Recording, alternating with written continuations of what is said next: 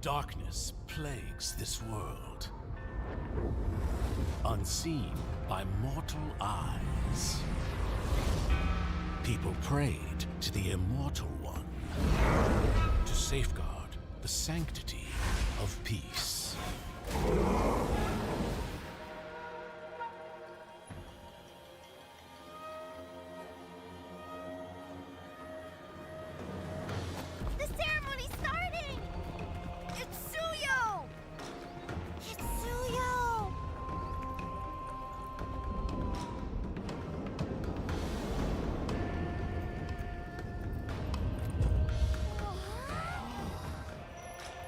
I bear this mask, for this duty is mine alone.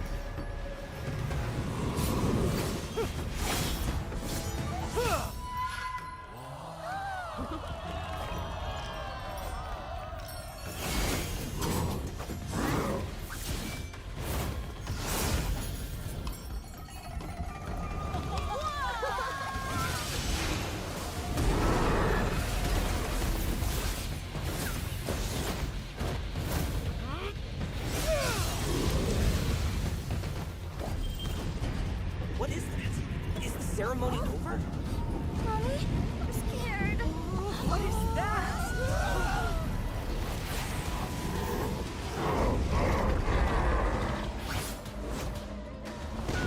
Let's get out of here. Let's get out of here! Let's get out of here! In their hearts, fear festers into darkness. But deep within, there is hope to crush that fear.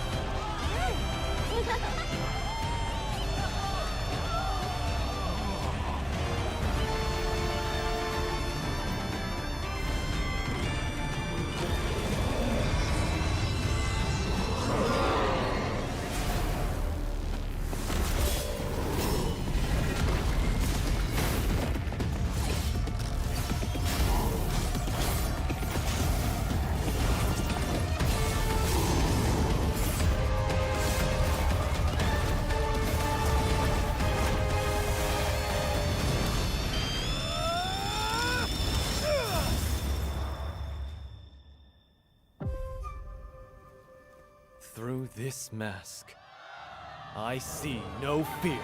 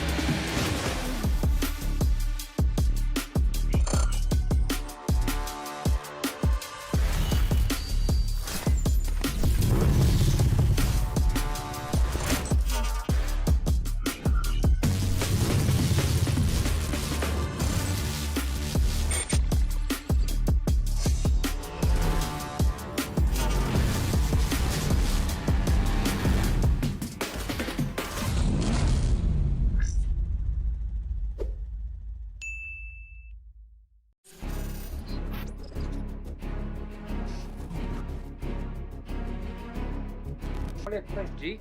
-1? Ayun na. We can. In 4 seconds, 4 seconds. We can -1. G. G? Just fried chicken, fried chicken. Zia. No pure. No pure Zia. Zia, pre. Ay! Bulo mo. Okay, sa akin. Dali mo. Dito. Ay! Help me basic. Yo, Ben. Sige, tapos to. In the ball to. Sige, sama-sama na kayo mga tanga. Oh, mga bobo. Ingat. Ayan. First goal, careful to... Yeah, may imo ko, pre. In the ball. Tao lang ako. Tower lang. Nice! Ay, nakita nyo. Ay, gitna. Patay. Take. Alice. Patay na. Alice.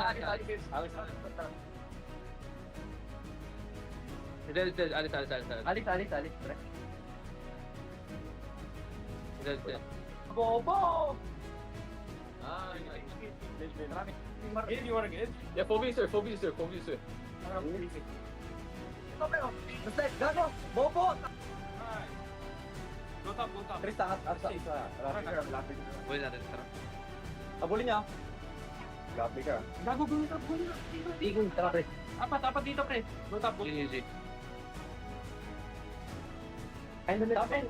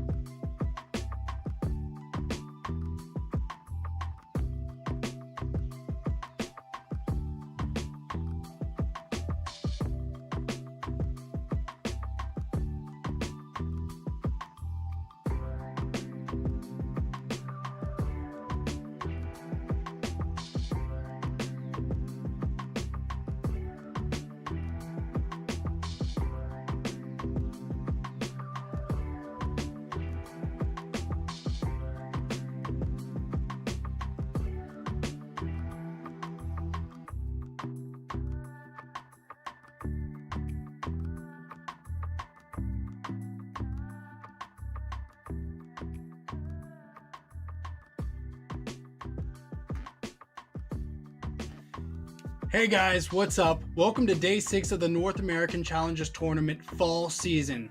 So far, we've had some exciting matches and we've had a lot of shocking moments so far in this regular season, but as it all winds down, who is truly going to rank where? So far, today we're going to have ourselves commenting the finest casters in all of North America, the most handsome men you've ever seen, Steph, Wheezy, and Trex Boys. How you feeling? I'm feeling good. Last night we got a big roller coaster of emotions, and today we're gonna finish that off. We have a number 4 spot in the playoffs up for grabs, and somebody's taking it. That's right, and some teams will be sent home today as this is the end of the regular season. It's been an amazing journey. We got to see who's going to make it into the top 4. We've got our whole tournament format ready to be gone through. Trex, can you take us through it? Hey, so for anyone that's just joining or has been here and still has no clue what's going on, we went through 3 Swiss rounds this regular season, 8 teams randomly drawn in the beginning, and the winners of each week would go against the winners of the next week. And now we're on week 3. The final floor has been made. As they went through the Swiss rounds, they played 4 games each time, scoring points with each game won. And now we're down to this last week, Wheezy. And that's right. As Trex mentioned, all of these teams competing for points. The top 4 teams with the highest points will move on forward into the playoffs. So far, 3 teams have already earned that spot. Cloud9, the Bloodthirsty Kings, and Godspeed with tremendous victories this regular season. And the question is, who will claim that remaining spot? Will it be Gosu Night Horde, or will it be Overskilled, with both of them tied at 4 points? And with the playoffs being shown, you're going to see that we're going to have 3 different breakdowns. We're going to have the best of 5s going throughout the entire thing. And honestly, I'm super excited because, again, today we're going to be finding out who this 4th team that's going to be showing off in the playoffs is going to be. And I'm telling you what, I could not be more ecstatic to find out who it's going to be. Yeah, it's definitely going to be exciting. We get those best of 5s in the upper. Things get a little bit dicier. Lower bracket, the losers bracket, as some like to call it, it's going to be best of 3s and then the best of 7 grand finals. And that's when everything's really going to, boil down to who the best of the best is here. And you kind of mentioned it, right? A roller coaster, emotions just all over the place with the regular season, and now going to be jumping into the playoffs. There's no more insurance. There's no more having the affordability to really lose. Teams are just going to be getting knocked out left and right. Yes, there's a lower bracket, but there's only really one more chance to lose before you're officially out of this NACT season. Trex, could you do me a favor and take us into today's schedule? Well, today's schedule, we have 2 exciting matches, Excellerate versus Last Minute. We're going to call this one the Last Hurrah. And then we have Gosu Night Horde facing against Overskilled, the hunt for the 4th slot. One of these teams will get it. MPL falls short yet last night, gets 0 points. So one of these 2 teams we're looking at in the second match is going to playoffs. And it's just been amazing seeing a lot of the new faces this regular season. But like Trex mentioned, the last 2 Raw for the first series is going to be what I'm keeping a close eye on. Who will earn the spot as last place in this regular season, and who will be able to rise to the occasion one step above it? Speaking of earnings, let's talk about the prize pool for a second. $25,600 with over 1.5 million diamonds to be earned, which I think is absolutely fantastic because this is the only NACT that I'm aware of that has ever been affording the opportunity for people to make diamonds within the qualifying stages. You didn't even have to make it to the NACT top 8 to get something, which I think is absolutely huge. But again, all of the real money is here within this top 8, and seeing who's going to get what is going to be pretty exciting. Yeah, it's definitely going to be exciting. Whole lot of diamonds, whole lot of money, ticket to M6. Everything's on the line here, and it's getting closer and closer to the end of NACT. Yeah, and that's what we're going to be keeping a close eye on. You mentioned M6, a ticket to Malaysia, and also to have bragging rights to be the best in North America. All these teams striving to earn that, and we're getting one step closer each and every day as we're about to embark into the playoffs, the final day for the regular season. I don't know if I hear leprechauns or maybe it's a money bag singing, but Steph, can you take us through the giveaway? That's right. As you see that amazing code, I'm not going to try and pronounce it. We'll leave that one to Zeke. He's our translator for these type of things. But nonetheless, there are amazing codes. There's an amazing code out there with a bunch of giveaways. All you have to do is scan that QR code. It'll take you in game and then punch that code in for a chance to win this. This is global. Everybody has a chance to get it. First come, first serve though, and there's only 31 available. Again, you guys are going to have to be fast. 31 available. Vupchigilomix is what the code is pronounced as. That is the official pronunciation. So write that down in your books if you haven't already. Yeah, it's always exciting to get some free gifts before the big games. Sadly, we don't get to take any part of it, but that's okay. So yeah, speaking of big games, we got a big one right ahead of us. Last Minute versus Excellerate. I'll tell you what, we did find a little bit of a victory, though, with Zeke's pronunciation, man. You got to love that. But yes. Speaking of teams, speaking of lineups, Excellerate, fresh on the board the first team to be showcasing their talent today. You've got Reinforce dominating inside of the XP lane. Baby Zen in the jungle. Duck Luck, the mid lane menace. The Roamer, Exor, and then KX in the gold lane. Whoop whoop. Did you catch it? Player substitution, Tara for Exor. How do you guys feel about that? I mean, I'm sad, you know, and Tara has become a fan favorite. For those that maybe don't read the YouTube chats, they love him down there. They're going to be very upset he's not playing today. Some people are considering him the GOAT. Yeah, I mean, I didn't know how to play Tig until I watched Tara, and now he's even got me taking notes. But with the substitution, is it the right decision? Steph, can you take us into the last minute's lineup? Of course, you've got Blade in the XP lane, JDZYZ. I should have Zeke doing the pronunciation for these because they're actual real names. There you go. Just this is a Sky in the mid lane, ZMJ, KK as the roamer, and my hero rocking in the gold lane. That's my hero. Yeah, they're going to be a force to be reckoned with, and we can't wait to see these two compete. Like we said, fighting it out for the title to not be in last place for the regular season. So I think it's safe to say that this match isn't just about where they're placing. I think this match is really going to be a fight for bragging rights because both teams did make it into the top 8, and that is bragging rights in its own. But being able to rank above just being in that top 8 section, that's what it all comes down to. Everyone who's ever stepped foot in North America knows that what do Americans love? Pride. They like saying, I'm him, my name is Himothy. Write that down in your notebook. And I think tonight is going to be the night where not only do we find out who is going to be the 4th team featured in the playoffs, but which team is actually going to be in that future part of NACT. Definitely going to be exciting. You know, and for those of us that don't care that much about Pride, what we also love is watching people fight for Pride. We love sitting on the sidelines and watching these teams duke it out. And that's what's going to happen. And I think, you know, Zeke talked about it a little bit. We've seen a lot of 4-0s. We've seen a lot of 3-1s. But I got a feeling both of these two series could go down the wire tonight. Yeah, and speaking of down the wire, don't go anywhere. We're going to go on a brief break, but we'll be right back momentarily.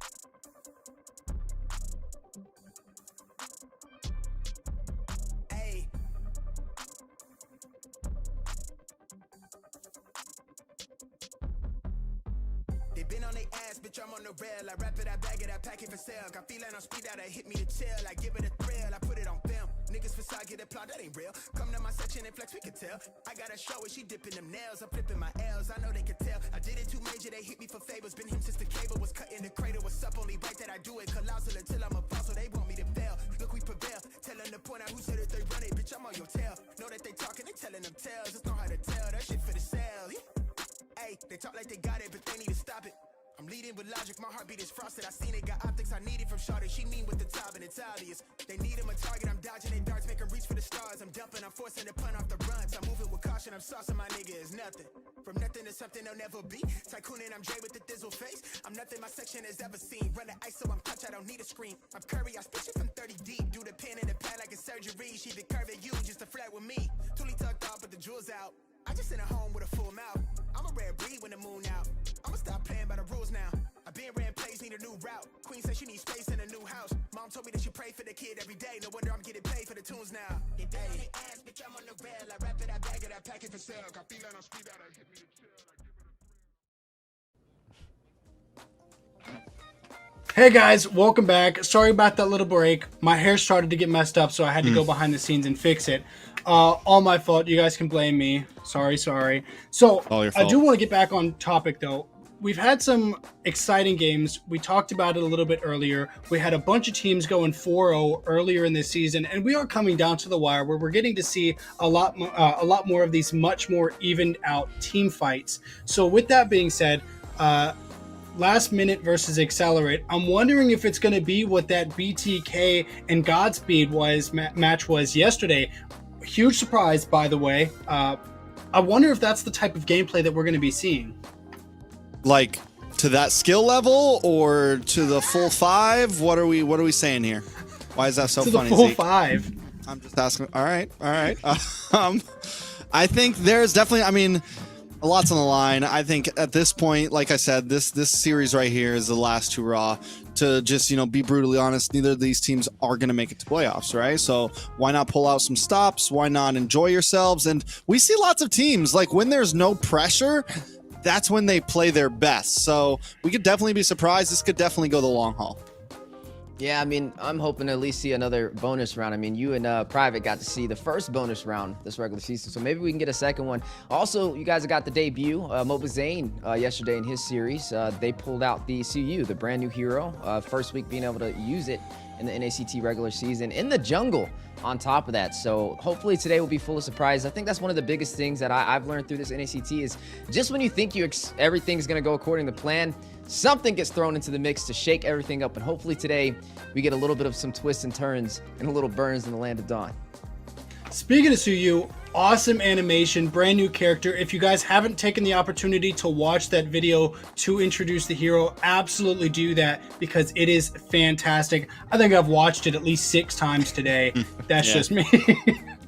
Zeke actually follows like all the lore. He's got a whole playlist on his YouTube channel of just the MLBB character videos. Could you tell us a little about Suyu's lore, Zeke?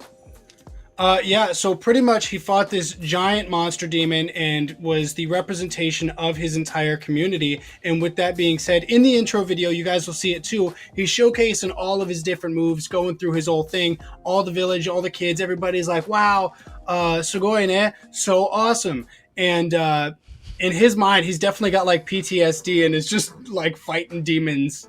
Yeah, Steph. Like all of us. That was deep, Zeke. I mean, definitely credits to the Lord. We had to get back on that. But, Zeke, I think you have something, at least for not just us, but for the audience. So, predictions. We have to get into it. Who do you guys think is going to win? I want your reasons for why. I'm going to go with Last Minute. As you can see here, I think, even though Excellerate does have a fellow Florida boy in the midst. They got reinforced in the midst. Same hometown. I still think Last Minute has showed a slightly better showing over these last few weeks. So, yeah, my vote's going with Last Minute.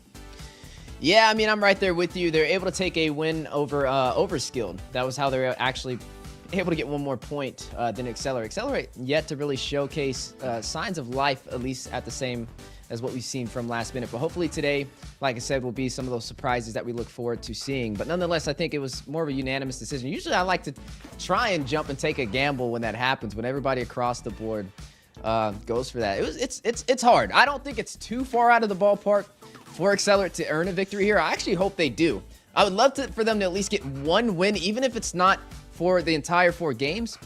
Just one victory in the book is massive for them. Like that, anything is a victory here. You either get a trophy for being the team that's in last place, which is an achievement, or you find one victory, that's an achievement there, or you win the entire series and you're not in last place. So there's 3 positive ways that they can come out of this.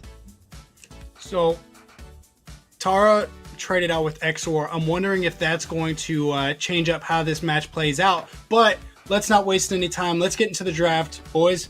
Let's do this.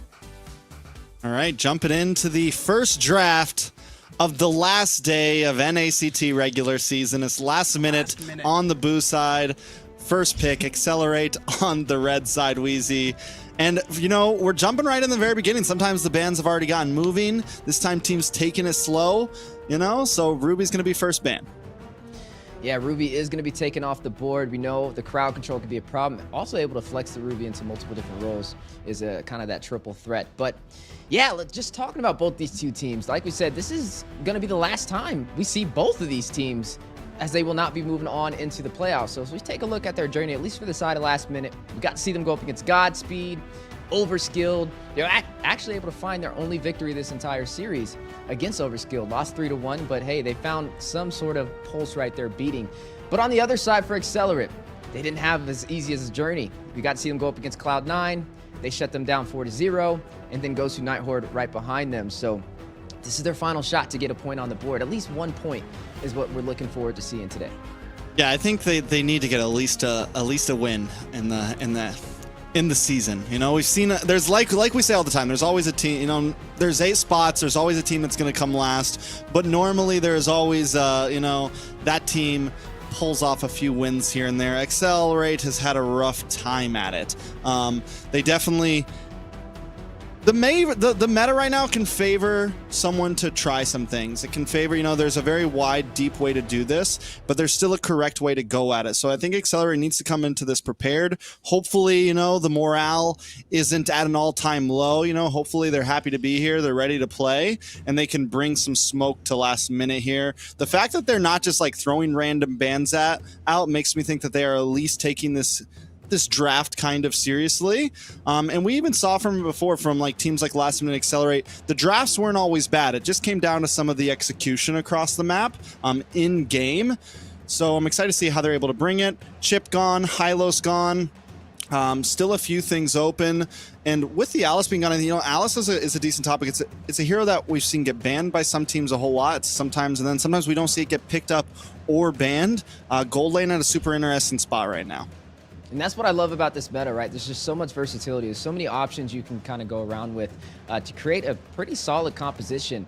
Now, what does stand out that's different about this Excellerate, it's the first time for us at least seeing, is Exor. How's he going to step into those shoes that Tara left behind? Can he fit them? Hopefully his feet are too big and he has to get some new shoes to overstep last minute and earn that first point on the board.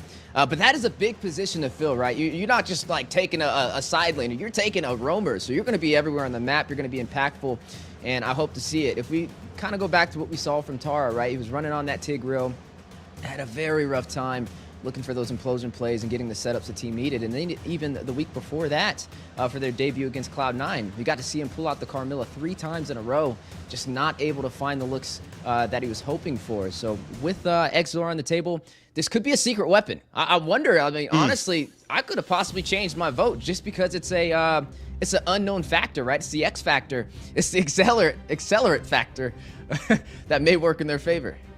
Very true. He might not be putting on new shoes. He might be putting on boots. You know, this man might be ready to stomp on last minute here. But we are in the first pick.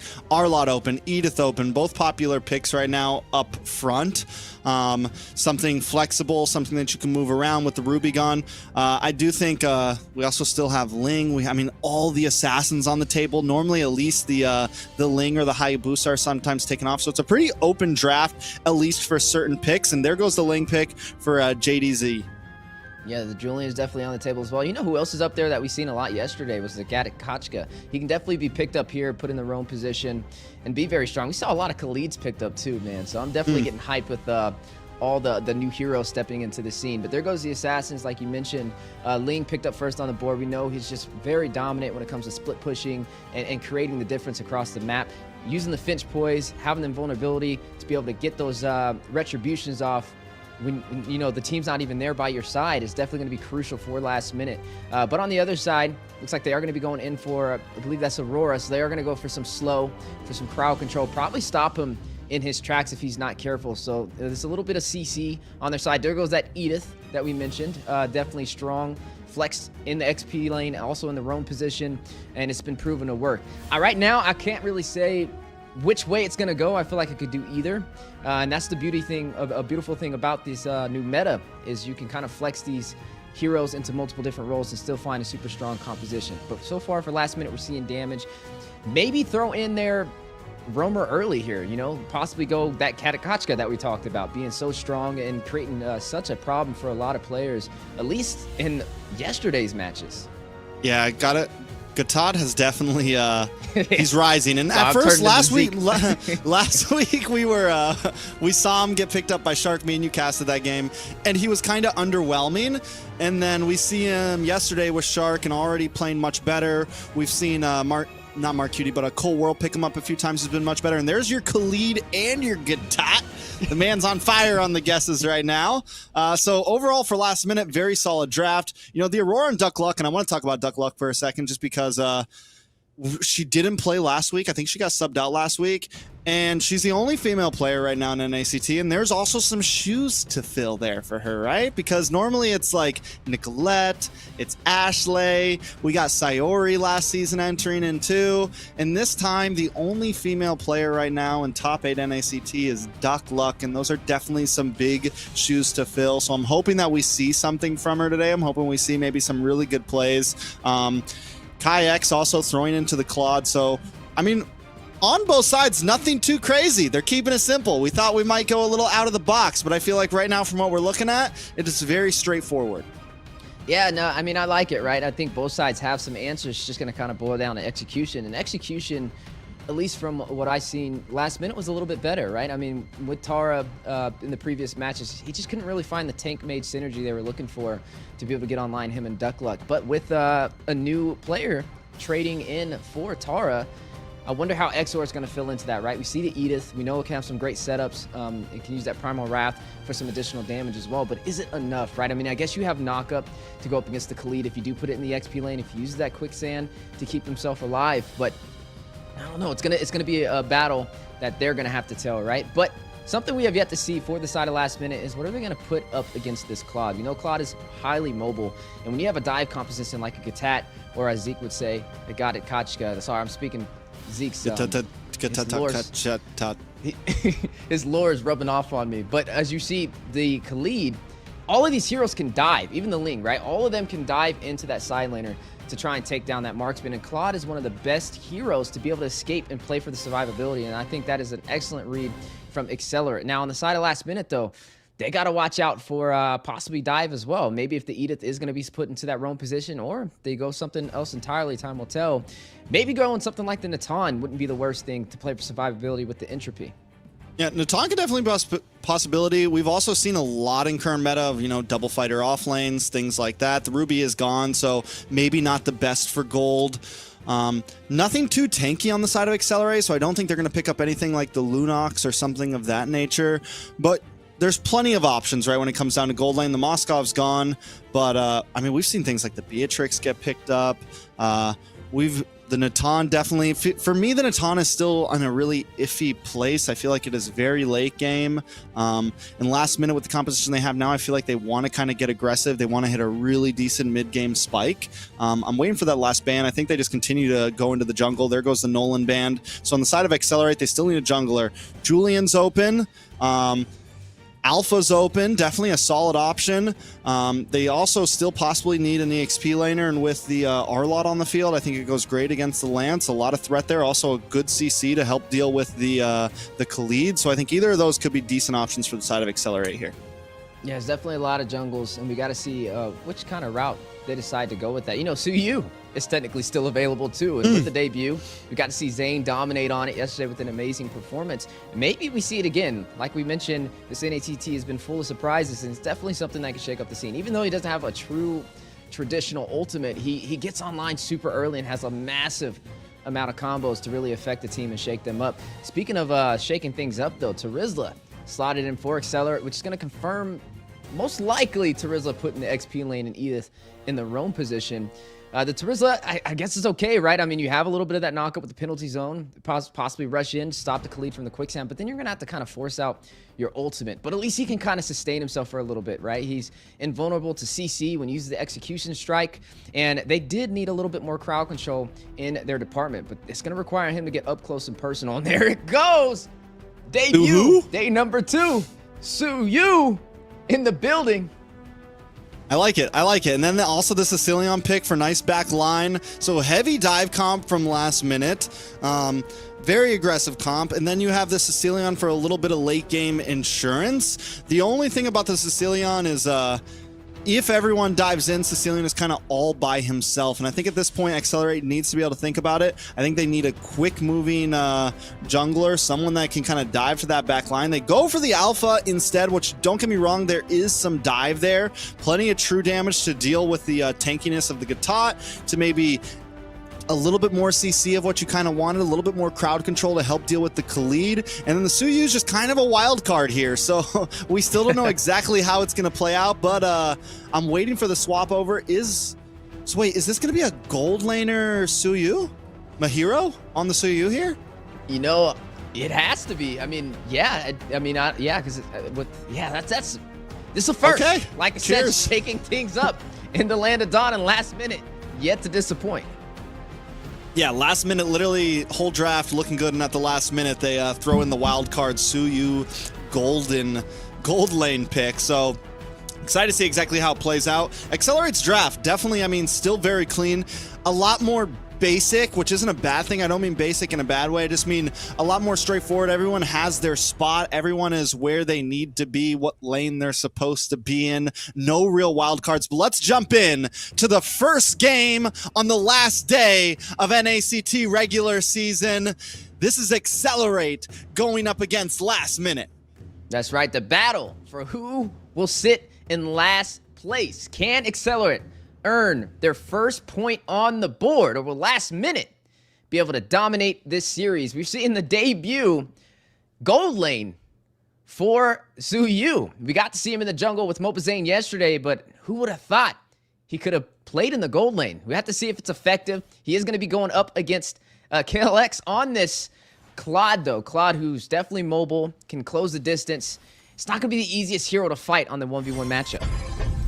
Yeah, I mean, some people are starting to debate, like Claude's had this big upswing, and there's a lot of players out there, a lot of, chat coaches that will debate that Khalid's one of the best CXP laners, maybe even passing the Arlot right now. I think I'm still a big fan of the Arlot, but Khalid has definitely taken main stage overall and can be a huge difference. So just having that in place is a big move for Last Minute. Yeah, definitely a big move. And speaking of big things to come, bot side, first blood by JD onto the hands of Last Minute to get a little bit of a head start.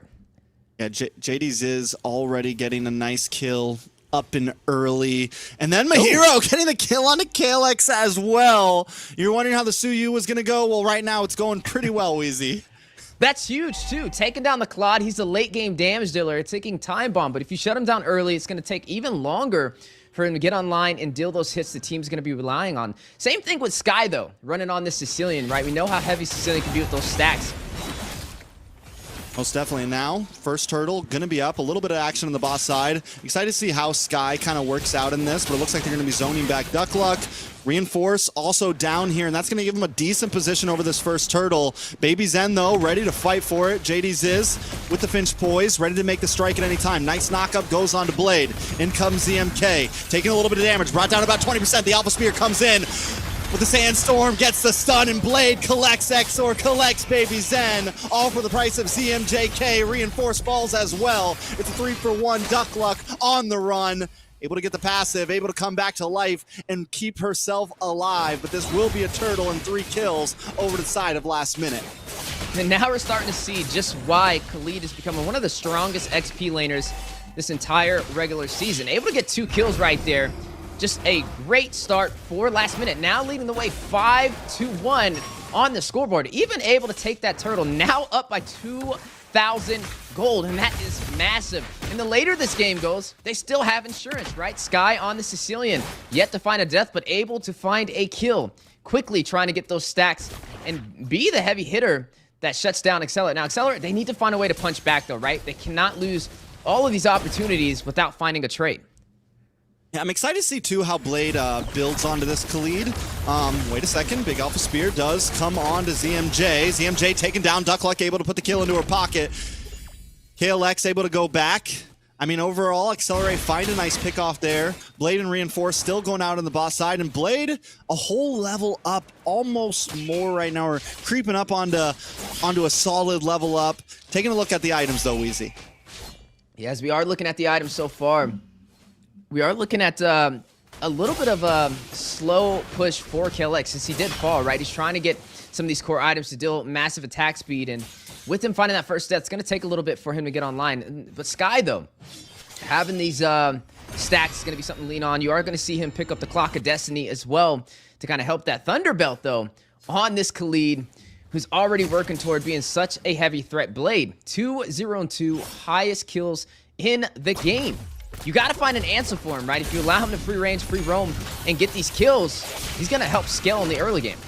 Ooh, Duckluck in trouble, though, able to just get away, but no, ZMK follows him down, gets the kill. Baby Zen now a little bit of trouble as well, but KLX comes in with a blazing duet, able to zone away ZMK and Sky. The onward, the Earth Shatter, locks onto ZMJ, but now Blade getting involved. Brings out the Raging Sandstorm and takes out Exor, bringing him to 3-0-2, and that is a Khalid you don't want to mess with. The stacks are going to start building up on that Thunder Belt, and I got a feeling Blade's going to go into some damage after this. A beautiful hybrid build, and that's going to be a problem. Yeah, definitely going to be a problem that Excellerate needs an answer for. I mean, he's already sitting with 3 kills. Reinforce. He's not able to keep up with the rotations and the early game pressure that Blade is providing. Reinforce has already fallen twice so far within the past 5 minutes. A lot of damage on Exor. Exor tries to onward away, but still goes down. JDZ now going to move on to the turtle. I don't even think Reinforce, like, don't even mess with this, man. You're alone. Go back to your lane, clear things up, get some gold, because this turtle is not yours. Yeah, not able to take yet another turtle on their side, which will be 2 turtles for last minute. Now at the 5-minute mark, looking like a possible answer on the way, though. Mahiro is going to find a turret, but they will lose one on the top side as KLX shuts it down. Ooh, Raging Sandstorm flicker to the sidestep. Baby Zen locked in, but wait a second. Baby Zen able to get some final shots and last minute push back. A lot of damage coming out from Duckluck, a lot of damage coming out from KLX. So we're seeing some moments of hope in some of these fights. It's not a complete steamroll yet.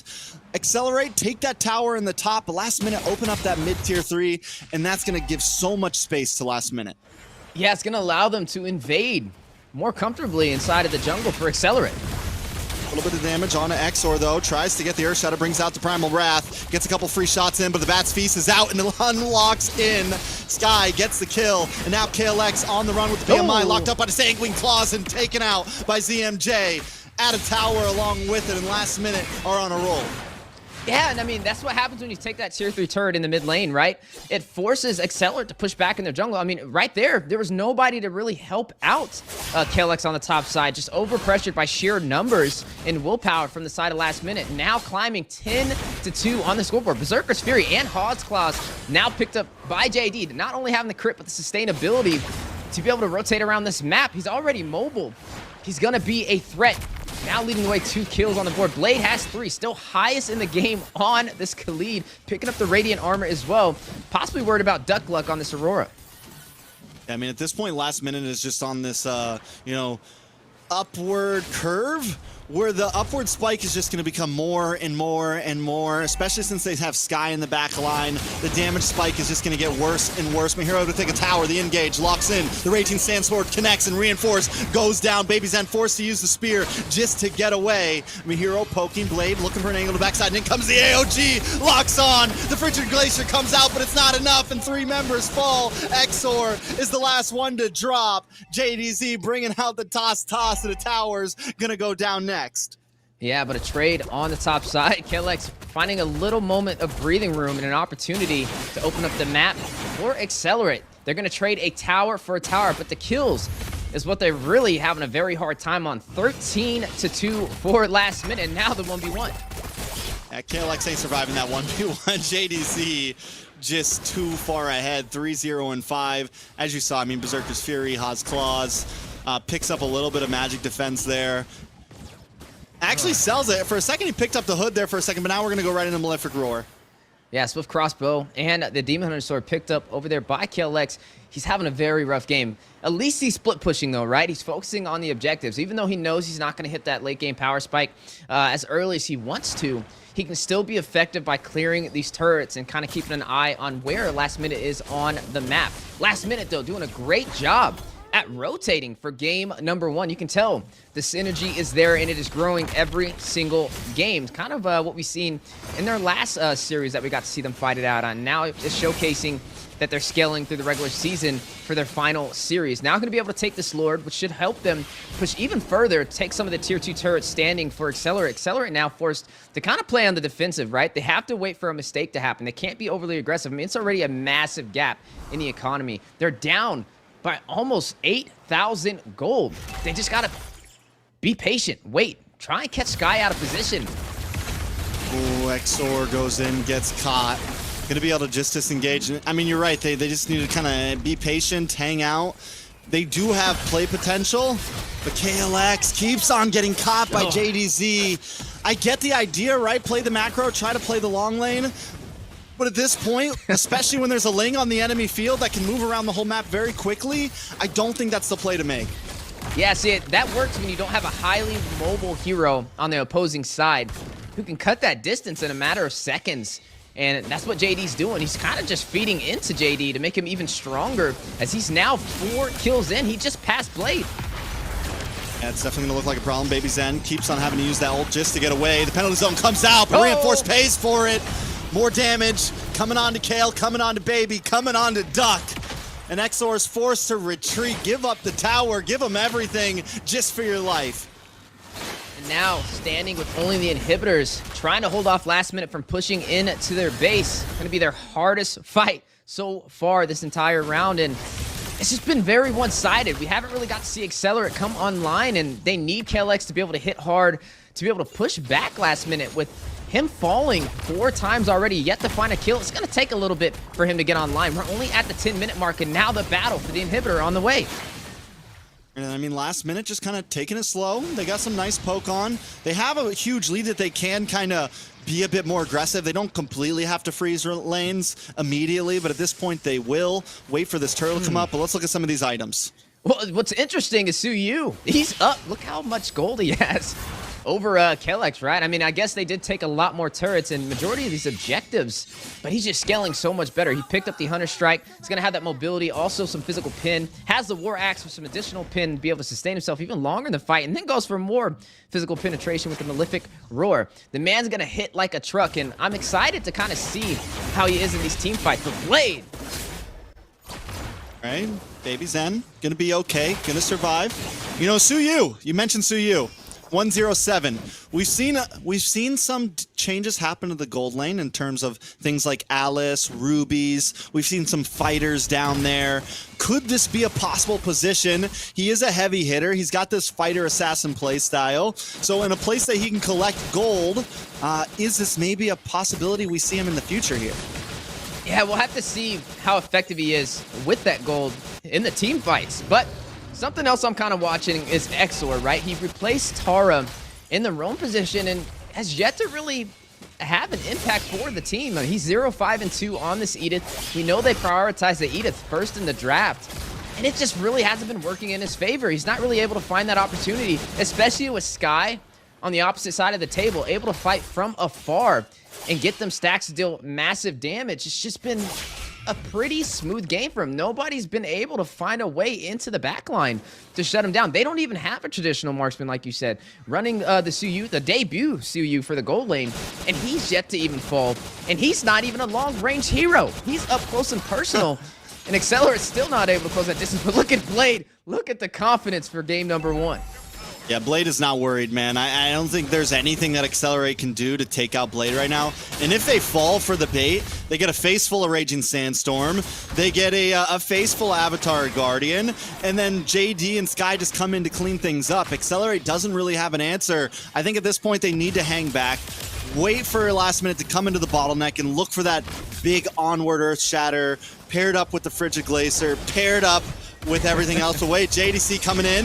AOG comes into the backside, gets a nice knock up on the Duck Luck. A lot of damage, lands on an Exor. Out comes the Frigid Glacier, does get the freeze on the Blade. ZMJ though, doesn't care, keeps moving forward, takes out Baby Zen. Exor down as well, and the Lord locks onto the base of Sky, brings in a siege from the back end. More damage on a Duck Luck. KLX gotta go back to heal, but another wave now coming down the mid as JDC comes off the Finch Poise. Mahiro into the backside, looking for some damage on a Reinforce, but takes some himself, forced to flicker away. Accelerate, trying to defend. A penalty zone does connect on a JDZ, but all they got to do is lock onto the tower. They don't have the minions to do it, so they're taking tower shots to the face. Duck Luck, passive, comes out, just survives, but Blade gets the monster kill and seals the deal with game 1. Seals the deal last minute. Able to find yet another victory, trying to get their first 4 on the board. Definitely a good start for today's first series up against Excellerate. I mean, over the entire game, I didn't see really any mistakes. They were on point. The synergy was great. They focused on what they drafted, right? Sky playing in the backline, not stepping out of position, not being overly aggressive. 3-0-14. Blade is what really shined to me, though. You mentioned the Khalid and how effective it could be. One of the strongest XP laners in this NACT. And the closer we get to playoffs, the more and more we're starting to see a little bit of a pattern where the team that picks the Khalid is starting to win more than the team who does not. And maybe that's something that Excellerate can kind of sniff out and use for their advantage. But right now, last minute is going to be in the lead for this series. Keep in mind, both of these teams fighting it out for the battle for last place. And last minute now has 2 points on the board compared to 0 for Excellerate overall this entire season, but their first point for this series. Yeah, I mean, so pretty much Excellerate, they don't want to come down to the bottom of the bracket. They need to win the next 3 games here, right? They need to come out on top in this series. And like you said, even if they don't do that, I think it's important for them to at least, you know, to put up a fight, man. I don't want to see last minute just clobber them, you know? Accelerate's got to come in. And I think, yes, there was some draft issues. I think though the Charizla might be a comfort pick for Reinforce, something, you know, it's still a viable pick, but against something like the Khalid, you got to get a bit more meta. The R-Lot was open. I think it's something that should have gotten picked up. They could have even maybe swapped the Edith over to the EXP lane, something a bit more viable that can maybe hang its own, especially you saw early game, Blade was all over the place. You have the passive. It's a very fast moving EXP laner that can rotate very early on, and something as immobile as the Charizla might not be the best answer to it. Yeah, and you just got to find a trade in the draft, right? I mean, when you're letting 3 high-value targets go into the enemy side, you got to have 3 answers of yourself that you traded these heroes for. JD got to pick up the Ling. We got to see Blade pick up the Khalid. And then we also got to see the Katat picked up by ZMJ. Now, it's too early for me to really tell for the Suyu, so I'm not going to count that one just yet. I mean, maybe as we get into the playoffs, we can get a little bit better of a evaluation of how effective it is. But 3 for sure got traded, and all they really got out of that, I would say, was maybe the Edith. I wouldn't even say the Alpha was really worth the trade. So I think maybe now they're going to have a priority in this draft. Maybe they do things a little bit differently, right? Maybe they get the Assassin. Maybe they take up the Katat. Maybe they pick up the Khalid. Any one of those heroes would have been great here, especially when you're going up against a hero like Sky, right? You need somebody to close the distance on that Sicilian. Yeah, he wasn't really like up close and personal, but he was hitting hard with those Bats impacts, and nobody was really there to punish him. And then KLX, the split pushing on the Claude. You see a lot of marksmen try and do this, specifically even Basic, who kind of shines with that play style. But when you're going up against a highly mobile assassin, it just makes it very easy for him to pick you off. Yeah, it's definitely, I mean, I think it wasn't just a matter of a skill gap here. There was also some draft gapping. I think overall last minute just kind of had control from start to finish.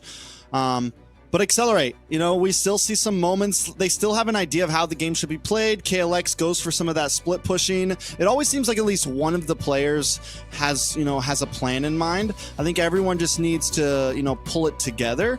And especially when it comes down to laning phase, they can't let that snowball get ahead of them. And whether that means, you know, picking a tankier mid laner, picking a tankier lineup, a little bit more crowd control, something that can kind of slow down the opponents from just pushing in on you so much, there has to be an answer somewhere if they want to be able to take a game. I say they shoot for something that works in the early game, right? I feel like if they can over pressure last minute in the early phase, I wouldn't even say last minute is a strong early game team. I feel like if you can find a composition that just dominates, that can be super aggressive in the early phase and get them uncomfortable, you can ride on that uncomfortability and win the series. So hopefully going into game number 2, that could be possibly their game plan. I mean, Tig was even available, even though you got to see Tara not have the best Tig. Yeah, without Tara, they can't pick Tig. Yeah, maybe so. Or maybe they live up to Tara's legacy and pay him homage by picking up the Tig. It'd be an even better story for them on their way out for the regular season. But they need pressure in the early game, right? We saw too many objectives fall into last minute's hands, but no trade-offs. Most of the time, it was like 5 kills before they even found one. And then maybe a turret here and there they traded for, but it just wasn't equalizing on majority of these objectives. So now jumping into the second draft, our second game between 2 of America's top 8 teams, Excellerate needs some answers. They got to go back to the drawing board, and they need to find them fast. They're running out of opportunities. It's their last matches for the entire NACT. I mean, they do have blue side, right? They do have first pick. Though I will say, after some of yesterday's games, we saw red side do really well. We saw the ability to answer back with 2 picks immediately was extremely powerful for a lot of teams, but it could be different for some. Excellerate having first pick, you can go for something big. You also have a bit more ability in the draft to target ban, I feel like, and we're already seeing that come through with the Khalid ban. So yeah, I think that's going to be important. I think off lanes are going to be extremely important because if last minute gets something very mobile in the jungle, what was the first kill we saw? It was on to Reinforce. So Reinforce needs to tighten up, maybe play a little bit safer. Don't push too hard. Try to keep the waves either onto your side or in the dead middle. And just essentially in EXP lane, it's not super easy to get starved out, right? You can normally always get your minions. You can normally always, you know, get your gold. So I think Reinforce just needs to play a slower play game, kind of like what we saw from Godspeed yesterday against BTK. They played the beginning of those games very slow paced. They weren't looking for picks, but they also weren't losing picks. But back to draft. Excellerate, also another target ban. Take out the lane. Yeah, I was going to say, no assassins have been taken off the board. But I'm right there with you, right? Match the pace or do it a little bit better. But just don't let it be a full domination in the early phase because it's very hard to come back from that, especially if you have a late game marksman who's already falling not once, not twice, but 3 times in the first 5 minutes of the game. It's going to take even longer for that marksman to be able to deal that damage that they're leaning in on. Now, some other options still on the board. The Phoveus is still available. Could be a great first pick for Excellerate if they do want to pick that up. And oh, never mind. Last minute's going to go ahead and take that away. Arlot, though. Okay, let's see if they get the Arlot. I still feel like that would be an excellent pickup. Gatat still Arlot, be good here. Edith, Gatat, Valentina. There's plenty of great picks. Plenty of amazing picks they could pick up. I think the Arlot, Gatat are definitely solid up front. You leave yourself a little bit of flexibility. You take away something powerful from last minute. Because the thing is last minute's going to get 2 picks after this. So they're going to get 2 powerhouses. And with, you know, the Ling and the Khalid not out there, it's going to fall onto one of those other maybe off laners, something of that nature. The Bane, still a good pickup too. Could run that into the jungle. Ooh, there goes we the completely Alice, forgot about... We talked about the Alice actually today and just talked about how effective it could be. And I feel like this is a good start, right? But where do they go from here? They still need to have a solid composition, especially in the early game. So I wonder, with last minute, this creates a lot of opportunity for them. They still can run the Arlot. They can run the Gatat. There's just so many options on the table for Prio. And like you mentioned, we've seen with the previous day, we got to see Red Side have a little bit more of a bonus when it came to who had the upper edge in these matches. And that's why, right? You trade 1 pick for 2 prio picks, and there goes the Edith. The Edith wasn't game number 1, but it was on the side of Excellerate with the newbie, or I would say the new addition, Exor, in the roam position, and it just really wasn't effective. Can last minute pull it off? Yeah, I think give Exor something, you know, something more group CC based, maybe something like a Grok or something, where you're not just targeting down one member, where you have a higher chance to hit somebody when you use that ult. You know, you just got better odds at finding at least one person when you have a skill that hits multiple people. I think that's a great spot for Exor. Plus, ooh, nice Hayabusa though picked up for Baby Zen. And you know, honestly, if I had to pick like 2 people that I think have the biggest potential to really like make a moment happen on Excellerate, for me it's either Kayaks or Baby Zen. Yes, Baby Zen has had some rough plays, but has also had some decent plays, and Kayaks as well, maybe not always with the team, but has been able to at least make some plays happen over the past few weeks. So I think that's a good option. They pick up the Yuzong, which hasn't been like the most popular XP lane pick, but we have seen Yureshi pick it up a few times and done well with it. We've seen some XP laners at least make it work. Yeah, I mean, I feel like the Yuzong is kind of like a safe card, right? It's not really like the most effective, but it also is not the worst option. And it's definitely a comfort pick. And I feel like it's great on trying to chase down the back lines. And right with this situation, you have an assassin who's not very mobile, so you could possibly get to him. But it's going to be a problem when you pick him up so early, especially when you got, there you go, a little bit of a counter to him, right? The Lunox, you can use the Brilliance, can kind of go under the ground, especially when you drop down and expect to hit that Petrify. They're going to have a little bit more time to create that distance, to not make it easy for a Yuzong to chase those backlines. And they have yet to really pick their marksman. Maybe this still could be a Lunox, I guess, I think technically Lunox, in the gold lane. Yeah, I think Lunox gold lane, for sure. Which means Mage can still be evasive. They could pick anything that can fight from afar and expand that distance away from this Yuzong, or something with crowd control. Maybe a Vexana, who is yet to be banned off the board as well. Yeah, they are getting into the zone of like pretty heavy magic damage on the side of the last minute, but still I think they're comfortable with it.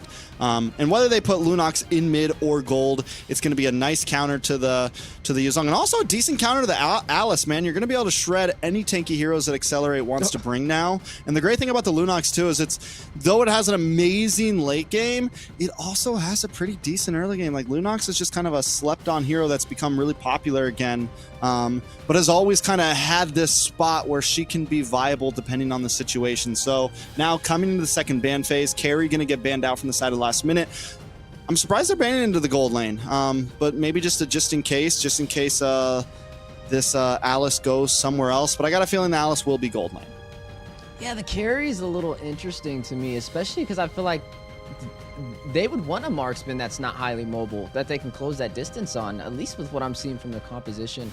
But maybe they're just worried about the speedy light wheels and the burst potential, the tank shredder that Carry can be, especially when you have an Edith who's going to be trying to get up close and personal.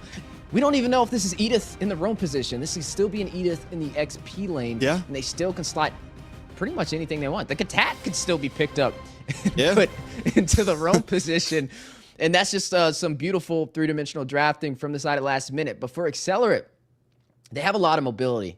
They have a lot of ways to get to a backline. You have a Yuzong with the Black Dragon. You have a Quad Shadow from the Hayabusa. And then you have the Blood Ode from this Alice to be able to get to the backline at a moment's notice. A lot of mobility to get to these objectives as well.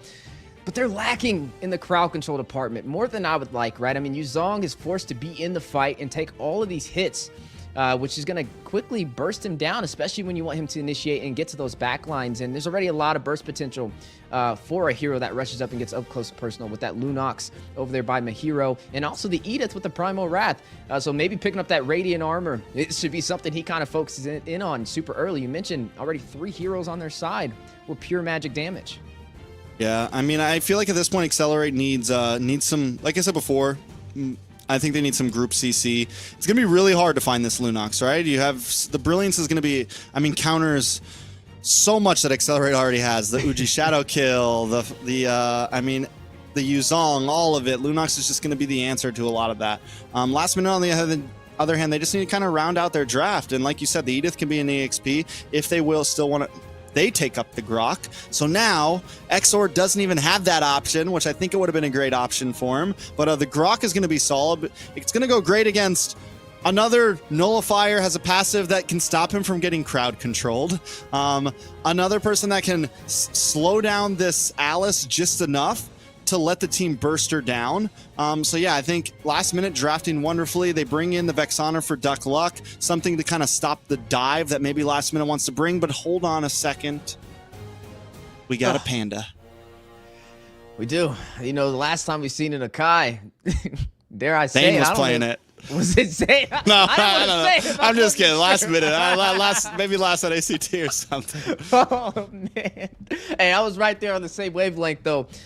Yeah, we haven't really seen the Akai slotted. Actually, this is a debut Akai for this NACT fall season. Full of surprises. I mean, the heavy spin possibly could be a plan to pin somebody on the wall, but it's the same thing we kind of talked about, right? You have to close that distance and pin somebody on the wall, and the Lunox is going to be able to get away from that with the Brilliance. So it's not going to be the easiest thing to do. Not to mention bursting down an Akai is very easy to do when you have a Lunox and you have an Edith. So it's going to take a lot of synergy. They're going again with more magic, though. We were asking the question, is this going to be a Lunox gold lane? Is this going to be a Lunox mid lane? This is a Nana, which most likely should be in the mid. Should be. So I'm expecting this Gold to be, lane Nana, Marksman Nana. I'm calling it now. Marksman Nana. You never know. You never know. It's true. It's very, very true. So we get this Akai. So one thing that the Akai will supply here is good disengage. A good hero that once he hits level 4 will be able to help stop the dives that last minute has been bringing all last game, and probably this game as well.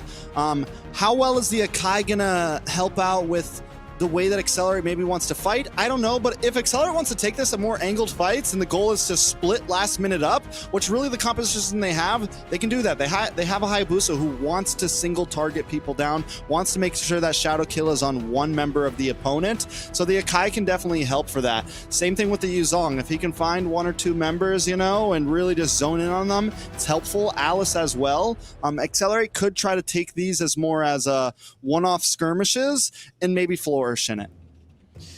Yeah, but I want to see how it kind of plays up against this Nana, right? A hero that we don't traditionally see too often, but doesn't mean it's not effective, right? Nana, who can transform pretty much not only Exor on the Sakai, who's going to be rushing in with the heavy spin, but also Yuzong, who's going to rush in and try and get these setups with the Fury's Dive and the Black Dragon, which can kind of delay their team fight capability and completely change the dynamic of the way it fights out. And it's definitely going to boil down to placement if Sky wants to pick that off. I mean, we saw Sky run the Sicilian last game. Yeah, he played from afar. Yeah, he wasn't really up close and personal, but he didn't fall that entire game, and he was doing a lot of chip damage.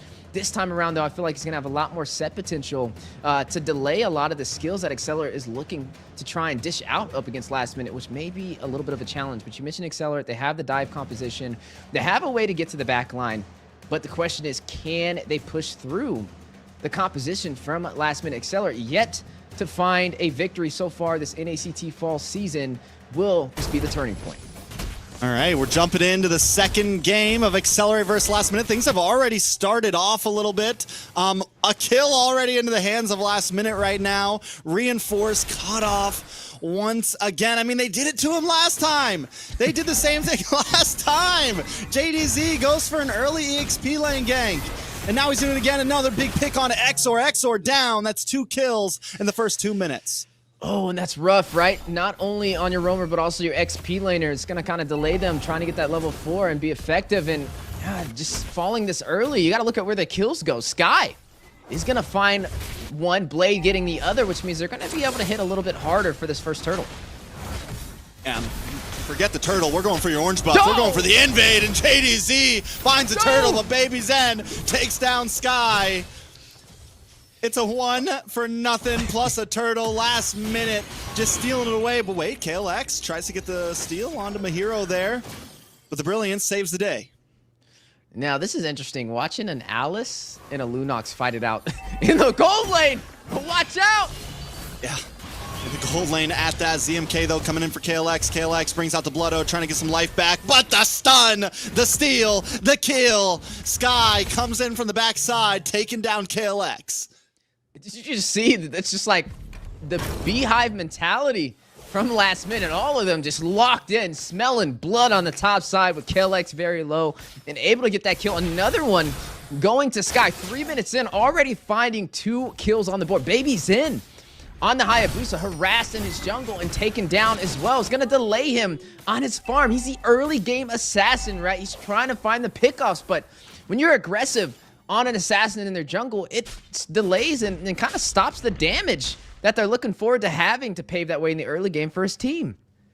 Yeah, most definitely. So Sky getting those 2 kills early on is huge. Blade getting a kill. I mean, JDZ doesn't really need a kill either way. JDZ's going to scale. He's been taking up enemy jungle. He's been farming well. Right now, Baby Zen is keeping up in terms of leveling. But in gold, I got a feeling JD's going to start escaping with it. Both teams looking for offlane ganks. I like the way the Exor's pushing a hero back, helping KLX get some gold plating here, helping KLX scale a little bit, which is going to be important as the minutes move forward. Yeah, but he's still able to stop them from completely taking that turret. Able to clear out that last minion. On the bot side, you are looking at a little bit of an invasion play, still trying to harass in the jungle. Last minute, just providing that early game pressure, and we haven't really seen Excellerate kind of match their rotation so far. Even the tank mage synergy, you're looking at just some heavy plays within the last 4 minutes from last minute. I mean, the amount of crowd control from last minute is going to be a huge problem. They have a lot of answers to what Excellerate wants to bring. And the Molina, though the Nanas, you know, I had a small spurt of being meta there for a minute. Though it's not as much anymore, it's still a beautiful answer to this Alice. Because Alice tries to come in, but oh, my hero gets a solo kill onto KLX. But yeah, it's going to be a great answer. Oh, that's tough. In the gold lane, you know, I don't really like to traditionally see solo kills, right? Just play a little bit more passive. We mentioned this during the draft. Another 1v1 on the bot side, though. Seeing some of the items on the board as well. Clock of Destiny picked up by KLX. 2,700 gold, falling short to 3,400 over by Mahiro. He did just pick up that glowing wand, so he's going to have a little bit of that burn damage up against KLX inside of the gold lane. Ooh! All right, Exor in a little bit of trouble. Forced out the heavy spin. Trying to get him away, but Duckluck's still going to go down. Blade able to get the kill, and Exor escapes with his life. But last minute, once again, game 2 in control. Yeah, not able to find a kill on the board for Excellerate, similar to game number 1. Not able to find objectives at all this time around as well. Look at the evasion plays. Baby Zen on JD, trying to expand that distance. I'm pretty sure, did JD take the orange buff? Or he did, so he got Baby the Zen steal. sees none. The Baby denial. Zen gets nothing here. It's rough. Ooh. KLX in trouble. Able to maybe get the outplay flowing. But how does it happen? Why? Why does it have to be like this? KLX throws out the flowing blood, tries to get the flicker in, but wait a second, more action. The Petrify does luck on, Reinforce, able to get some nice damage onto Sky. Sky procs a passive, and Reinforce looking to finish his job. Finds the kill. Heavy spin does come in onto Blade. Blade has the Primal Wrath. One more shot on Exor, and Exor goes down. Another shot on a Duckluck, and Duckluck falls as well. Reinforce all alone, but KLX comes in, throws out the Flowing Blood, maybe for the dash in, decides not to do it, and now Reinforce is on his own, taken out by JDZ. Just overall a bloodbath, but still working in last minute's favor. They were only able to find 1 kill from Excellerate, and that was Reinforced rushing in and taking down Sky with the Black Dragon, but then they took down Duckluck. So you traded a mage for a mage, but got even more kills in last minute's favor, and also a turtle off of that engagement. Turret has fallen on the top side as well, that 1v1 matchup. KLX just diving in, basically signing his own death certificate. He could have used that to escape, but wanted to take the bait dished out by Mahiro, and the damage just was not there. Another big problem is Exor right now. He's a level behind the opponent, Rome. Wait a second, a lot of damage. Oh, wild charge! No escape. Oh, man, ZMJ is all over him right now. Exor does get the heavy spin on the Blade here. Duckluck trying to get involved, brings down the Eternal Guardian. Out comes the maybe Uji Shadow kill, waiting for it. Yes, Baby Zen gets the shutdown. It's going to be a nice amount of gold, but Duckluck's going to pay for that one. JDZ now on the chase. Exor uses the conceal just to get away, but JDZ not going to let it happen today. Comes out with the recalls, and Baby Zen finally gets an orange buff as last minute show up to the jungle. They are just forcing them all the way back into the base. Everybody having to run back Last minute having a heyday for game number 2. Now I'm going to possibly be able to deal some damage onto this tier 2 turret. Excellerate forced to be more reactionary again, not able to find that window of opportunity in the early phase and over-pressured by the synergy of last minute. All right, so what does Excellerate do from here? They do have some possible play potential, but they had it last game too. The question is in game number 2, can they pull it off? Baby Zen needs to make sure he's getting these buffs. I think at this point, Baby Zen maybe play the off lanes a little bit. They don't have as mobile of a hero as last time when they had the Ling, so you can still kind of farm these off lanes, dash away, look for a little split push, look for anything at this point just to get some gold into your pockets. Yeah, 6k gold lead for last minute. At the 8-minute mark, already ahead by 10 kills and dominating across the map. 4 turrets and 3 turtles. Every objective has worked in their favor and only losing 2 members in the process, but taking down, getting 12 deaths for Excellerate. Just not off to a great start. Now going to be working on this Lord, which should help them push in even further onto the Excelerate's map. The map is just bleeding red right now, and I don't think Excellerate has a game plan to turn this around anytime soon. Now they gotta play passive. They gotta look for a mistake. Baby Zen can't even get his buffs. Look at ZMJKK. Ooh, looking for the conceal play. A nice pin onto Blade there, but nobody's coming in to help out. Baby Zen looking for the cleanup maybe. Wild Charge does look on a KLX. KLX does everything he can, but it's not enough. Baby Zen decides not to go for the steal, but wait a second, Baby Zen still in the bush right now.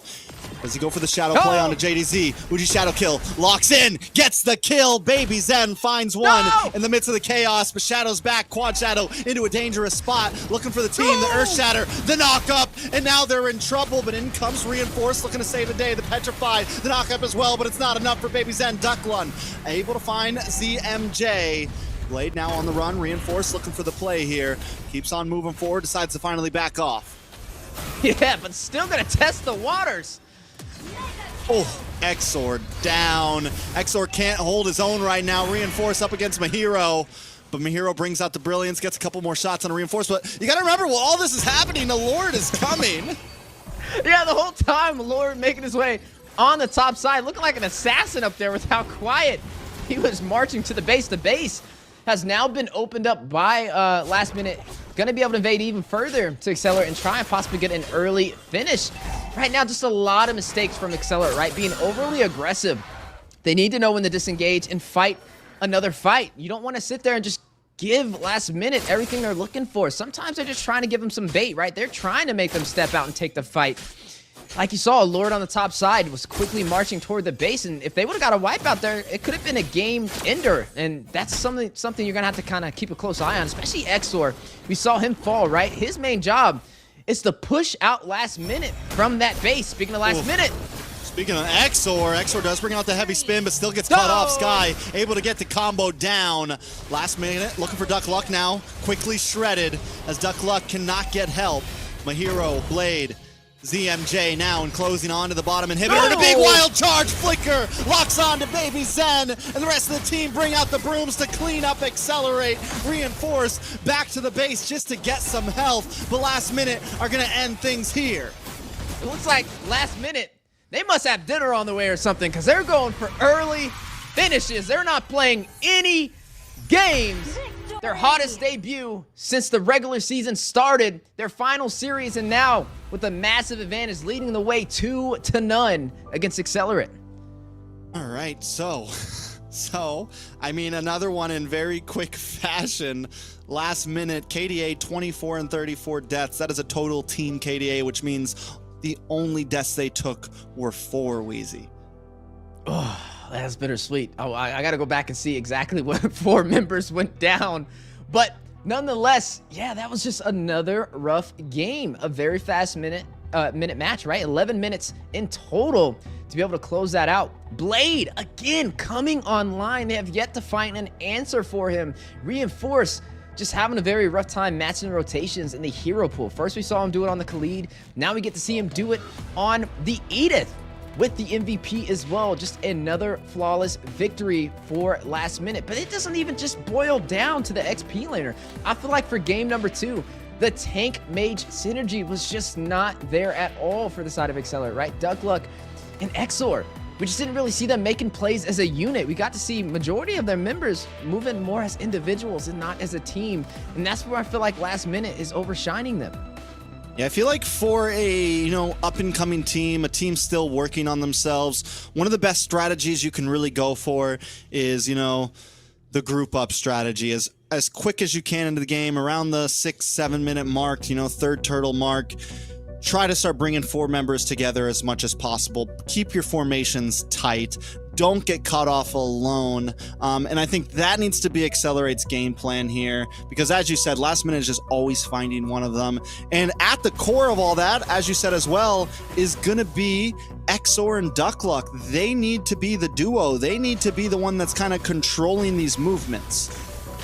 Yeah, the tank mate synergy is crucial, especially for the early game, making these plays. I mean, look at it right there. Look at Mahiro. Look at CMJKK. Look at Sky cutting off Kel X and shutting him down on the top side. Also, we still got to mention Reinforce, how he keeps getting picked off. The first minute. What's going on? I don't know. And, if we're going to talk about Reinforce, we can bring up a bit more too. But yes, he needs, if in game number 3, this man gets first blooded again in the first 2 minutes, there is a problem. You got to learn, first time, shame on you. Fool me twice, shame on me. At some point, it's your own fault for these things that are happening. So he needs to be prepared for that, because the reality is last minute isn't really switching things up too hard. They're bringing in the same type of strategy each time because it's working. So Accelerate's got to be the ones to switch it up, got to be the ones to learn from these mistakes. All right, so right now, I'm thinking about the points, right? Because they're still battling for points for a battle of who's going to be in last place. Last minute, they have 2 points on the board. Overall, with the regular season score, they're now sitting at 3 points. Excellerate yet to find a single point so far. There's only 2 more matches left, possibly. Maybe a bonus round. Maybe 3. They could tie it still. 3. They could tie it still. They can. They can still tie it. They can take down last minute with them at the last minute. It would be poetic. But at this point, that is looking, the percentages are dropping. Trex likes to keep it real with you guys. Trex likes to give you the honest truth. Trex doesn't want to fill you up with hopes and dreams, and it's not looking good for Accelerate this time. And I want to talk about Reinforce a little bit. Reinforce has it feels like we're watching an EXP laner that can't get out of his comfort zone a little bit. The Terizla pick was the start of it. Earlier on in season, we've seen him pick up things like the Argus. It's like one of those guys that plays in ranked game and just has some heroes that he plays really well with and doesn't want to, evolve into something else, doesn't want to evolve into the meta. And I think Reinforce, there was things like the Arlot Open, man. You could go for the Khalid. You could go for the Edith EXP. There's plenty of options, but he keeps on going on to these picks like the Terizla and the Yuzong, which, yes, at a time, they were the epitome of the EXP lane. Like those were the 2 picks.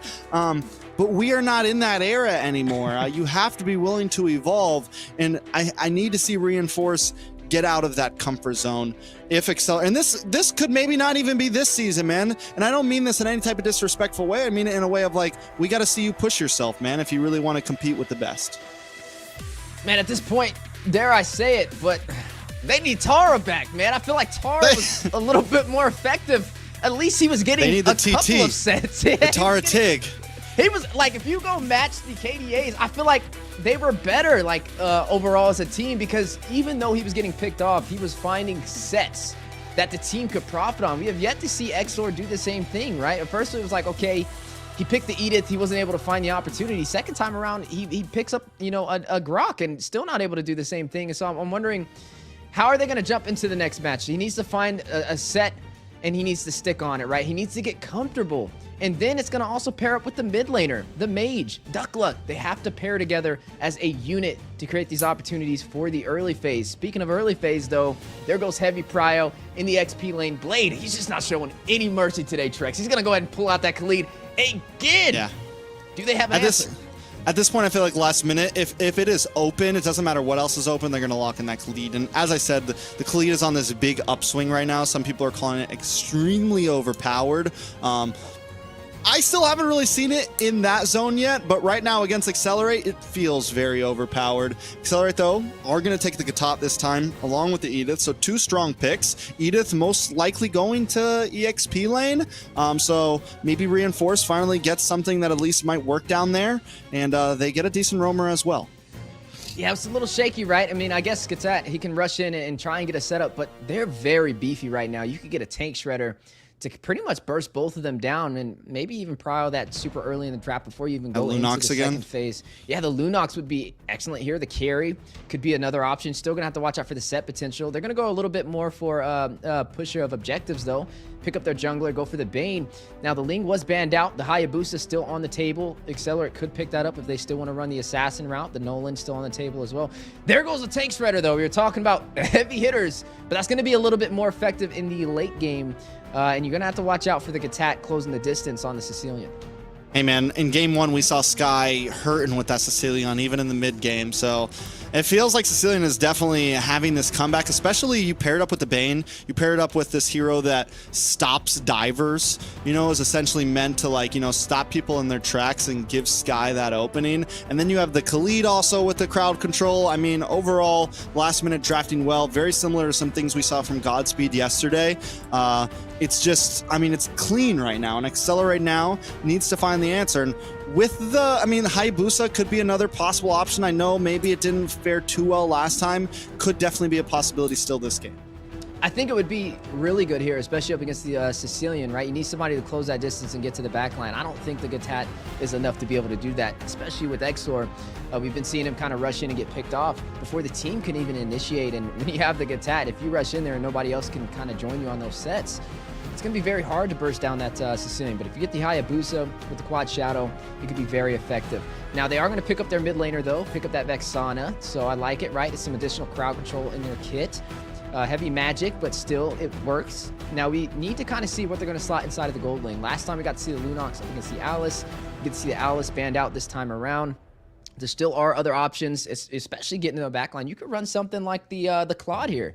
It could be really good up against the Sicilian. First off, you guarantee yourself late game damage to kind of pair up against something like a Sicilian, but you can also close the distance at a moment's notice with the BMI to shred down these heroes, which is also going to be something we're going to be keeping a close eye on. Now, something that stands out, though, and we got to say a key to victory, is what do you do about Blade in the XP lane? I think maybe Excellerate tries to do the same thing, you know? Try to kind of cover that XP lane, maybe go for an early lane gank, slow down Blade as much as possible. I think they're definitely, whether we like it or not, Reinforce seems, at least in laning phase, seems to be one of the weaker links. And I think Excellerate needs to, you know, kind of fill in that gap, right? And whether that means sending Exor down to EXP early on, you know, kind of keeping tabs onto the ganks coming from ZMJ or coming from JDZ. They just need to maybe show some support down there. KLX might have a couple mess ups here and there, but overall KLX does kind of hold his own as long as he's not being ganked. Yeah, and that's what they're going to have to do, right? They're definitely going to need to find a way to kind of stop him from getting online super early and just out-rotating and playing. Reinforce needs to stay alive. He just needs to stay alive. That's all he needs to do. Right? Just don't die, okay? You got one job. We're going to find a win somewhere. Find a win somewhere. If we got to find it for him, hey, that's what we'll do. But Reinforce, if he can stay alive and just be a little bit more effective on these rotations in the early game, maybe that can help out, give some breathing room, at least for Duck Luck and Exor, to look for these initiations. But I also got to extend the same thing over to their marksman, right? KX, he needs to stay alive. Too many times we see them, the side laners are falling on 1v1 engagements. You should not be falling on a 1v1 engagement prior to the first hurdle. If you're not going to win that fight, just relax, just stay back. Just stay back, listen to the comms, and wait to hear where the team are, and at least look at the map and see what's going on. But when you're falling on a 1v1, that's just purely your fault. But there goes a pickup that I've been wanting to talk about for a while, right? We started to see the Diggy inside of round 2 for this NACT, and now creeping its way into round 3 as well. How are we feeling about it? I mean, we saw these same exact last 2 picks yesterday from Maple Leaf. It was Toru on the Freya, and I forget who on the Diggy. We saw these picks, and I'll tell you what, at 20 minutes they popped off. It still was not enough to beat Cloud9. But hey, man, last minutes, they got a 2-game win. This is what I was talking about. This, you know, it's the last hurrah. Why not? Hey, sometimes you just got to have fun. And I think that last minute, that's what they're going to be doing right here. Now, they can't get too comfortable, though, right? I mean, technically, if Excellerate wins 3 games in a row, they're not in last place. It's not impossible. Like you said, the odds are definitely not in their favor, at least with what we've been seeing so far. But hey, sometimes when your back is against the wall, that's the strongest you become. Roger picked up last hero for Excellerate to finalize their drafts. It's going to be in the jungle for Baby Zen. KX going with this Claude up against Mahiro. How is that going to fare off, right? The Spirit combo up against the BMI and the Blazing Duet. Oh, it's going to be an interesting one, but the battle is going to be on the way. Excellerate, they're running out of opportunity. This officially, technically, is their last chance to not be placed in last for the regular season. I mean, it's definitely a tough one. The Roger gets picked up, and I don't know. It's you're kind of feeding right into the Bane. You're kind of feeding right into the Freya. You're feeding into these heroes that just want to stiff arm you once you dive in. But only time will tell. At the last minute, Excellerate tries to score a point on the board. This is game number 3. Let's see who comes out on top. That's right. Jumping into game number 3 of our first series for today to close out the regular season. Last minute and Excellerate. We get to see the Bane back in the jungle again. The turret pusher, the opportunity creator with the deadliest catch matched up against the Roger, the early game assassin with the Lycan pounce and additional range being a marksman. Can definitely smell a little bit of trouble. Excellerate, they have yet to really find that opportunity in the early phase. Last minute has kind of been the one who's been the aggressor, and Excelerate's been more of a reactionary team. Game number 3, I want to see them be more aggressive. I want to see them make the plays and kind of out-rotate last minute to make this a little bit more of an even matchup. Yeah, man, just flip the coin, you know? Just get up in there, see what happens. Baby Zen does get the Litho Wander, so good start. That's one camp for the side of Excellerate. Also, another big thing to point out, Reinforce is still alive, and we're past the 1-minute mark, so another big bonus. Duck Luck Exor also kind of facing it out in the mid side. So far, this is a good start for Excellerate.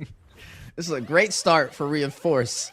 Not falling so far, which means we got to see now really how Excellerate kind of plays into this first objective, right? Can they find that window of opportunity? In their favor, they do have a Roger, so he can definitely be very effective with the Lycan pounce as long as they can deal some initial damage. And that's really what we're going to be kind of keeping a close eye on. Both sides getting ready for this first fight.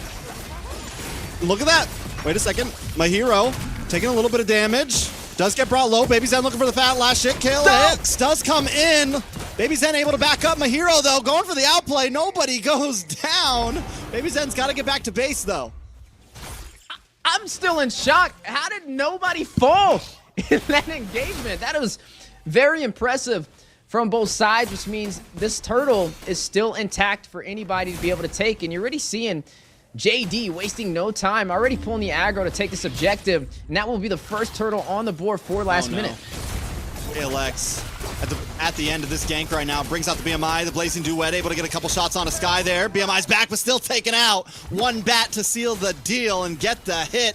KLX goes down, and this is what last minute has been thriving on, these early game off lane ganks. We did see JD go up to the top side, and Duck Luck was there, or Exor was there to kind of help out Reinforce, so that gank did not prevail, but then they just moved down to the boss side and still pull something off.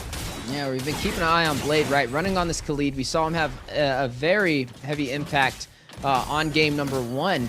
Still able to kind of out-rotate up against Reinforce. They did put Reinforce on the Katat, though, in the XP lane. Put Exor on the Edith for the roam position, which is interesting as well. I mean, I'm not saying that it could work, right? I mean, you have the mobility, you have the sustainability as well as being tanky to not really have to worry about getting bursted down. But something still stays the same, right? Last minute finding the first opportunity, taking this first turtle, and also taking the first kill on the board with Sky. Or moving a little bit on to Blade. I want to talk about Mahiro. Mahiro's going no boots. Mahiro's going straight into BOD right now. Which I think is just hilarious. That's going to be insane. They're going to lock onto this tower, though. Look at the shred right now. Might be able to take it down. Exor trying to come in. Looks for the onward. Looks for the Earth Shatter. Doesn't get the knock up. And they respond to Exor. Taking out Mahiro. Academia. going in right now. 3-man down. Duckluck does get the kill on his EMJ, but it's not going to be enough. That tower's going to go down next to him. Mahiro keeps on pushing down, but Duckluck gets a double kill back. Sky avenges his fallen brothers by taking out Duckluck as well, but the tower will fall next, and last minute comes out on top of that trade. Mahiro, Sky says, don't worry, I got your back. Gets the last minute kill up there to take down Duckluck. They take the turret as well, and now the battle for the turtle possibly on the way.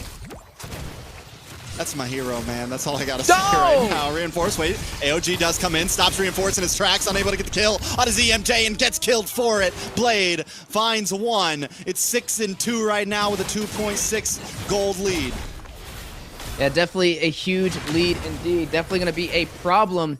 Now gonna go in for this turtle. All right, turtle down. Turtle will be down. JDZ able to secure it. Mahiro now switches lanes, comes up to the top side. KLX there as well. Where do we go from here? I'll tell you where we go from here. Mahiro gonna move on to Baby Zen. ZMJ there. Gets the pullback, gets the reverse time. KLX does use a Purify, but Mahiro doesn't care, man. He is diving under towers. He is diving in their faces, and this is what we want to see. ZMJ now on the run. Duckluck gonna get involved as well, but taken out from Sky. It's a killing spree into the hands of Sky, 3-0-4. Yeah, now gonna push in for this turret for the mid lane. Blade gonna be the one to seize the opportunity. Last minute, up by 2 turtles so far, 5 kills, and a conceal play. Bit of damage. Sky looking for... Oh! Stop it, man. The man went for the blazing duet. KLX has been getting denied time and time again. Yeah, definitely the denial there. Excellerate. They're falling short on these objectives as we see in some of the items pop on the board. There goes that Blade of Despair you mentioned with Mahiro, picking that up super early to be very effective, stacked up with that Inspire to dish out a massive amount of damage and be very aggressive. Sky, though, is the one that's kind of shining right now, right? On the Sicilian, 3-0-6, Clock of Destiny, only item fully built so far, and that's all he needs to be able to sustain himself and last in these fights. All right, so Excellerate just still on the descent right now. Last minute, last minute just keeps up with these from bot lane to top lane, from bot lane to top lane. It is very simple in the way they're approaching this, but it is working out very well. They're gonna try to take towers and just move from top to bottom, and they keep on catching someone in the midst of it all. Exor now in trouble. ZMJ able to get the final hit, able to get the kill, brings out the time journey, give him a bit more shield as Reinforced tries to fight back, tries to do what he can. Will it be enough? Mahiro just keeps on advancing. Duckluck down, Reinforced might just be next, just one more shot, but they're not able to finish the job. They will move on to the tower though, and that is another one down. Just objectives over objectives for last minute, always finding a way to create that opportunity. And Excellerate, they're just not matching their pace so far. Overall, it's just a massive gap in experience. I feel like last minute, they just know where to be and when to be there. Excellerate, I feel like they're still moving a little bit more as an individual than a team. Now, they do have Claude, right? He could be the late last minute damage dealer they can kind of lean in on, but he only has the Swift Crossbow on his side. Doesn't even have a full item built so far in this game. You already see the Berserker's Fury and the BOD picked up over there by Mahiro. 2 items already under her kit. KLX is overloading right now. Finally gets the DHS. Just got the DHS in. At 8 minutes in, just got the DHS in. That's trouble. That's a problem. We're supposed to be getting into possibly 3rd item at this point. You know, having half of 3rd item built. But KLX has just been getting denied everything. And last minute right now, sitting in the middle with the 5-man recall. Look at them. They're revved up. They're ready to go. They know if they win this game, they will officially secure their spot, not as the last team in placement for the regular season. And that is definitely a major victory in their books. One step closer to being in that top 1 position. It may be top 7 today, but possibly down the line, that top 1 if they continue to compete. But for Excellerate, right, they have a chance to turn this back around. They have a chance to stop them on that glory. I always say sometimes overconfidence breeds to arrogance, and maybe that's something they can lean in on. Look for a mistake from last minute. We are going to be seeing the Lord now spawning in, going on the top side, still holding on to that tier 2 in the mid lane for Excellerate, and then their inhibitors for the top and bottom side. It's going to be a hard battle. Not one that's impossible, though, but it's going to take a lot of synergy and a lot of patience. They need to read their movements. They need to look for the mistake from last minute if they want to turn this game around. Let's see if they can do it. Reinforce is a little bit tankier this time. He's going to start the engage, try to get the taunts on, but he's getting melted down. Too much damage. AOG does come out. Still up. Finally falls Mahiro, able to get the final shot on him. JDC also down. Jungler, but Wade Blade with a Raging Sandstorm on to 4. Able to get the heal back as well, and Exor can't finish the job. Sky finds Exor, and the Lord connects onto the top inhibitor. This is just the start of the onslaught. I think they're going to go in for a possible close. KLX and Baby Zen left to defend. Left to defend as my hero goes back to base to get some health last minute with waves crashing onto all the inhibitors. Don't wanna take it out too quick. A nice shot, nice Sanguine Claws does lock on to reinforce. The last minute's gonna back off. Yeah, gonna back up. Wise decision. Now standing with only inhibitor turrets for Excellerate. Blade though comes in, Sky able to get a quick shot on the Duck Luck, take her out. ZMJ on the run, Baby Zen, the Lycan pounce, finds the kill. KLX goes down to my hero though, as Reinforce still in the backside, looking for Blade, looking for Sky, but Sky's getting free shots as members of Excellerate are dropping. It's nothing but Exor against 3 members of last minute. Yeah, and inhibitors marching, or minions marching through the mid lane, 1 inhibitor in the mid standing, and the top and bot side. They have the numbers. Do they go for the game ender? They definitely have the possibilities, they have the damage, they have the numbers, they have a tower eater like Bane on their side right now. The last minute, down to the last minute, might just take their time. Yeah, I mean, they are quickly spawning back in to defend up against last minute, but they don't have any inhibitors minus the top side to hold off this onslaught. Last minute looking to seize this victory. 30 seconds until the Lord spawns in. This is where they got to make a choice. Do we be overly aggressive? Do we try and overpressure them? Or do we just wait and play the objectives? Do we just wait for this next Lord, see if they want to come out and fight it? If not, it'll be an easy taking for the side of last minute to try and close out this game. Items now on the board. Massive advantage right now for the side of last minute. They're up by 8,000 gold and climbing. Even Bane, I mean, you're looking at the Blade of Despair, the endless battle working in his favor in the 4-man recall. ZMJKK just needs to join the party for the full 5-man through the mid lane. I feel like if they all fought it out in the mid lane, man, that'd be an epic way to end this series. Shark would say, that's a nice recall. That's a nice recall right there.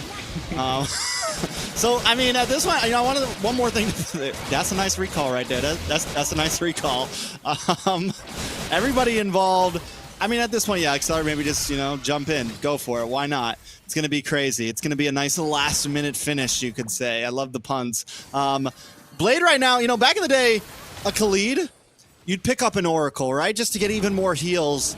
Blade doesn't even need that. Khalid doesn't even need that right now, and he's still out healing the damage of multiple members of Excellerate targeting down onto him. Khalid has definitely crept his way into S+ tier at this point.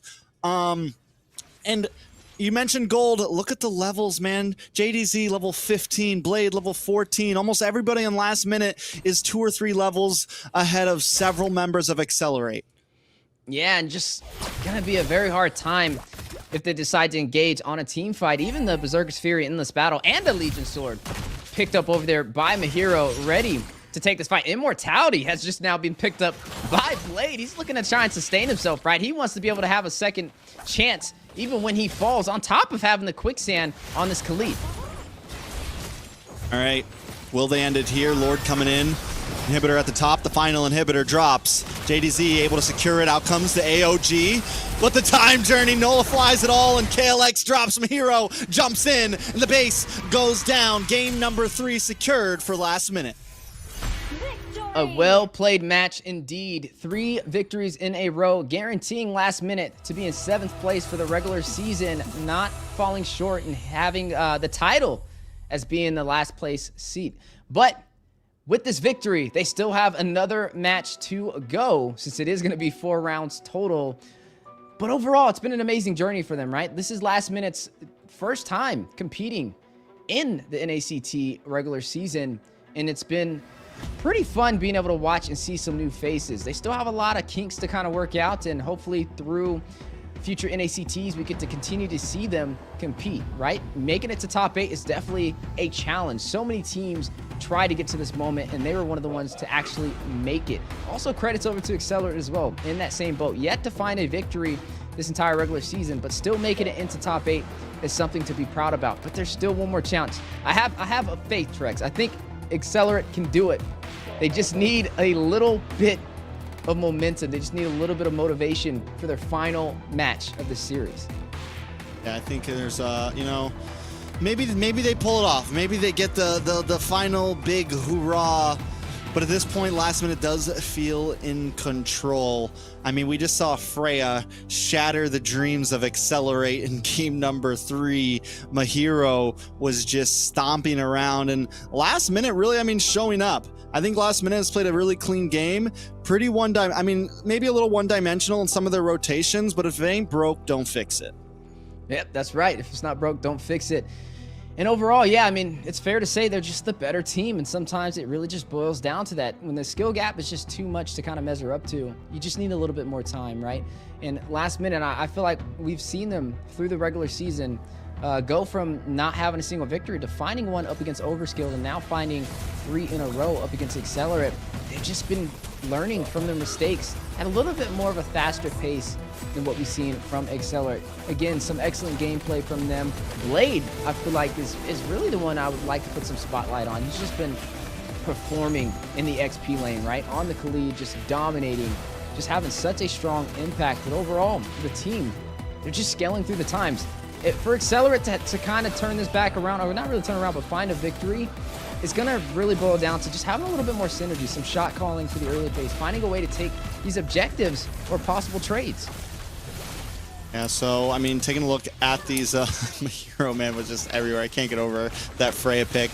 Went for the BOD first, and I think it definitely paid off. Reinforce played a much better game, I think, on this, on a, as we said, more meta EXP laner, more meta pick overall, was actually able to kind of hang out and had some decent plays into the back line, but still, with KLX being so far behind, the damage was just never really there. So even if you had a moment where maybe you set them up, the rest of the team couldn't follow up.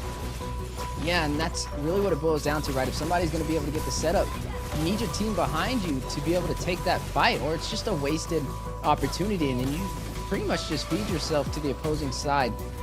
One more game to go, though, to close this one in the books, and then we'll be saying goodbye to both of these teams for the NACT regular season. And it's been a journey, right? You and me both, we love to see you teams step and rise to the occasion, and it's always entertaining to see the tricks that they pull out in the Land of Dawn. Yeah, it's definitely, you know, it's a little sad. We got to say goodbye to some people, but man, I'm ready for playoffs, man. Let's go. But no, yeah, we got one more game between these two teams. This will be their last showing in this NACT, and, you know, whether they come back next season and secure a spot again, that'll decide on whether we see these guys again.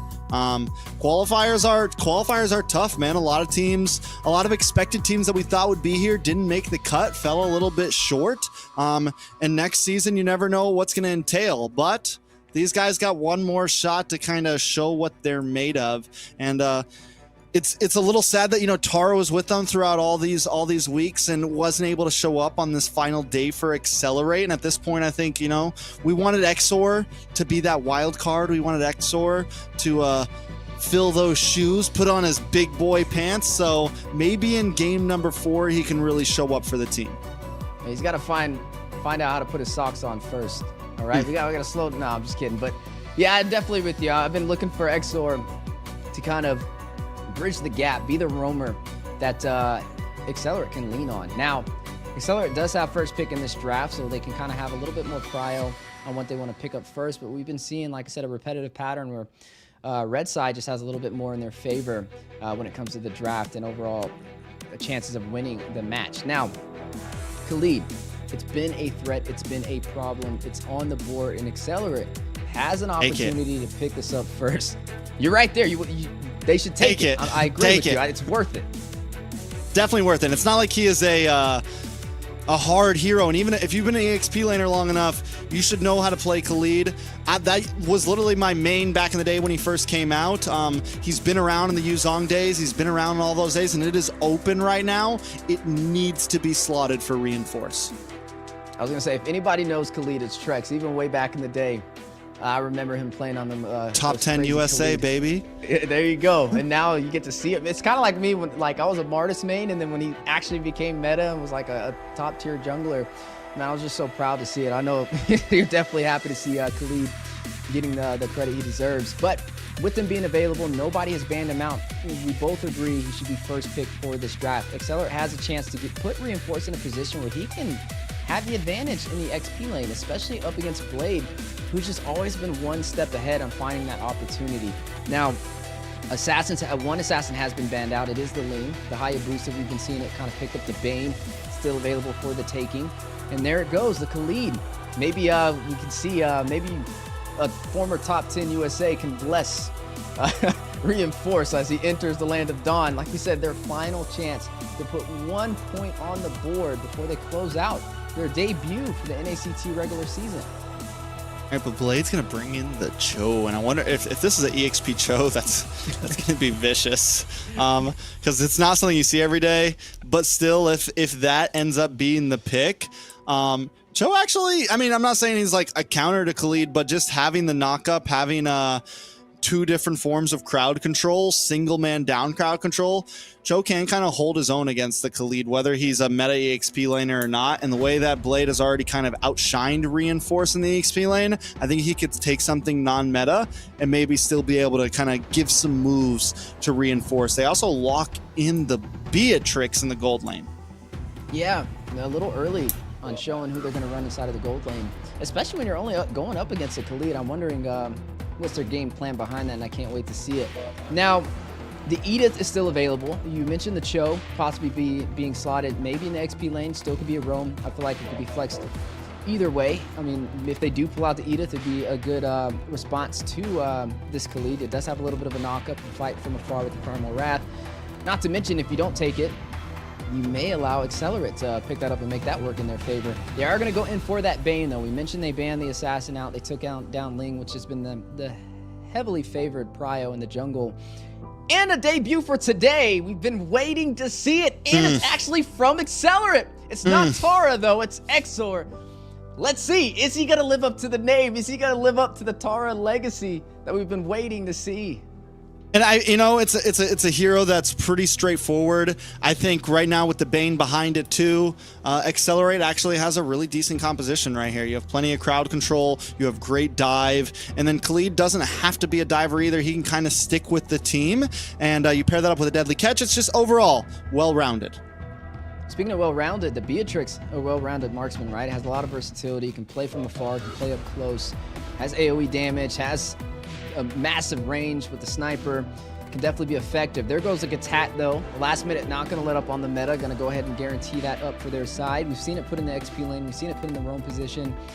Right now, with both of these matchups, I really am actually interested to see which way it goes. I feel like it could be effective either way, and it's some good crowd control.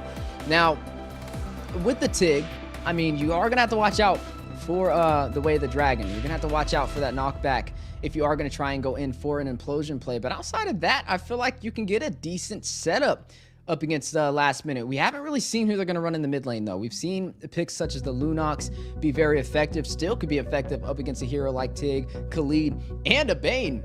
All of them require getting up close and personal, so if last minute picks up a tank shredder, it could be very effective. I think last minute, really if either teams, against the Gatot too, I think both teams kind of looking for that, but we know last minute has that in their clutch. Having already picked up the Beatrix though, right? You're giving up some of those options. They could go for something like the Lunox mid, but honestly at this point, I think last minute has proved as well that they can kind of go a little bit outside the box here and maybe still outskill Excellerate. But as you mentioned in the last game, sometimes, you know, confidence can breed into arrogance. So Excellerate, if last minute doesn't want to just completely counter draft, Excellerate can take full advantage of that. The The Valentina does get banned out. Last minute still looking for a mage. A Lilia could be solid for last minute here, especially with the Bane and the Tigreal could be a solid answer. The Vexana still open as well, so a few options still very strong for last minute.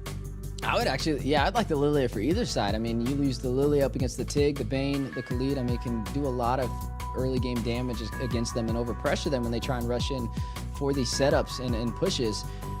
You're going to see the Kadita, though, pulled in there. It's going to have a lot of crowd control, a lot of mobility as well. The Rough Waves, the Ocean's Oddity, Breath of the Ocean, all of that very effective up against Excellerate. And it's great crowd control, especially when you're going up against a hero like the Tig, who has the Implosion play. So that's a lot of CC. You have a Kadita, you have a Gatat, and you have a Cho. Single target and group CC all checked off the board with some additional damage from last minute. And I'm wondering, okay, so is this Kadita gonna be mage? Will it be a roam Kadita, kind of like what we saw from Joybaj yesterday? Does this mean that the Cho's definitely an EXP lane? I mean, again, it's the last game for these two teams. I'm not expecting anything less than insanity. And speaking of insanity, some survivability and a great marksman, especially up against a dive composition, has been slotted in from the side of Excellerate. It is going to be that Claude Nana. This is going to be the second Nana we've seen today. This time Excellerate is going to be the one to pick it up. Duck Luck should be running that in the mid lane. I like the Claude here. I feel like it's ooh. Okay, now that's different. That's spicy. We like to see things shaken up. Look, we just survived a hurricane over here, all right? You can't be just throwing these things at us, man. We've had enough things thrown at us so far. I got another one coming. God. There we go, Trex. How we feel about the Natalia pickup from JD? I'm wondering. All right, so JD locks it in. Jungle. It is going to be an EXP lane Cho. We got mid lane Kadita, Roam Gatot. Last minute pulling in some crazy picks at the last minute. Excellerate just keeping it simple. If there is an opportunity for Excellerate to get a game, this is definitely it. Or last minute just going to tear them apart. But we'll see how it goes. Yeah, they're going to have to be aggressive early. Use Exor, rush into the jungle of JD, right? Stop this Natalia from farming. Just overall, just overwhelm and provide pressure, especially when you have a Khalid, right? You have a lot of AoE damage to be able to stop the Natalia from disappearing and sneaking up on you. As we are going to be jumping into the Land of Dawn, though, something is for certain. This is the final game between both of these amazing teams. One game to go. One last second to prove themselves. Excellerate has to do something here. And I feel like last minute is giving them every chance, right? You're picking up some off-ramp picks. You're going for a mid-lane Kadita instead of a roam Kadita. You're going for a jungle Natalia, which, don't get me wrong, there's lots of possibilities with a Natalia. You can snowball. You can get crazy. And the way that Excellerate plays, where they get real split up, they like to go for, they fall short to these early laning phase ganks. The Natalia can definitely survive in it. Exor, I like the way that Exor is kind of pushing in already. They have the Khalid. They can definitely get aggressive, and that's what Excellerate should do.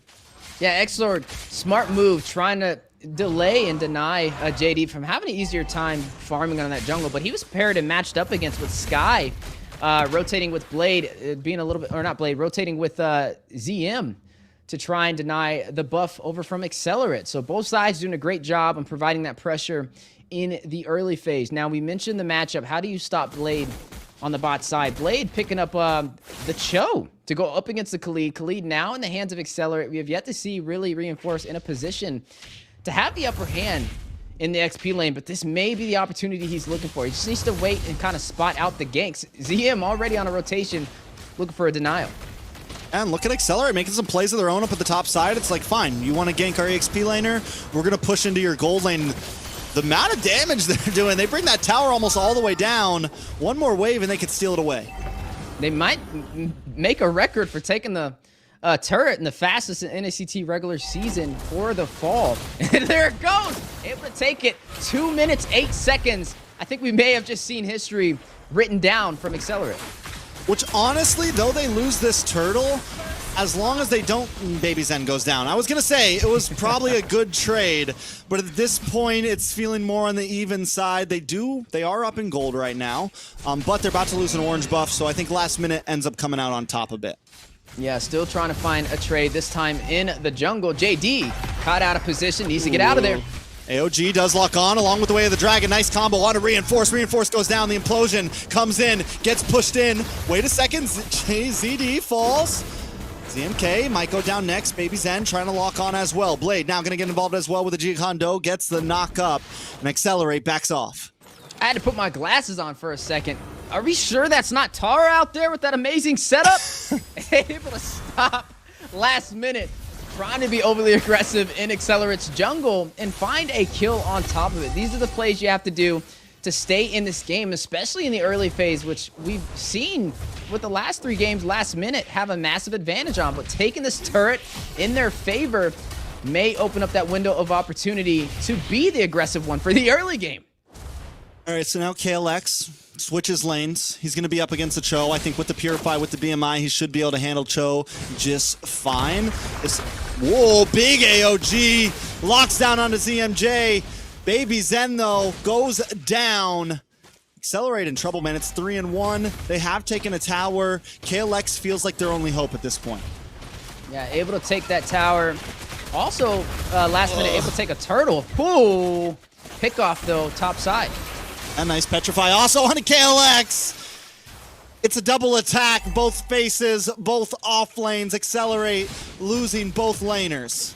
And now Blade comes in with a way of the dragon, long range. Brings back. Big knock up onto Exor. Sky now trying to escape though. Exor maybe look for the pull in. The implosion locks in. Baby Zen brings out the deadly catch. A lot of damage. Sky does fall. Excellerate find another kill on the map. And this is why when we mentioned, speaking of mentioning things, my hero Reinforce 1v1. Reinforce, I don't know. Oh, Raging Sandstorm comes out, but Mahiro backs up. He gets the backspace and they both trade. Kill for kill. Totally worth it. Totally worth it. Yeah, totally worth it, man. Totally. We are going to see the play for the turtle, though, on the way. 3v2. 3v2, Baby Zen able to take him out. Or take the turtle, at least. Reinforce just getting back on the map.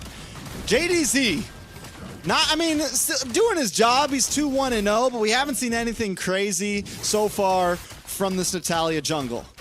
Yeah, I'm waiting to see it. He has the movement speed, so he's definitely able to traverse across the map and get a pick-off. Just picked up the Blade of Heptases to be able to deal some initial burst damage on contact. Exor, though, doing a great job. Now hit with the Way of the Dragon.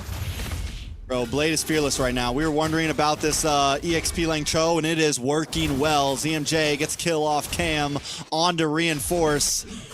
Reinforce, man, 1-4-1. This guy has not been having a good EXP laner experience in the NACT. Yeah, it's been rough. He definitely needs to find his proper footing, and Blade is not going to give him that opportunity in this game. He's going to have to fight for it. He's going to have to fight for those rights. Mahiro will be able to take the turret on the top side for last minute. This is their first turret they've been able to claim so far in this game, but up by 4 kills. Now, Excellerate, this is a way better game than the last 3, right? We're starting to see some signs of life, but they need to ride this momentum and create more opportunity. Blade, though, looking for an opportunity himself, gets away the dragon onto Baby Zen, right into Mahiro's grasp. Mahiro putting out the damage. Nice Petrify locks onto Baby Zen, and Baby Zen goes down. ZMJ getting the kill. Blade backs off a little bit low on health, but they already got something. Exor uses the conceal play, but does not make a play. Yeah, Baby Zen just having a very rough start in this game. Now 2-3-0 on this Bane. Even though we haven't really seen JD join too many of these team fights or be that effective, Zen has been falling left and right to make up for JD not being around. Yeah, Mahiro should be able to get this tower. Exor looking for the flank onto the backside. KLX there. Will he be able to make it in time? Implosion does lock on. KLX gets a couple of free shots. Waiting for the BMI, waiting for the dash. Then Namir's passion comes out. Will they get the outplay? Mahiro does it again. The mega kill. Should have been a double. Accelerate falling to pieces and Reinforce finds something, but he might go down for it. Looks for the quicksand guard, but he can't get it because the Way of the Dragon stops it. Blade takes the kill into his own hands. I don't feel that was worth it. I think he should have just went back. No. Oh, AOG. Baby Zen falls next. Last minute. Collecting the kills. Yeah, the debt must be paid. And last minute is handing a receipt over to Excellerate so far for this game.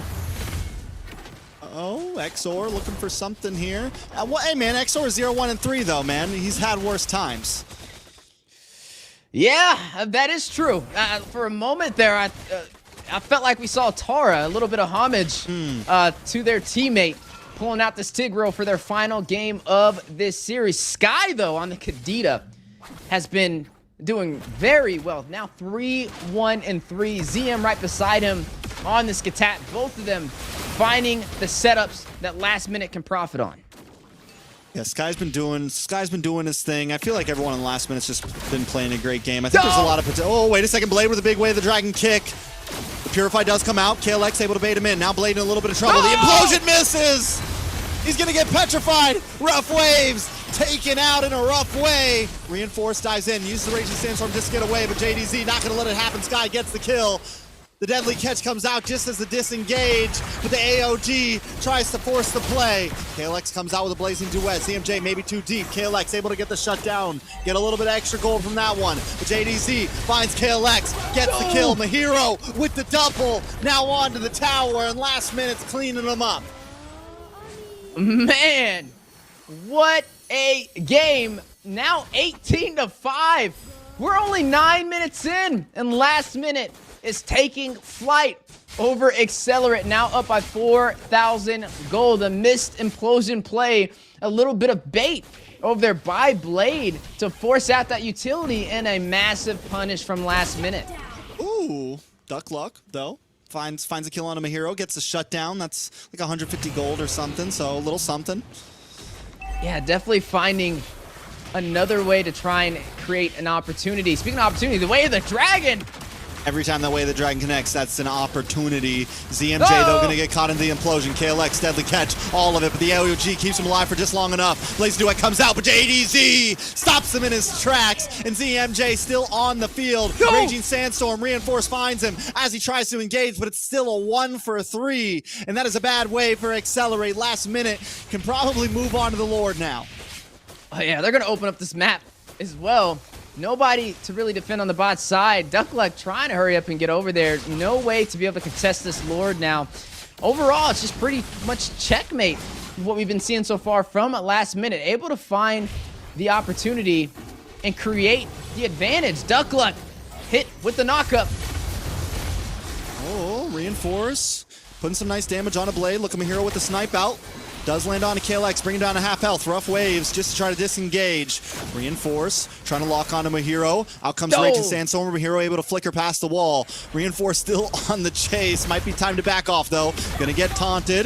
JDZ finds KLX off cam in a big way of the dragon onto Reinforce. He's blasted down as Blade gets the kill. JDZ now still on the chase, dashing back and forth with the Lord coming soon. It's like last minute has a red flag, and Reinforce is just a bull, right? Anytime he sees red, he's chasing. He's going for the flag. Sometimes it's just not worth it, brother. You got to push back. Don't fall for the bait. Last minute, setting up a trap, and Excellerate falling right into the palm of their hands, and now the siege for the tier 2. Oh, Baby Zen gets knocked up by the G-Kondo. The snipe tries to connect, but wait, the implosion locks in. It's a lot of damage on the last minute. 2 members fall. Blade and ZMJ right before the Lord connects onto the inhibitor. That's a good survival move for Excellerate. This is going to make him probably not lose a single inhibitor. And here goes Reinforce once again on the hunt for Mahiro. Wait, JDZ looking for Duckluck. Gets caught up and taken out. Duckluck finds the kill. There we go. We're starting to see some mistakes from last minute. Overconfident. And this is what happens when you're so far ahead. They have a lot of insurance, and they start getting a little complacent. Excellerate doing a good job reading these mistakes and punishing. But, again, Reinforce. We see him chase a lot more than we would like. He needs to play a little bit more passive. All right, Blade is going to get locked on to Reinforce. KLX able to take a tower. Sky gets shut down. Duckluck with the mega kill. Duckluck coming online, but KLX still taken out from a hero. Accelerate finally pushing back. Yeah, pushing back, but Excellerate playing from behind, being aggressive now in the jungle, for last minute and sinking these lanes. Able to take all 3 of the tier 3 turrets and now working their way on to the tier 2's 1v1 matchup. Oh, Exor Go! misses the push. The Shimpo Stepper. Where is Blade, man? Blade's been a monster on this show. He's 2-1-6 right now. Exor still hunting for something, but maybe in a bad spot. Gets knocked up. Blade doesn't commit with the Way of the Dragon, and Excellerate backs off. Yeah, he saved the Way of the Dragon. He knew he could have got the setup there, but he's not really trying to focus on Exor, at least not at that moment. Now it's 24-11, 13 minutes in. We got to see a little bit of signs of life from Excellerate, right? We saw them win a couple of these team fights and push their way up on the map, but keep in mind, they are being overly aggressive and they have little to no insurance behind them. They only have inhibitor turrets standing as we are seeing the Lord spawn in and they're ready to take this fight. All right, and I mean, they have a bunch of ults. They still have the Deadly Catch. They have the Melina Blitz. Duckluck in trouble though. Passive does proc. ZMJ into the backside with a big AOG. Mahiro able to take out Exor, and KLX goes down next. Reinforce able to get the Raging Sandstorm, able to do some damage. Looking for the Quicksand Guard, but he gets knocked up, and Mahiro finds another kill.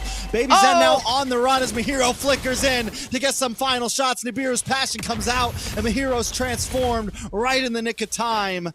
Accelerate does find the Lord, so they still alleviate some pressure and may have time to recuperate. Yeah, they bought themselves a couple of seconds of time. Could have been very costly if Baby Zen would have fell right there, but this Lord will be bursted down in the mid lane. JD now picking up the Blade of Despair. We'll have a lot of physical damage on the way! Duckluck's online, baby. Duckluck is online. I mean, honestly, right now, Duckluck's probably playing the best in the team, man. I mean, again, it's not very hard as an Ana. You just sit in the back, you throw out some Molinas, you connect that blitz, but the amount of damage is getting there. We're almost 15 minutes in, and Duckluck could be a problem if last minute can't deal with it.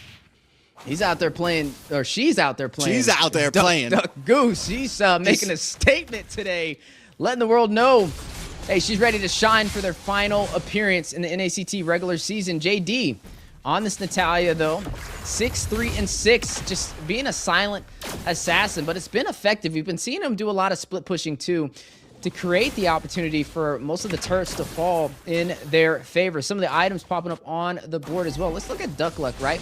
Now 9,000 Not even gold. maxed.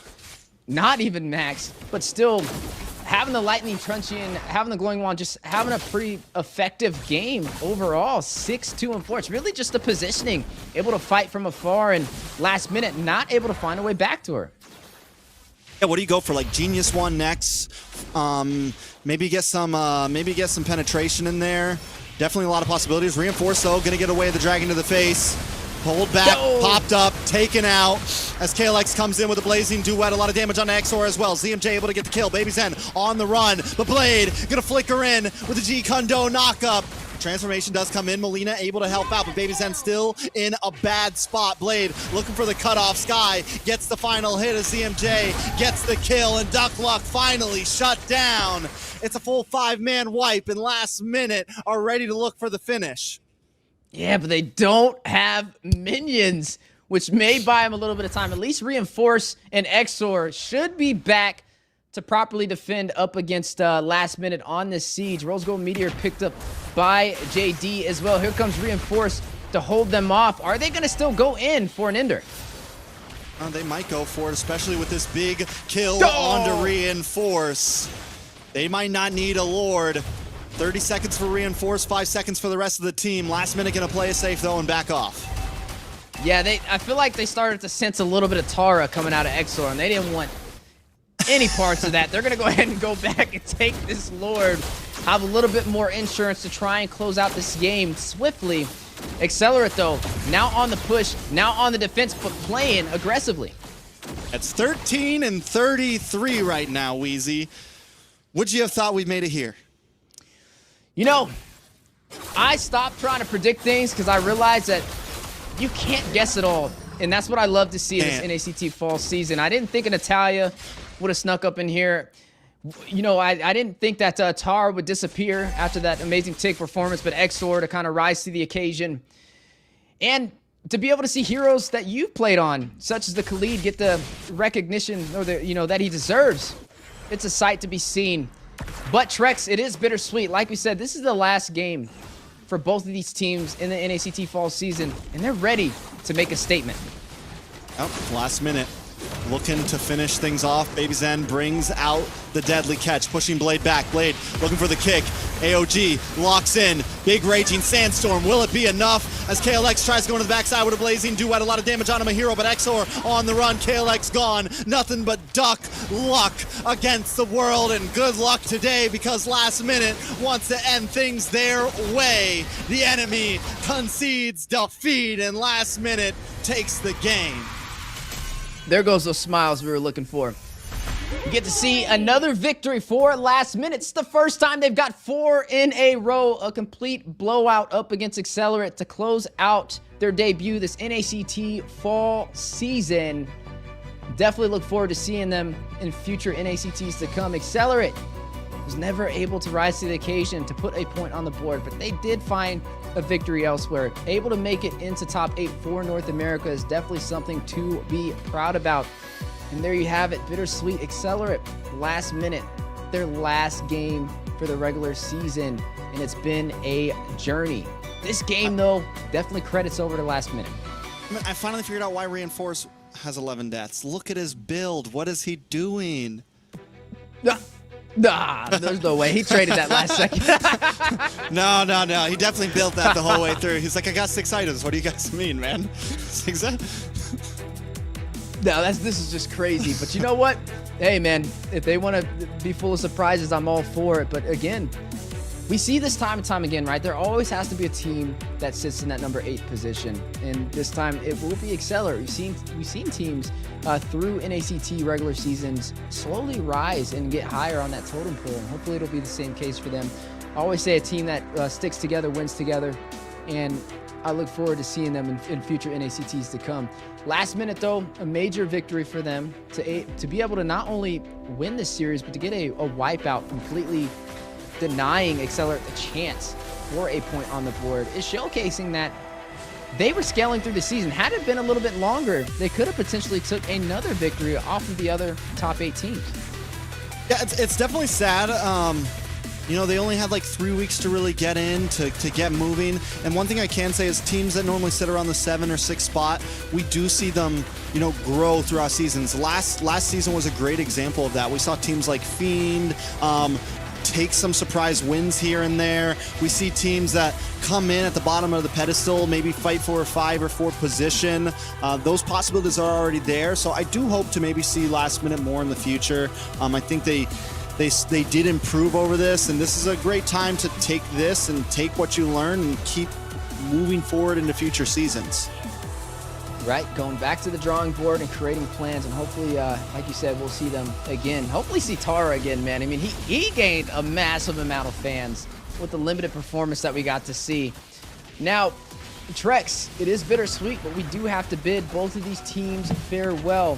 Guys, we are closing in at the end of the regular season.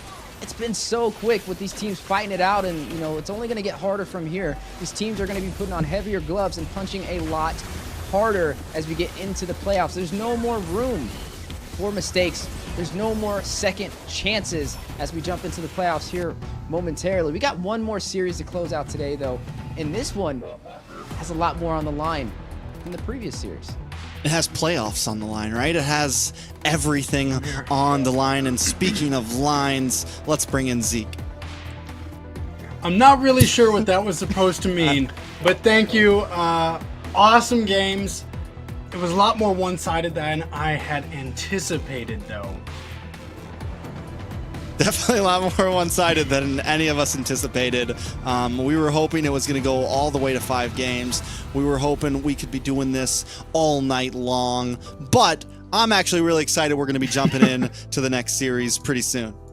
Yeah, and last minute, able to claim that victory for their final performance in the NACT regular season. A team who everybody counted as the underdogs, who expected them to go in that last position, scaling through the regular season. Not the easiest thing to do, but they have done it, and we look forward to seeing them in future seasons to come.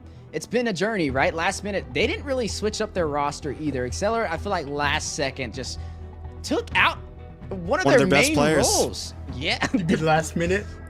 There you go. Last Last minute. So I don't know if that was really the move. Normally we see teams that kind of keep the same lineup and learn from their mistakes, be a little bit more effective, and hopefully they can kind of learn that lesson as they go through future NACTs. Yeah, I think we've got an interview about to come up. I'm hoping it's gonna be good because I definitely have some questions I want to talk to last minute about, especially in terms of like their progression. Weezy's got a question for you, I think. I say, nope. No, you're not getting out of this. While we wait for the interview, you can interview us. You can prepare. So actually, I do have some questions for you guys as well, though. I was gonna wait until after, but I guess I'll ask them now. Oh, I guess the interview's ready. Psych!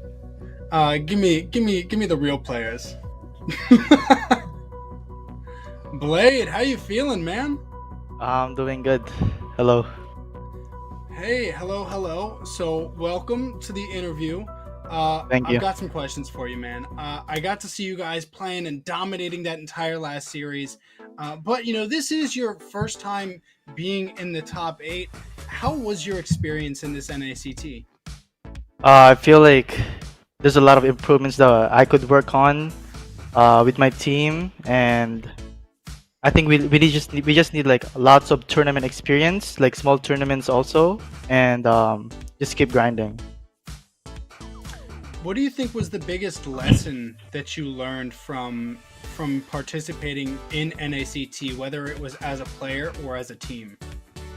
I think the biggest lesson that I learned was it's never too much to practice, especially with your teammates, and you really need the comms to be there so you guys could work on the comms, like shot calls, positioning, and it would really help if we get a coach in the future. Yeah, I think a coach is something that, as long as they're well accredited, well experienced, can definitely help take you a lot farther. Do you think that or what really do you attribute to being the biggest difference between your team and some of these other teams like BTK or Cloud9? Wait, can you repeat the question? Yeah, sure. What do you think is the biggest difference between Last Minute and teams like BTK or Cloud9? I'm gonna be honest. We don't even compare to those teams because they have lots of experience, especially international. They also participated in all NACT tournaments, and I didn't. And they were always top 8, top 4, top 2, and we need like months or maybe even years of experience and like practice. Yeah. Sure, but don't count yourself out. Legacies all start somewhere, and history doesn't just spawn, So with that being said, I do think that you guys are a very good team, and don't count yourselves out. Just continue to play and get better and learn from the mistakes that you guys made. Yeah. And I do think that I would like to see you guys in the next NACT to come. With that being said, was there any one player that stood out to you when you were playing this NACT that you would like to face again? Definitely Joy Bodge. He's my idol. He's my favorite roamer in NA. Yeah, Joy Bodge is very good, very good. Yeah. All right, final question for you. Do you have any final words to the NACT community, whether it's on behalf of yourself or the Last Minute team, before I let you go? I would like to say that thank you for watching and supporting us, especially my friends. I will try to get better and come back in top 8 NACT and hoping to be top 4 in the next NACT. But not as an EXP laner, but as a jungler. Love that as a jungleman in myself. I love that. Thank you so much for spending your time, and we hope to see you guys again. Thank you. Have a good day. Love him. Very well spoken. Very well spoken. Yeah, I'm excited to see Blade maybe in the future, man. Also, shout out to Baji Boy. We have similar taste, and yeah. Yeah, I think overall his head's in the right place, right? He's going to focus, continue that grind, and he looks forward to competing in future NACTs, and we look forward to casting it. So hopefully we can see him, whether that's in the XP lane or in the jungle, hold that flag for his team and be a top 8 contender. Let's see that MVP spot, baby. Big Blade. Big Blade. Are we going to coin that nickname now if we see him next NACT? It's Big Blade in the house. I like it. And then honestly, I mean, he had a lot of explosive moments that really shined for his team. Honestly, he was one of the main reasons why they're able to dominate so early in the game. He kept constantly out-rotating Reinforce, finding that window of opportunity for his team to capitalize on. And his hero pool was very impressive. Even on the show, we got to see him sidestep a lot of the times for the setups that were trying to go in on him. And seeing him in a new position for the next NACT, I'm wondering how that's going to play off. I feel like he has good synergy. He has good micro and macro. And overall, just a pretty solid player when it boils down to it. So definitely well-deserved. And on his exit out of the NACT fall season, what better way to do it than earning the MVP? With that being said, he was saying that he wants to come back as a jungler. I'm actually really excited to see what he's going to be able to do in that position if they do make a comeback next season. Because as a jungle main myself, I know that it can be pretty competitive and very mechanical, and I would love to see what he can bring to that field. Yeah, I think jungle, I mean, yes, if we haven't gotten to see him jungle, so I don't know. I really liked him in EXP lane, man. I think right now a lot of teams are lacking decent EXP laners. EXP lane can have a huge place on a team. So I don't know, man. If he's an amazing jungler, yes, move to jungle. If that's where you're really happy, move to jungle. But I wouldn't count yourself out in the EXP lane. I think he showed promise. I think, you know, whether he stays with last minute or joins another team, whatever the deal ends up being, I think he maybe has some promise in the future of NA.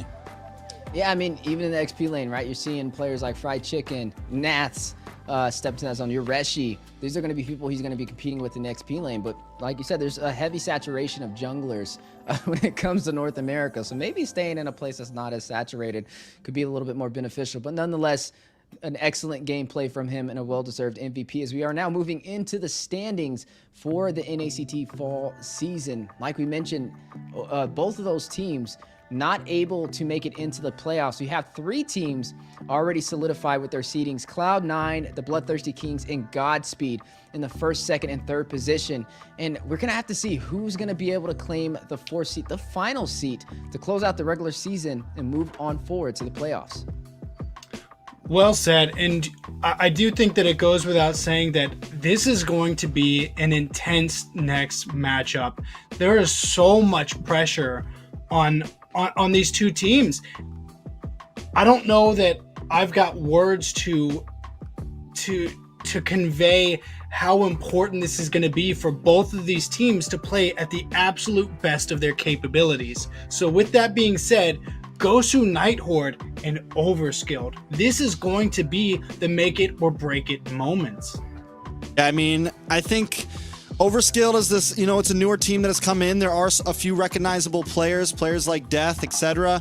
But Gosu Night Horde, man, you know, Night Horde in general has been a team that has become known in NACT, man. They've been around for several seasons, but they've never been able to break that number 3 or number 2 spot, right? They've never been able to make it to grand finals. They haven't been able to get to 3rd, I don't think, yet. I could go back and check, but I'm pretty sure they haven't. They've always fallen around that number 4, number 5.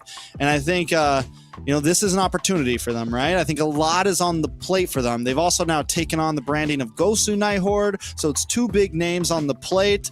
And I think they're hungry for playoffs. And I think if they get to playoffs, they have a lot to show to see how far they can make it. Yeah, I mean, with the addition of Dez running in the jungle, we got to see him kind of take the back seat in the previous NACT as a sub for the jungle for Gaming Gladiators. But now to be able to see him on the front lines and make it this far, he has a lot of fans behind him, and we can't wait to see it. And the underdogs definitely are going to be Excellerate, but you can't count them out. They've had some victories this NACT fall season, and they're tied with Gosu Night Horde. So both of them have equal footing to be able to take that remaining spot for the playoffs. So we definitely got to see which way this goes. And see we will, but after this break, let's get to it. Master this bush control will win your team the game. Hey guys, it's Liz here, and welcome back to another episode of Strategy Dissect. Today, I want to show you another important tip that can change how your team plays MLBB. I call it the Lord winning bush. And we all know what Lord means in MLBB. I mean, hopefully. Directly speaking, it's the mid bush close to the Lord side. Around 9 minutes into the first game between C9 and BTK, Lord spawned on the top side. Notice how Shark was able to walk into the Lord winning bush initially with Hoon's help, but he quickly wandered away a few seconds after Valentina walked inside of the bush. This effectively gave up the Lord side of the map control to C9, which resulted in C9 taking the Lord without much pressure. Now let's go back a few seconds. If Shark had coordinated engage with Hoon onto Valentina, they could have landed a devastating blow onto the opposition mid laner, wasting Mark Cutie's ultimate or Purify or both, while maintaining pressure on Lord's side to buy time for his team. And now let's take a look at a different example. Around 9 minutes into Game 2, BTK effectively gained control over the Lord winning bush this time. Because of that, Cloud9 had to make a huge detour just to safely arrive at the same destination. This brought BTK valuable time to quickly burst the Lord down and want control over the game. How about let's test this theory on the world stage? 9 minutes into Game 2 of Fnatic Onyx PH versus Falcons AP Bren, you can see a constant juggle of mid Lord winning bush control.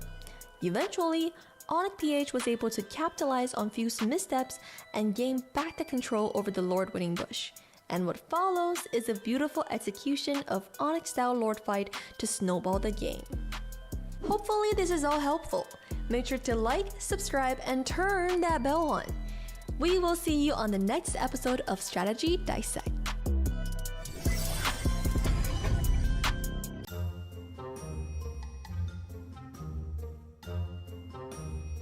So right here, me and Hun just tried to go back, but we got popped a lot.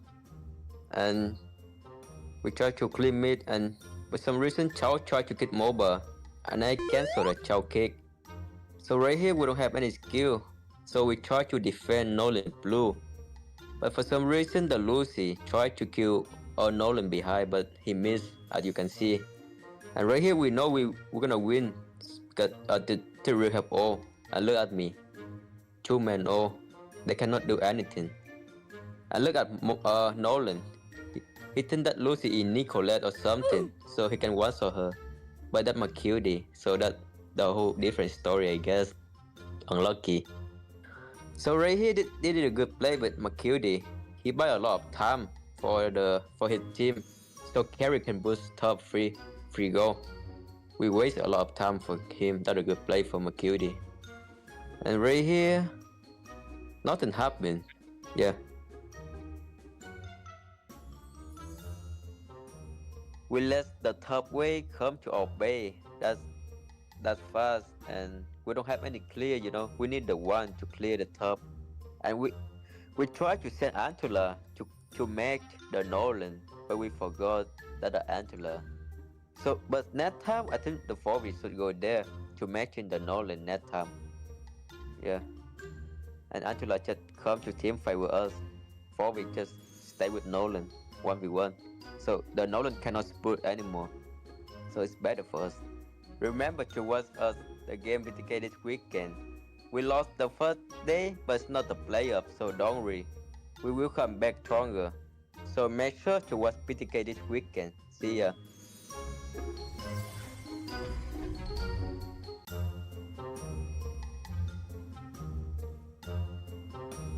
Hi guys, I'm C9 Yellow, part-time content creator, full-time fry bagger, back again to react to another video.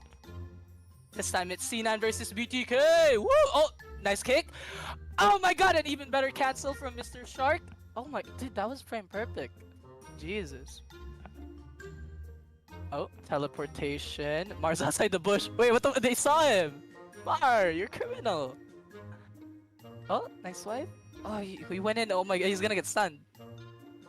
Zia with the prio, basic clearing mid. Need that extra gold. Oh, 1v1? No, dude, just dash out. Another 1v1. Ooh, fade away. One more shield. Try again. Alright, he's done, he's done. What went right for BTK was for sure Shark's cancellation. I mean, that was just perfect. If not for that, Zane would be dead, the buff would be down, maybe even transition to gold. I think what went wrong for Cloud9 was the fact that Mar was outside the bush when they teleported. So they saw them teleport, they were ready for it. Also maybe the fact that maybe the mage shouldn't be TPing that deep, maybe just the R-Lot go in, so they could all come in different directions next time. And then Basic was also split pushing instead of helping out, maybe like just throw in a slow, just be scary. Alright, looking at the game state, C9 doesn't really have much of a choice right now but to clear waves. They do have strong wave clear with the Lilia and the Beatrix rockets, and the Nolan on the split push. But in this clip, I think Fovia should just be coming up to clear because he's not needed on the siege anyway. His team is strong enough to push for sure with the Wan and the Angela. They're strong enough to get the 2 towers here, I think, without Chicken. I mean, he even killed himself here and they still got 2 towers. I think he should have just been there to match the Nolan for sure. Split pushing is definitely like a valid strategy in this meta because there's a lot of quick assassins, like Nolan. Like, he has unlimited dashes for as long as he has energy. And it's also the fact that it's Cloud9 and they have like a 50% split push buff from basic. Alright guys, thank you guys for watching another video by me. I'm gonna go back to bagging some fries now. Oh, and shout out to Cloud9, shout out to Sir Rose, shout out to my mother, my aunt. 20 minutes later. My brother, my half-sibling, my cousin twice removed, my grandfather. Shout out to my fellow fry bagger, Alexander. Shout out to my dentist, Daniel. Shout out to my doctor, Hector. Shout out to the person that took my Chick-fil-A order this morning. Her name was Sarah.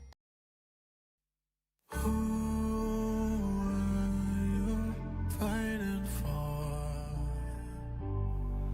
no one would ever know your name.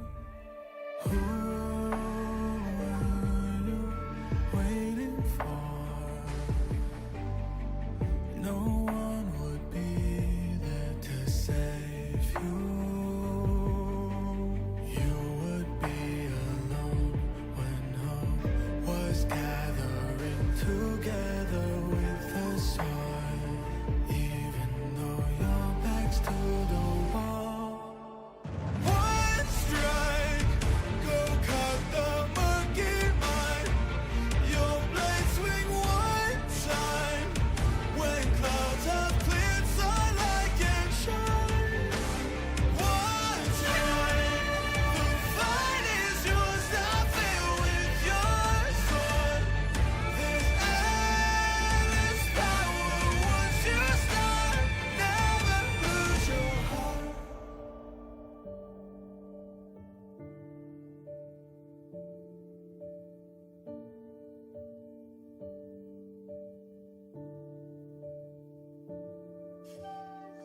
Tonight is dark and the shadows are deep. Who can protect the world?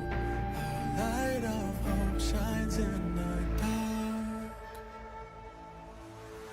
One strike, I swear by people's side. Keep faith just one time. I'm gonna light up all the fires. One strike for my desire, a light up so bright. Inside the power in my heart, I'll defend the world.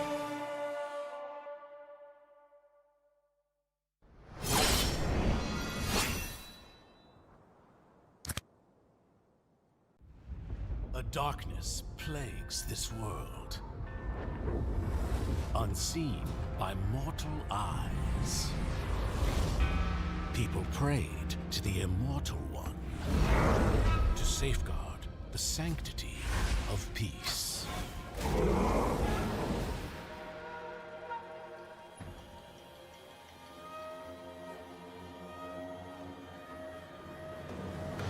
The ceremony's starting! It's Suyo! It's Suyo!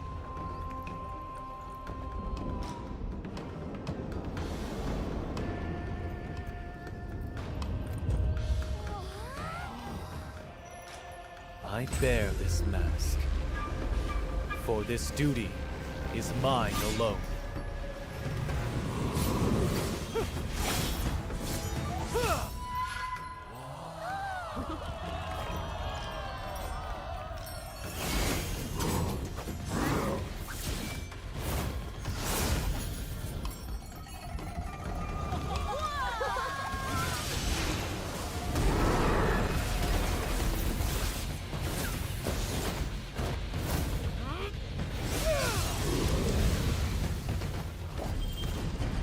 What is that? Is the ceremony over? Mommy, I'm scared. What is that?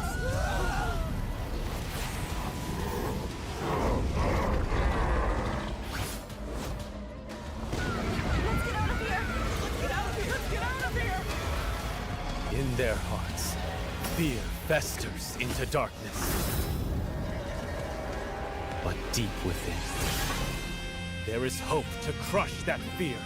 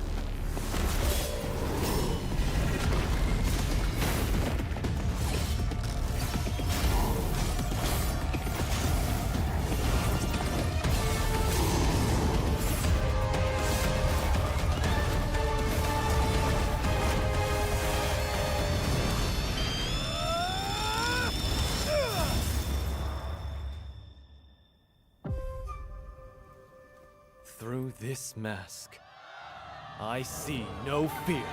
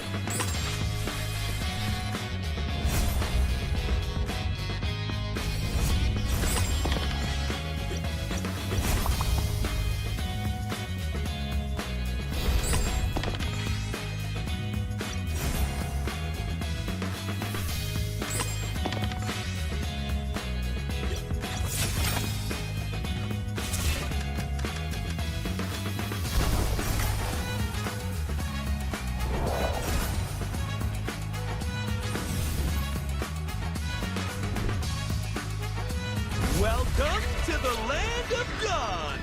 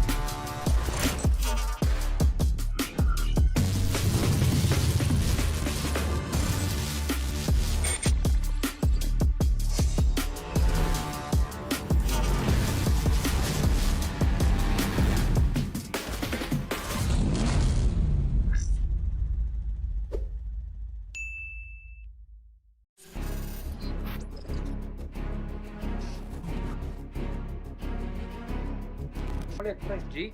-1? Ay, Max. We can. 4 seconds, 4 seconds. We can -1. G? Just fried chicken, chicken. Zia. No pure. Sige. No pure Zia. Zia, pre. Bulo mo. Ang dali mo. Help me basic. Yo, pre. Basic, tapos to, in the ball to. Sige, sama-sama na kayo mga tanga. Mga bobo.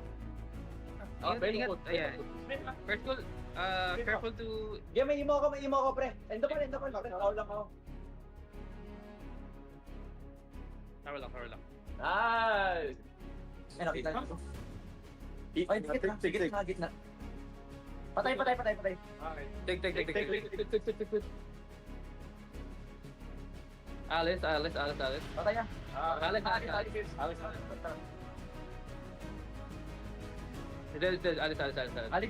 pre. Bobo! If you wanna get it? Yeah, 4v, sir. Ito, pre. Basta, gago! Bobo! Go top. Chris, tangat at sa lapit. Buhay natin, tara. Abulin niya. Lapit ka. Gago, go top. Igun, tara, pre. Apat dito, pre. Go top. GG. Ay, dali. Tama.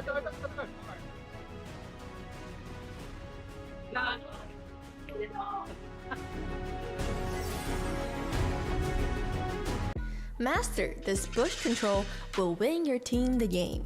Hey guys, it's Liz here, and welcome back to another episode of Strategy Dissect.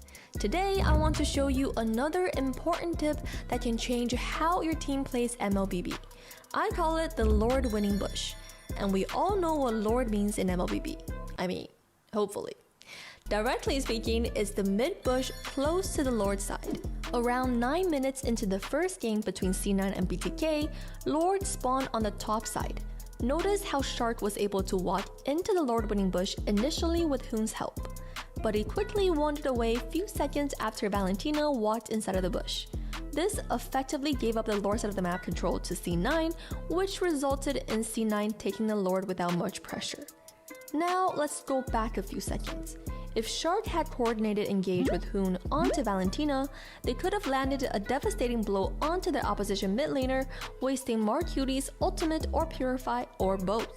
while maintaining pressure on Lord's side to buy time for his team. And now let's take a look at a different example.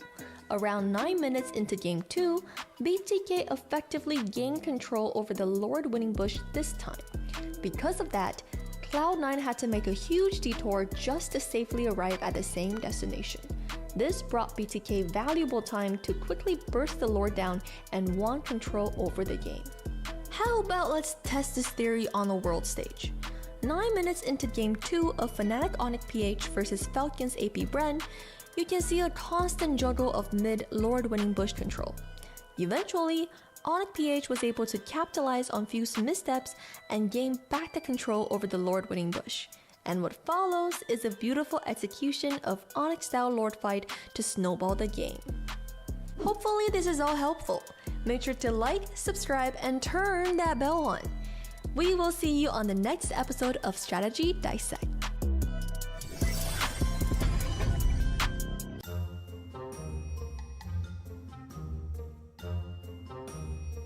So right here, me and Hun just try to go back, but we get popped a lot. And we try to clean mid, and for some reason, Chao tried to get MOBA, and I cancel the Chao kick. So right here, we don't have any skill. So we try to defend Nolan blue. But for some reason, the Lucy tried to kill Nolan behind, but he missed, as you can see. And right here, we know we're gonna win, because the Tyrael have all. And look at me. 2-man all. They cannot do anything. And look at Nolan. He think that Lucy is Nicolette or something, so he can one-shot her. But that's my cutie, so that's the whole different story, I guess. Unlucky. So right here, they did a good play with Macutie. He buy a lot of time for his team, so carry can boost top free goal. We waste a lot of time for him. That's a good play for Macutie. And right here, nothing happened. Yeah. We let the top wave come to our bay. That's fast, and we don't have any clear, you know. We need the one to clear the top. And we tried to send Antula to make the Nolan, but we forgot that the Antula. So, but next time, I think the 4v should go there to matching the Nolan next time. Yeah. And Antula just come to team fight with us. 4v just stay with Nolan, 1v1. So the Nolan cannot split anymore. So it's better for us. Remember to watch us the game BTK this weekend. We lost the first day, but it's not the playoff, so don't worry. We will come back stronger. So make sure to watch BTK this weekend. See ya.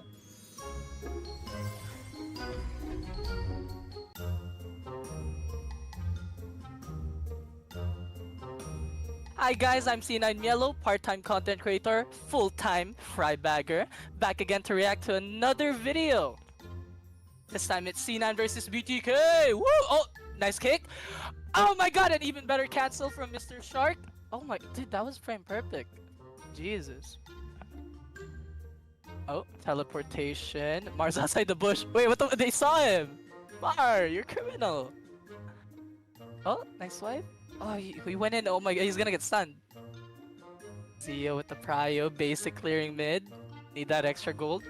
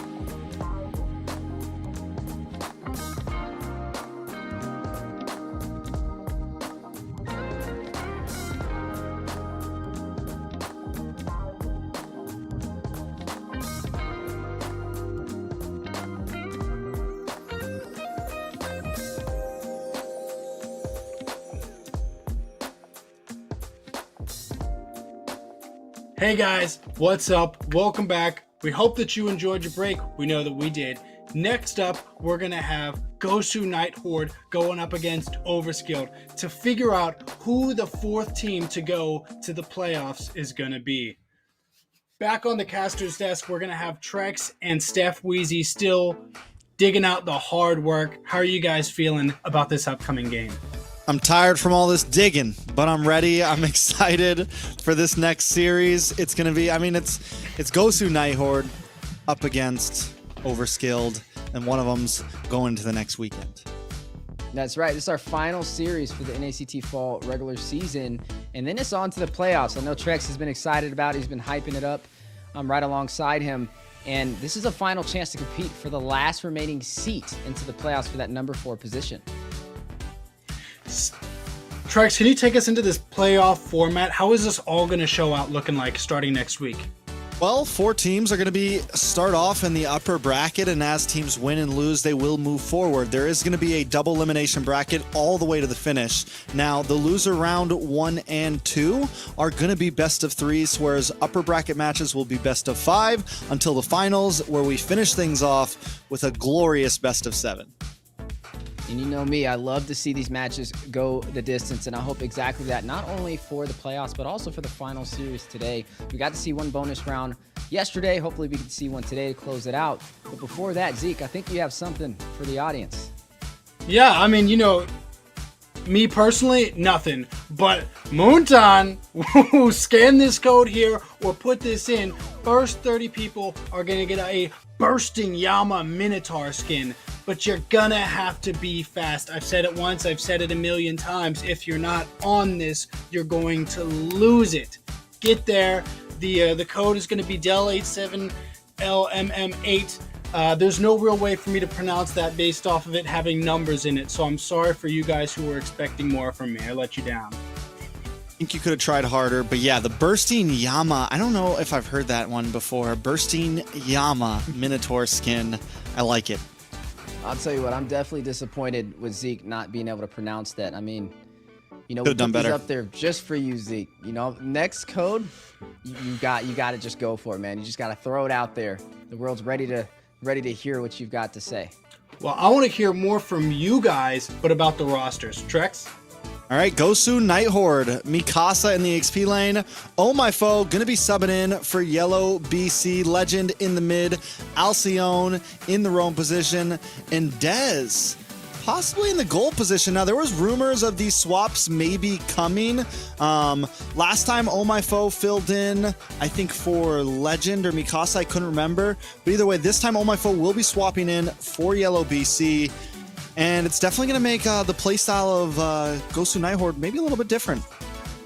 That's a very big change. You are right. They did replace Oh My Foe with Legend, or Legend replaced Oh My Foe. And now to be able to see this change again, kind of seems like Oh My Foe is bouncing around, and this time Dez will be affected. Now going to be put in that gold position without Yellow BC holding that down. Now I'm interested to kind of see how this affects the teams. We often say that new additions to rosters can make it or break it, and with a team such as Gosu Night Horde, I'm expecting them to have that synergy. But speaking of teams with synergy, a new team on the scene just showcasing their talent and now having a chance to make it into the playoffs with their final series up against Gosu. It is going to be Overskilled with Death in the XP lane, Myth in the jungle, Kawa Patootie in the mid lane, Song is the roamer, and Superman taking flight in the gold lane. I'm honestly pretty excited to see this Overskilled team come back. We've seen them do really varying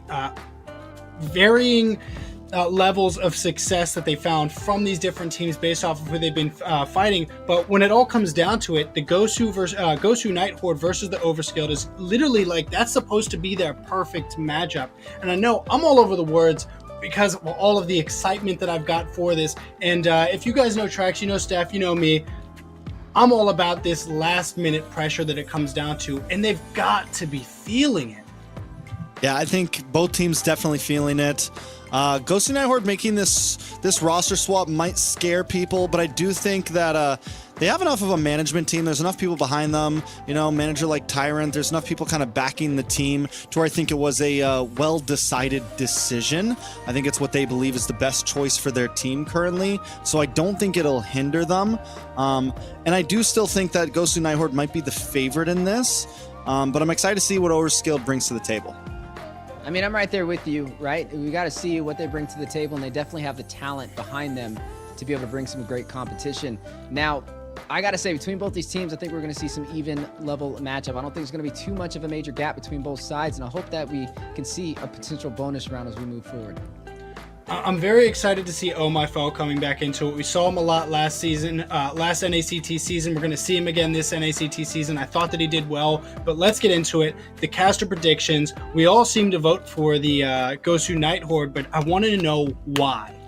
Actually, Zeke, I want to know why this season your votes have been matching ours. Normally, you know, it just feels weird, man. You've switched up on us, and I want to know why your votes have been the way they have this season. I'll let Steph talk first, and then I'll answer that. Well, Zeke, I'm going to be right there with you, except he didn't have my back when I voted for Cloud9 in the BTK scramble, so I don't think he's copying me. I think he's copying you, Trex. Oh. So I know I got the first, some of the first guesses wrong earlier in the season. Most of the wrong guesses that I did get were earlier in this season, where I really did try to vote for some of these underdogs, and they absolutely smacked me around for it. Up to that point, I do feel like the experience levels between some of the matchups were a little bit more lopsided, so putting in my guesses was a little bit easier. But again, those are some of the ones that I've been really surprised by, because again, we've got games like yesterday where BTK goes up against Godspeed, and Godspeed almost hands them a series loss, which is absolutely wild. So I felt like up to this point, some of the picks were easy, some of them really haven't been, and this is another one of those matches for me where I put in my vote for Night Horde, but I really do feel like this match could go either way.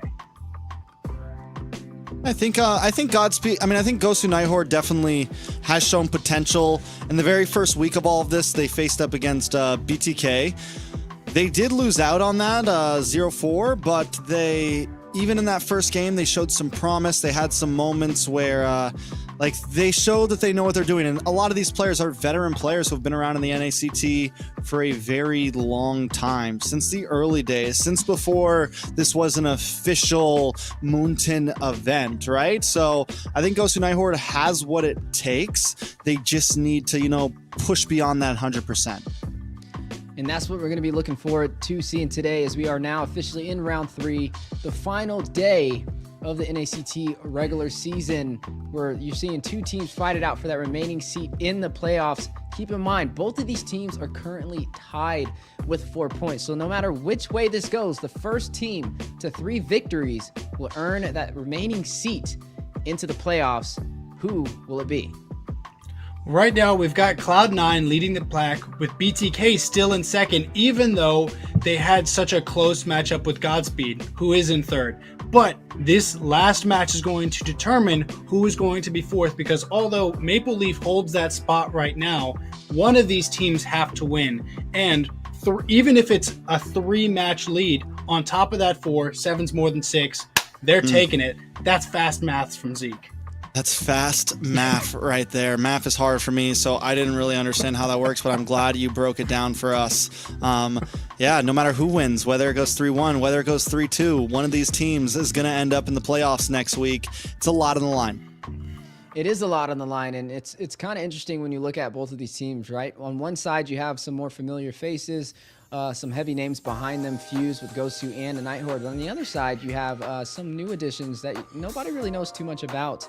A lot more of what we would consider would be the underdog, especially when you see the casters' predictions and everybody voting for the House of the Dragon, Gosu Night Horde. But like Zeke mentioned, Overskilled, right? They've had an interesting journey. They, in their debut, went against Maple Leaf 3-1. They weren't able to find the victory there, but then they turned it back around up against Last Minute. But this time, there's going to be a team of a higher caliber, right? Can they rise to the occasion? Well, only one of them can, and we're about to find out. Let's get to the draft. All right, draft number 1 of the last series of regular season. Night Horde up against Overskilled. Wheezy. You know, realistically, I think even though we all voted for Night Horde, we've seen some games surprisingly go the distance. Yesterday we saw Godspeed up against BTK. Do we think that this is a series that you know, could go the distance? You know, do we think Overskills has what it takes to take on some of these veterans? I personally do. I feel like as we get to the final day of the regular season, even in the first series we watched, like I feel like these teams are going to be a little bit closer on that ladder in terms of elo and power. And I feel like even though Overskilled is the underdogs, they're not too far behind Night Horde, even in terms of points, right? They're currently tied up, and it's up for them to kind of write that story and let us know. I mean, definitely when it comes to statistics, we're going to favor the Night Horde just because we've seen them more on the competitive scene in previous NACTs. But you can't count down Overskilled just yet. We are seeing the draft go on right now. Now, something that we've seen similar when it's Night Horde, they like to kind of focus in on that R-Lot pickup. It is still available. May be able to slot that in here, but things have changed. There's been a shift in the pattern of what's been selected first pick. We've seen the Khalid rise to the occasion, the Katat rise to the occasion, and looks like they're going to go in for that Katat. We've seen it flex into the roam position. We've seen it flex into the XP lane. I personally think it thrives in both of them. So it's a wise decision. But that opens up the R-Lot over to the side of Overskilled if they do want to find a possible counterplay and have a great setter. You know, there's a few picks that definitely have been like the more slotted up fronts. You know, we have the Khalid, we have the Gatot. For certain teams, it's the R-Lot, Edith. But I feel like all of them are solid up front. It just kind of depends on which one do we think is the best in our hands. Which ones do we really want the most? And it seems like Gosu Night Horde wants that Gatot up front.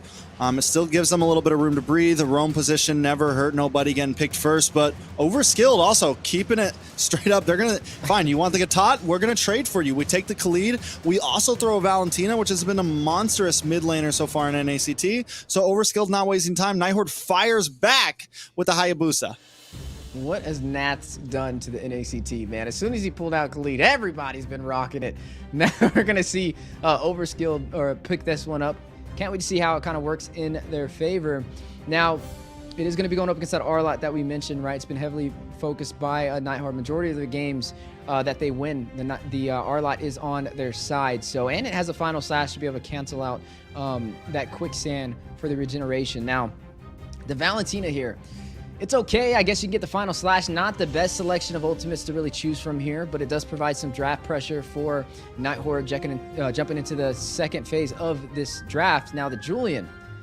We haven't really got to see too many Julians, at least today, right? We got to see, like, maybe yesterday, you know, Moba Zane kind of prowls it. We've seen a couple other junglers jump in on it, but I think the Julian is something that you don't want to sleep on, right? We've seen it in international, Philippines, Indonesia, be very effective, and I think it could be a possible answer up against Night Horde. Yeah, I think the Julian, I mean, Julian overall, it's not like it's not the jungle pick, but it is a decent pick, and it seems to always kind of find its way hinting back. We even see teams flex it around, teams like FCAP kind of use it in mid lane. It's definitely not going to be here, but it will be a solid jungler here. I think it also can do well against some of the divey comps. It has disengages, it has engages, it can use the skills in a lot of different ways. Coming down to the second ban phase, though, we have the Aurora banned out on the side of Overskilled, focusing into that mage pool. I think also ban out the Vexana maybe here. Slow down Night Horde even more, stop them from being able to have the Eternal Guardian or something of that nature. On the side of Night Horde, if they want to keep focusing in on bans, maybe just keep on going into the roam position. They have the Tigreal gone. Marksman also needed on both sides, but as we've been saying, like the Marksman pool, the gold lane pool is so open right now that unless you expend like 3 or 4 bans into it, it's tough to really stop anything. Yeah, there's still a lot on the table for both sides to be able to pick up. When we look at Overskilled, you know the Julian's most likely going to be jumping into the jungle, Khalid in the XP lane, and the Valentina in the mid. They're yet to pick a roamer. Now, the Mathilda has been banned out. They actually are the ones to kind of ban this out. They got to see Night Horde kind of perform on this really well in the previous series that they had, and definitely don't want to have to go against that. Now, I wonder what they put into the gold lane, right? Still some options available. We have yet to see a Harith be picked up for either side. There goes the Grok, though. It's going to be the Grok in the roam position for Overskilled. It's going to have some great knockup, some setup potential, and those Guardian barriers to be able to trap them in. There goes that Harith, though. We'll be rocking in the gold lane. First time we get to see it today. I'm all for it. And the Juicin stepping into the zone.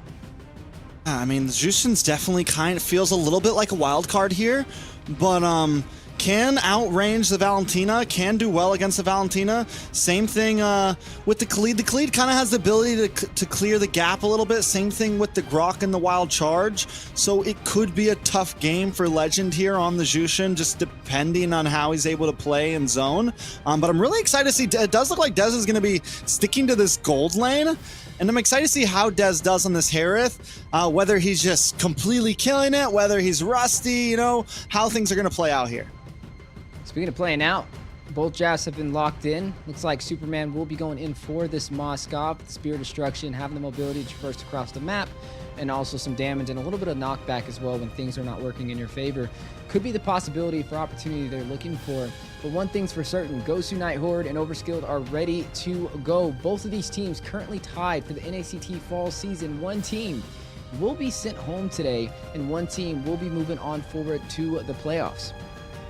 Yeah, I'm excited to see this Dez versus Superman matchup in the gold lane.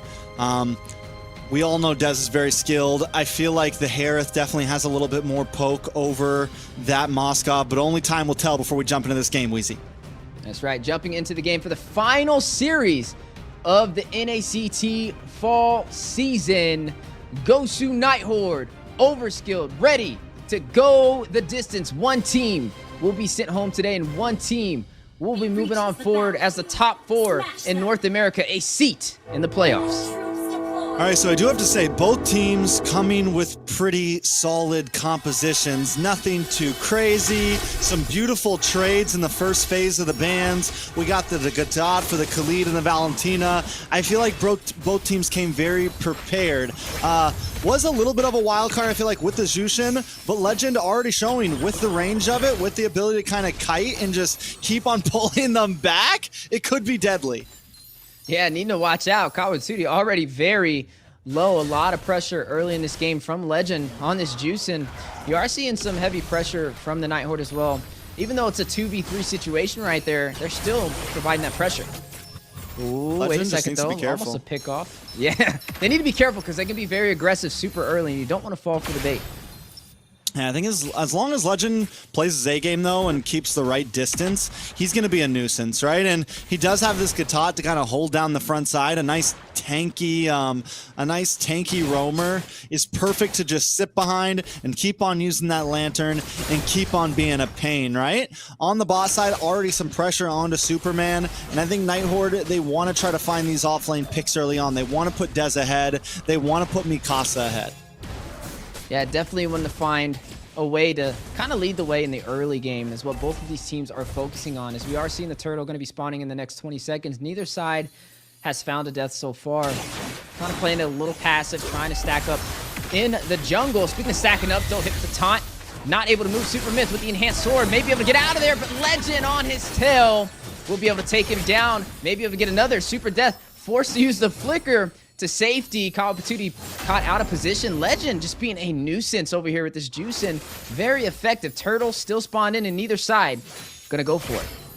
I mean, it's working out very well, and Super Myth just in the wrong place at the wrong time there, hanging out in the tri-bush. Everybody walks into it, and there's just no way to really escape, and that's going to give him a big advantage right before the first turtle. Yeah, look at Super Myth. He's going to go ahead and get that orange buff. Should be able to get there in time to contest. I mean, there's a lot of low HP members from Gosu Night Horde right here. I'm not sure if they're going to be able to sustain themselves in this fight, but they're still going to go in for it. I think Overskilled realizes they are very low. Wild charge with the flicker play. Super Myth will be able to get the turtle, or Overskilled may be able to get a little bit more. Rushes in for a possible kill with the Desert Tornado. Not going to lead to anything, though, on both sides of disengaged. Turtle going over to Overskilled with super death. Will be able to catch a kill of his own. Finds Mikasa. Okay, so Overskilled showing that they're still very much ready to play. Taking a gold lead, taking a turtle. Super Myth takes a first death, but he still makes it there just in the nick of time to get the steal. Not only that, but they find a kill onto Mikasa, and we already know that Khalid is like on the rise right now. One thing to point out with Super Death, though, he does go for the Impure Rage instead of the Concussive Blast, so slightly different emblem build than usual, but so far doing okay. Ooh, speaking of doing okay, Song almost gonna fall right there. Forced to use the wild charge to maneuver back to the tier 2 turret on the bot side. A good push though from Gosu Nighthorde to kind of make him use that utility that he has to offer for the setup potential. Right now, 1-1 on the scoreboard though. It is a pretty even series. And it's not very often you see an Arlot get pushed back like this. Let's take a look at the items, though. Grok's got the Dreadnought armor, gonna help a little bit in dealing with the damage coming from Oh My Ko, Mikasa, etc. Taking a look at the XP laners, though. Super Death's in that 2.2, whereas the Arlot's already behind about 400 gold. Super Death gonna work into this, not very far away from getting this Thunderbelt locked in, so in a very comfortable position. In terms of gold lane, Superman has the Corrosion Scythe. Death still looking to finish that first item. Yeah, you are going to see that Corrosion Scythe picked up by Superman, though, so he will be able to deal some additional damage and increase that attack speed as well. Now, right now, we saw the first turtle go over to Overskilled. Gosu Nighthorde was not able to kind of find the look that they needed. They cannot continue to let these go untraded, but you are going to see the massive play on the top side. Super Death rushing in with the Raging Sandstorm to take down Mikasa. Super Myth by his side. Now going to be a 2v2. Legend, Alkalite make that 2v3. They're both fighting it out. Wild charge for the knockup. Avatar the Guardian from afar from Call Patootie. Finds Alcy1. We'll be able to shut down one member of Gosu Nighthorde, extending the kill lead 3-1 on the scoreboard. Overskilled, overkilled. Right now, they're doing their thing, man. They're finding moments, they're finding plays, and Nighthorde can't seem to breach the wall. Maybe a little bit of lack of damage, could be because of the Jushin. Yes, it has a lot of help, but it's making it so, I mean, it's not bursty like a Valentina, right? It's going to take some time till the rest of the heroes get the damage. We still are yet to see Dez get involved in these fights, and until he is, Gosu Nighthorde just might not have the punch to deal with these big 4v4s. Yeah, the Jushin's just very strong on providing that pressure with the Lantern Flare. Not able to close the distance. Just the amount of mobility it has in the AoE range is very effective, especially in the early game with providing that pressure. But Overskilled still finds a way to pull it off. Call Patootie, interesting enough, he's using the Avatar the Guardian, right? We're looking at what ultimate he's kind of using to work in his favor, and that he doesn't really have the biggest pool to choose from, but it's still effective for the setups he's looking for, though. 2v1 in the mid lane, not going to lead to nothing. Still a 3-1 lead for Overskilled. Yeah, I mean, Legend's getting these catches, but someone's got to be there to, you know, really capitalize on them. Alcyone has taken a death, going to set him a little bit back. Overskilled now turning that 400 gold lead into a 1k gold lead, a little bit more. Overskilled have gotten the second turtle. Last turtle is going to be up in 45 seconds. Back to the item. Super Myth takes that death early on, but he's already gotten a lead over Oh My Foe at this point. Oh My Foe has got the Hunter Strike, sitting at 3.2k gold lead, but Super Myth with it, I mean, it's nothing too major, but in terms of jungler, 600 gold can be half an item, or, you know, not half an item, but closing in on to the next item faster. Yeah, and you're going to have to watch out for it. We know just a matter of one item over the other could be the difference in who wins that engagement, even when it's just a difference of a few hundred gold. But you are going to see Song caught out of position. Nighthorde going in for the chase. It looks like it was just a quad shadow, though, not the Ouija shadow kill, so no utility was wasted there from the side of Gosu Nighthorde, but Song, he was chunked pretty low. He was almost about 50% HP. I mean, it still feels like Gosu Nighthorde kind of missing out on that big burst damage currently. So yeah, I think it might be a little bit of time. It might be, you know, another minute or two until they really hit a power spike when all of them can come together and start winning out on these fights. Overskilled looking for an angle onto this turtle, though. Yeah, turtle spawned in. We've seen the last two go over to Overskilled with little to no problem, but Nighthorde looking to claim their first one of this game. But Overskilled putting on that pressure. Here comes Juice and Call Patootie rushing in with the Avatar the Guardian. Hit the final slash. We'll be able to get a turtle for Overskilled. We'll be able to get a kill as well. Takes down Oh My Foe. Maybe able to get a little bit more. Alcy1 hit with a lot of crowd control. Song needing to get out of there. Mikasa won't find him. Superman taking down Alcy1 in the mid lane. 2-1 trade, working in Overskilled's favor. Yeah, the damage and dive is just too much right now from Overskilled. With Super Myth being ahead in gold, you have the crowd control, you have the dive potential along with Super Death. I mean, and then Call Patootie to just also get a little bit of AoE spread damage, get a little bit of burst damage onto everybody. Gosu Nighthorde can't really withstand it currently.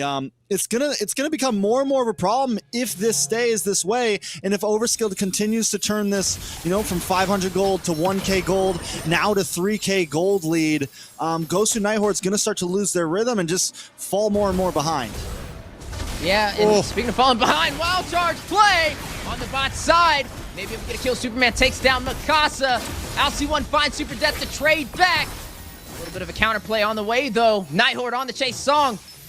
The displacement on him perfected over there by Houston Legend, being very impactful in this fight. LC1 will get shut down by Super Myth while Shadow comes out, but able to fend off the push, possibly no. Looks like they are going to open up the opportunity to take down the turret on the bot side in Overskilled's favor. I mean, Dez still farming, though. He also takes the tower on the top side. Dez is taking the slow play, which, don't get me wrong, I think it's the right move for Gosu Nighthorde. He needs to just kind of huddle down in these off lanes. Yes, his mid trio is kind of folding right now. The rest of the team is falling a bit behind. But if Dez can get enough items, get to that 3-item power spike, then he can really start outputting. And honestly, Overskilled doesn't have the greatest answer to him overall. They do have the wild charge that can knock him up, but they don't have something like a Ruby that can really jump into the middle and keep him still for a second. As long as Dez can mechanically dance around with his Amon's Force, there's still some opportunity later on in these fights. Yeah, and that's what we're going to be watching, right? The ADCs on how they progress through the mid game and how they join these team fights or even split push. Superman did pick up the golden staff from the corroding side, so he has some massive attack speed to work in his favor. The Lord spawned in, though, about 45% HP. Overskilled in position for the retribution play. Avatar the Guardian comes out from LC1, not going to hit the mark. Responded back, though. Legend in the middle of the fight is going to rush in, trying to get a kill. Oh, my foe will find Super Depth to quad Shadow. Luigi Shadow kill comes out as well. Superman now pulling the aggro of this Lord. Superman very low, needs to get away. Oh! Able to find it with the enhanced chains and sword. Shuts down Mikasa on the outplay. Mikasa goes a little bit too deep there. At least Gosu Nighthorde finds that mid-tier 3, so they find at least a little bit of purchase on the map. But in the end, I feel like Gosu Nighthorde maybe, doing a little bit too much all at once. I think they need to slow it down, back it off a little bit. You don't have to go for the chases. They were winning in the position. They killed Super Death. And now because of this, they might lose a Lord. Oh, wait a second. Quad Shadow window. Super Myth with a retry just in time. Super Death will find LC1. Not only do they get the Lord, but they get a kill as well for Overskilled. Oh, Mikasa looking for something too. Final slash connects to all 3 members, but quickly bursted down. Kawa Patootie will be the one to find Mikasa. That's Mikasa's 5th death of the game so far. Yeah, man, that's a second big dive mistake right there, right? Going in and just getting taken out for. Another thing to point out, Kawa Patootie, man, has been using the IMU to get these AOGs, these Avatar Guardians, and just performing with them, landing them almost every single time. Gosu Nighthorde's got to watch out for that. Yeah, you are seeing the Guardians barrier try and buy some time, stop this Lord from making its way to the tier 2 turret. Some great defense over there from Gosu Nighthorde. Song in the bush may need to be careful. You are going to see them try and go in for this tier 3 turret in the mid lane, forcing out the AOG. Both sides find it out. Massive final slash test finds Kawa Patootie. Legend gets the other and takes down Song. Gosu Nighthorde needed that, majorly needed that, because at that point, Overskill, I mean, they're pushing down to the inhibitors, they're taking out multiple towers, that 3 or 4k gold lead they had was about to skyrocket, and Gosu Nighthorde just put the turn kit on, stop the bleeding, they keep themselves in this game. If anything, they gain even more purchase over the map. Yeah, able to find some breathing room right here, right? But now, where do they go from here? You are going to go and see some pressure on the bot side. Super Death left to Finn, Super Myth, and Superman joining them. We might see a little bit of engagement. Looks like they're going to go into proxy this lane. The taunt, the stun, the overwhelming crowd control, and Dez will find Super Death. But if they bite on more than they can chew, Legend takes down Song. That's going to be 2 members down for the side of Overskilled. Superman, Call of Duty, forced to go back to the base, but oh my foe will catch him in his tracks, and down goes Superman. Super Myth all alone, 4 members of Gosu Nighthorde in the tier 2 turret for the siege. Mikasa will find him, and LC1 will claim the turret. I wish we could, I want to see that Dez play again, because this guy must have got brought down all the way to about 10 health, 10% health. Superman was locked onto him. He drops his Mon's Force. He's able to back up, get some shield, and not only that, but get even more kills. Dez is officially online at this point, and like I said, he's been having the gold lane experience. He's been hanging out. The rest of his team has been falling, but he has been farming. Now take a look at him. Look, he jumps in, he goes for the kill. He gets knocked up against the wall by this wild charge and is in a really bad spot. He's able to just get away in the nick of time, back up. He gets a little bit of time bot with the final slash, and then the shield heals him back up, and he's in the game. And at this point, he's working in onto his 6 items. He's farms, and Gosu Nighthorde finally has some burst damage. Yeah, now even when it comes to kills, 10 to 10. Luminous Lord now spawned in, and Nighthorde in a position to earn a chance to turn this game back in their favor. They're already putting a lot of pressure in the Lord Pit, 50% HP, and Overskilled. They're not looking like they're going to be able to close the distance, but look at the bot side. Look at the split push over there by Superman. Massive wild charge. Call of Duty takes the Lord. Super Death finds Oh My Foe. One member down for the side. It goes to Nair. Split push. Bot side, though. They might end the game. Go to Superman. Move the camera. There, one more hit. Here he goes. He needs to clear the minion. He falls for the bait. And Overskilled wins the game with the backdoor play. Damn you, Superman! Damn you! In the words of Leo, damn you! This man comes down from the bot side. He is the true Superman today. Overskilled steal. Game number 1. Oh, what a steal indeed. Man, I didn't even know how to, focus that. You know, you just see it happening so fast, and the fight at the Lord was so distracting for Gosu Nighthorde, they completely forgot about the split push. And that was a wise decision from Superman right there. Look, he took the glasses off, man. He undid the shirt and became Superman. No more Clark Kent. And that was overall a really good game number 1. And it was pretty much even for majority of that game. But if you're gonna fall for the split pushes that early, Overskill may be able to turn this around and the underdogs may come on top. Yeah, that's not Superman. That's Bizarro right there. That is the evil version of Superman right there. I mean, very clean, and Overskill just showing that not only can we take you in the early game, but our mind is also open enough to see game moments like that. Overskilled were maybe underrated coming into this because they played that game very well. Even when they started losing out, Gosu Nighthorde finally finds their power spike, man. Gosu Nighthorde finally feels like, okay, they can fight this game right here. And Overskilled just says, nope, not today. Yeah, and honestly, that is huge, especially this early in the series. To be able to take a game number 1 with that backdoor play is massive insurance for the beginning of this series. Keep in mind, both of these teams, the first to 3 wins will earn their spot into the playoffs, and that's already 1 win in the books with a sneaky play from Overskilled.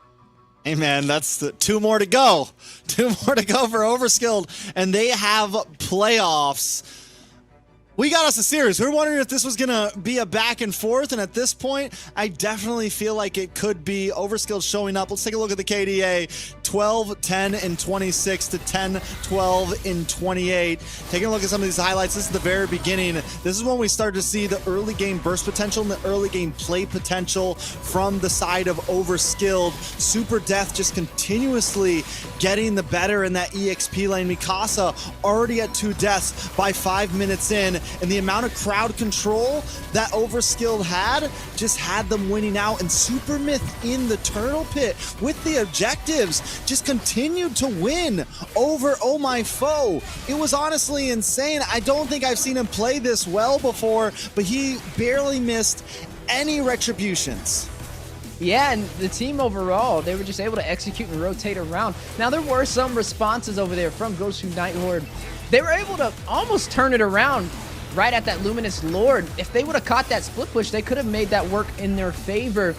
But the macro is starting to kind of lean more on the side of the underdogs. Overskilled rising to the occasion, shocking not only the team, but also us on the desk with the backdoor play with the Moskov. We've seen him building up those attack speed items. I had a feeling it was going to come down to a split push, and Superman was able to pull it off. Now, for game number 2, how do we respond back to this, right? How does Gosu Nighthorde respond back. It's going to be boiling down to watching the map. Yeah, I mean, watching the map, I also truly believe that the Jushin, I don't know, man. Like, I think it's viable for some things, but I think it really gave up a lot of their early game. It really gave up a lot of their laning phase. They didn't have the same type of burst damage. Yes, there's some crowd control. Yes, there's some poke, but there was a few times where they probably could have got the kill onto somebody, but because they didn't have any sort of like finishing hit like the Valentina supplies, you know, it's just kind of chip damage on the Jushin. And though the Jushin was very good for a time there, I think right now you're giving up a little bit too much pressure early on. So I think that could be a thought. Mikasa needs to step it up a little bit. Might be time to just ban the Khalid at this point unless you're getting it first pick. There's a lot of things we could break down in that game. And then just to wrap it all up, yeah, watch the lanes, guys. But hey, man, Overskilled came to play today. Yeah, they definitely came to play today. And, you know, something else to kind of mention with this is a different roster for Gosu Night Horde, right? They flexed not once, but twice. They had Legend and Oh My Foe switch around, and now they have Dez going to the gold lane and Yellow BC getting substituted out. It's a totally different lineup with Gosu Night Horde, which effectively, when you switch roles that fast, it's basically a different team because everybody's in a different role. Is that Dez's fault that he wasn't down there watching the marksman? Is that an overall team fault? You know, these are things that you have to kind of keep an eye on and make these decisions, especially when you make a massive roster change and you change more than one role. Most definitely. And I mean, yeah, that's a, you know, Dez, would he have done better in some of those turtle fights? Would he have gotten the retribution off, right? I mean, in the end, you kind of just have to trust that they made the decision they felt was the best here. And with that decision being made, they need to lay in it. They need to be ready for it. Maybe we see some last minute changes in games. I mean, it's definitely not, we can't count that out, right? Dez could definitely take up the jungle mantle on game 2 or 3, and Oh My Foe could jump into the gold. I think both of the players have that. They do get the Valentina and the Hylos this time, which I think is a solid mid. And if they want to flex Hylos over the XP, also very, very solid. But I like Legend on the Valentina, but they do give up this Khalid again. Yeah, and right now, Khalid is rising in that win rate for the NACT Fall season. I'm just pointing it out. It's been working. And you can see it. The proof is in the pudding. There goes the Harith pickup by Superman. He was once against it. Now he's going to use it against Gosu Night Horde. He's not going to go in for that Moskov this time around with that split push capability. Vexana paired alongside it. Kind of double magic effect right there with the gold laner and the mid laner for the side of Overskilled. Now, the Khalid. It's been great. You kind of mentioned Mikasa was struggling a little bit to it. We know Mikasa is one of those XP laners that a lot of people fear, specifically when he's on heroes like that Freya. But nonetheless, it's just the Khalid and the pressure that he provides in the early game. It's hard to kind of match up with it. We got to see in game number 2 what Night Horde does, right? They can't risk this game. They have to win this one because it's going to be a lot harder to come back from a 2-0 than a 1-0, because that would essentially mean they have to win 3 games in a row if they want to make it to playoffs. Yeah, which is huge. Now, Mikasa on the Hylos, I do think Hylos should be able to fare a little bit better. He's tanky.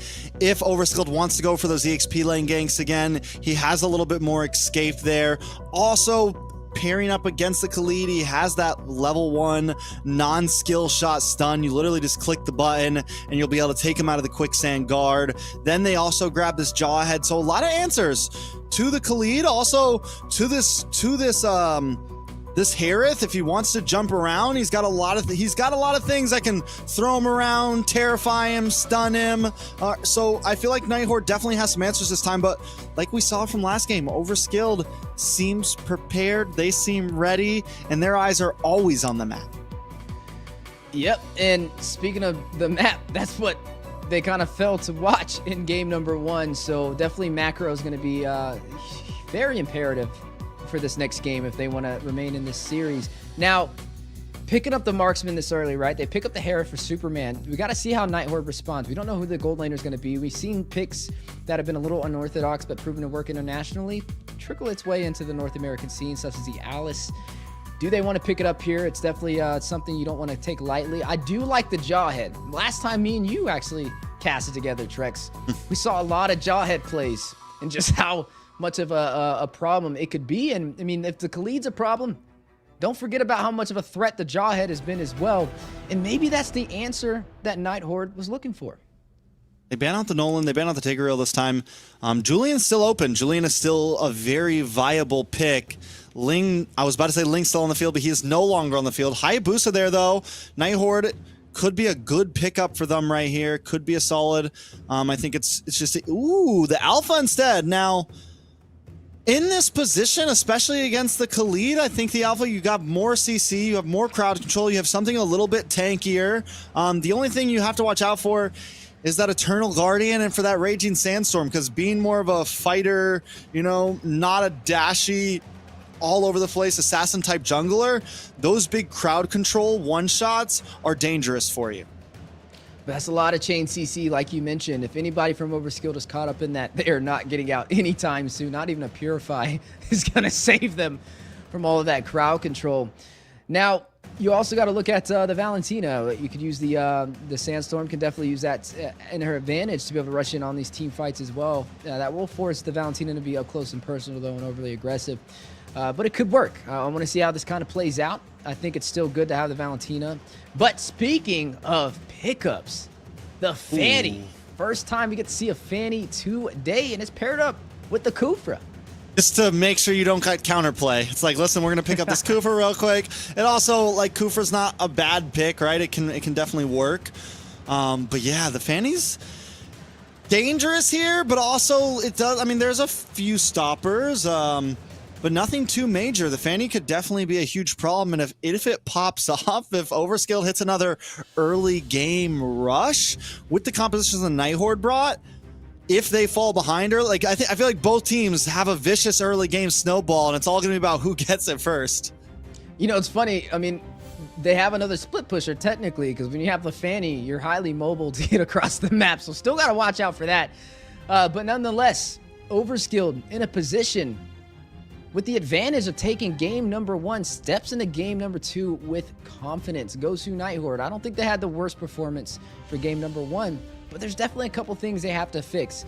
Macro, for certain, is something they're going to have to work on. Also, the retribution plays, right? We've seen too many times where Myth was able to claim the objectives even when Oh My Foe was in distance.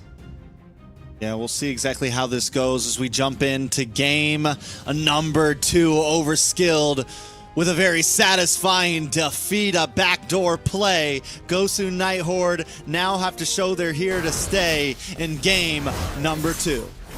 Yeah, and the stakes are only rising, and right now, this is going to be the most important game Night Horde has had this entire NACT regular season. They need a victory here. We mentioned it's a lot harder to win 3 games in a row, but if you can earn this and even up the series, then they'll have a better chance on the playing field. They need to find a way to level it out. All right, so taking a look at everything, taking a look at some of these emblems, nothing too off the charts. But look at the damage on a legend already. Oh, that's a kill. That's a kill. That is what that is. A first blood for Overskilled. Is it time to ban the Khalid yet? Oh, we'll see. I mean, right there, it's definitely effective. Was it a little bit of a miscalculation from Legend, though? Definitely play a little bit more passive. They can't afford to make these mistakes. But you know something that's kind of dawning on me as we're watching these two teams? Overskilled is similar to last minute. They're scaling through the season. And they're putting Gosu Night Horde on the back foot. Oh, speaking of back foot, though, 1v1 may be a 1v3. Mikasa joining the party. Superman trying to rush in with the cables. Just needs to hit a possible cutthroat. Not going to be able to hit the mark, though. Oh My Foe will be able to make it back to the jungle, but the lethal ejector on the bot side. Hit by LC1 with the last touch. We'll be able to take down Superman. Okay, so that's good for Gosu Night Horde, right? Dez needs to be able to scale. He wants to be able to get ahead. Last time, the party showed up just a little bit too late, right? It took until about 12 minutes for him to really come online. This time, I think if Gosu Night Horde wants to withstand the onslaught, wants to get him involved in these fights, they need him to hit that around, you know, maybe the 8-minute mark. Start getting involved in these fights a lot earlier. Yeah, speaking of early, Turtle spawned in. The Guardian drops down. Call of Duty will find LC1. Glorious Pathway on the trail in the Turtle Pit. Right now, though, Overskilled still finding a way to possibly take this objective. You are looking at Supermyth on the purple buff, though. Definitely wants that energy before engaging. We'll be able to go in for it. Oh, my foe. Can he close the distance for a retry play? And the supers are in the house right now. Alcyone, though, looking for the target. Battle for the turtle. Alpha charge on the way as well, connecting onto Super Death. 3v1 situation, hit with the stun! Oh my foe will be able to take him down. That's one member shy for Overskilled, forcing them out of the pit. And Gosu Night Horde should be able to get this turtle uncontested.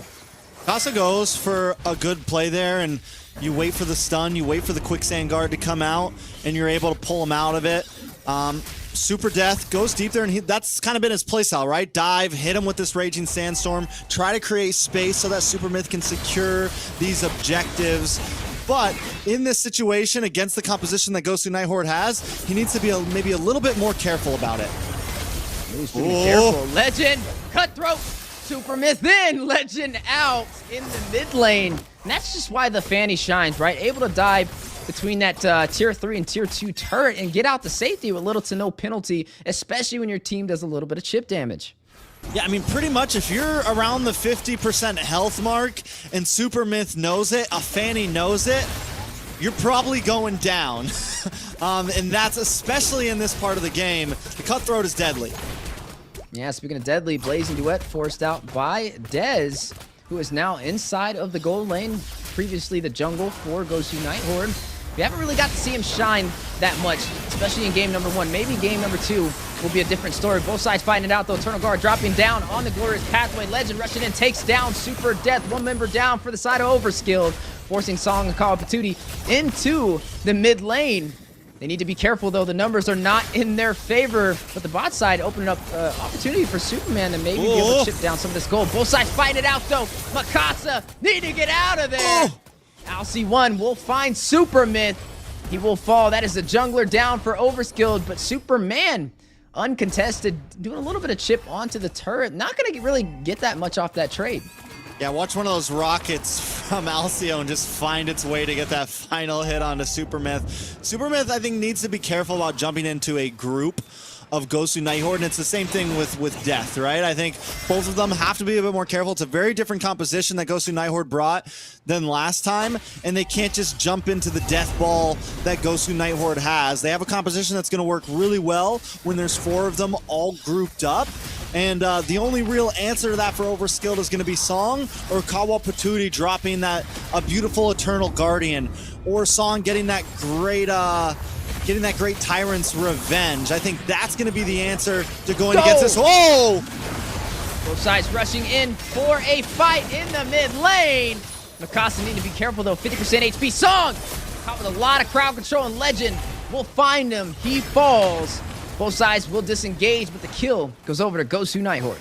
I like Mikasa a lot better on this Hylos. Mikasa, much tankier, able to just hang out in that front line, and it bides enough time for Legend to shine. It bides enough time for Oh My Foe to shine. So far, Gosu Night Horde are doing the right thing. Taking a look at the gold, they've brought it up to about a 3,000 gold lead. So far, though, on map pressure, no one's really taken over. No towers now, but Super Death in trouble. Yeah, needs to get out. Lethal Ejector to push him back into the heart of the battle, and Oh My Foe will find him. A great assist from Alcyone. Yeah, so now Overskilled, I think, in a place where they just need to defend. Try to not let this, this about 3K gold lead turn into them losing 2 or 3 towers, right? And Gosu Night Horde hasn't really pushed that point, but Supermyth taken out. And this is the point that I think Night Horde really needs to push in on one of these lanes. Now, I feel like Gosu Night Horde is starting to kind of find a vulnerability, and they're exploiting it, right? Supermyth has not been that effective on this Fanny so far. Has the Blade of Heptases, but not able to find these kills to bridge the way in the early game for Overskilled. Let's see how they deal with this. It's going to be the last turtle up in about 25 seconds. Taking a look at these items, I want to take a look at the gold laners. Dez just got his golden staff in. Next, it's going to be Corrosion Scythe just to lock in the Trinity. On the side of Superman, though, he's very behind right now. He's 400 gold behind. He only has a Starlium Scythe locked in. Needs to get, I feel like the Harith doesn't really pop off until that number 3 item. Yeah, definitely needs to get a little bit more items in his toolkit if he wants to be effective. Speaking of effective, though, Super Myth wasting a lot of energy right there. Not going to be able to find a kill on the bot side. And oh my foe will punish for it and take this objective. That is going to be a Lord in their hands. And now the invasion onto the purple buff to deny Super Myth his energy. Yeah, I mean, third turtle, huge. It's going to give him even more. Super Death forced to use these Raging Sandstorms as escapes. Ooh, BMI goes in, blazing duet from Dez. Lethal Injector connecting onto Super Death. The rush in from LC1 to secure the kill. Super Death will fall. It's a bird. It's a plane. Oh, wait, it's Super Myth not able to find the kill. He's going to go back to the base for some regen. 8-3 on the scoreboard, and Night Horde in control. All right, and the first tower finally crumbles, which I think is pretty, it says a lot for this game right here, right? Because normally by 8 minutes, there's at least 2 towers down, 3 towers down, but Overskilled have been able to keep Gosu Night Horde at bay. I'm just wondering when the bubble finally pops, right? We're at a 5K gold lead at this point for Gosu Night Horde, but yet they're still kind of not fully pushing in. I feel like Gosu Night Horde could be a lot more aggressive with the state of the game currently. Yeah, Super Myth just took the tier 3 turret on the top side. It does get traded for Dez on the bottom. Oh my foe will find Super Death as well. Still a 9-3 lead. Gosu Night Horde, again, they're finding the opportunities on the board, but I agree with you. They should have a little bit more of a lead for what they've gained so far. Now going to go in for the tier 3. Super Myth finds a tier 2 on the top side. He's just clearing these turrets left and right. And there, I mean, Overskilled once again clears that way, but wait, Super Myth. Ooh, caught out of position. We'll be able to get that kill onto Legend. He waited for the opportunity, sat inside of the bush and found it. Dez will find Superman, though, to respond back to avenge Legend from Super Myth, taking him down. The purple buff denial on the way, but Super Myth will be able to get it.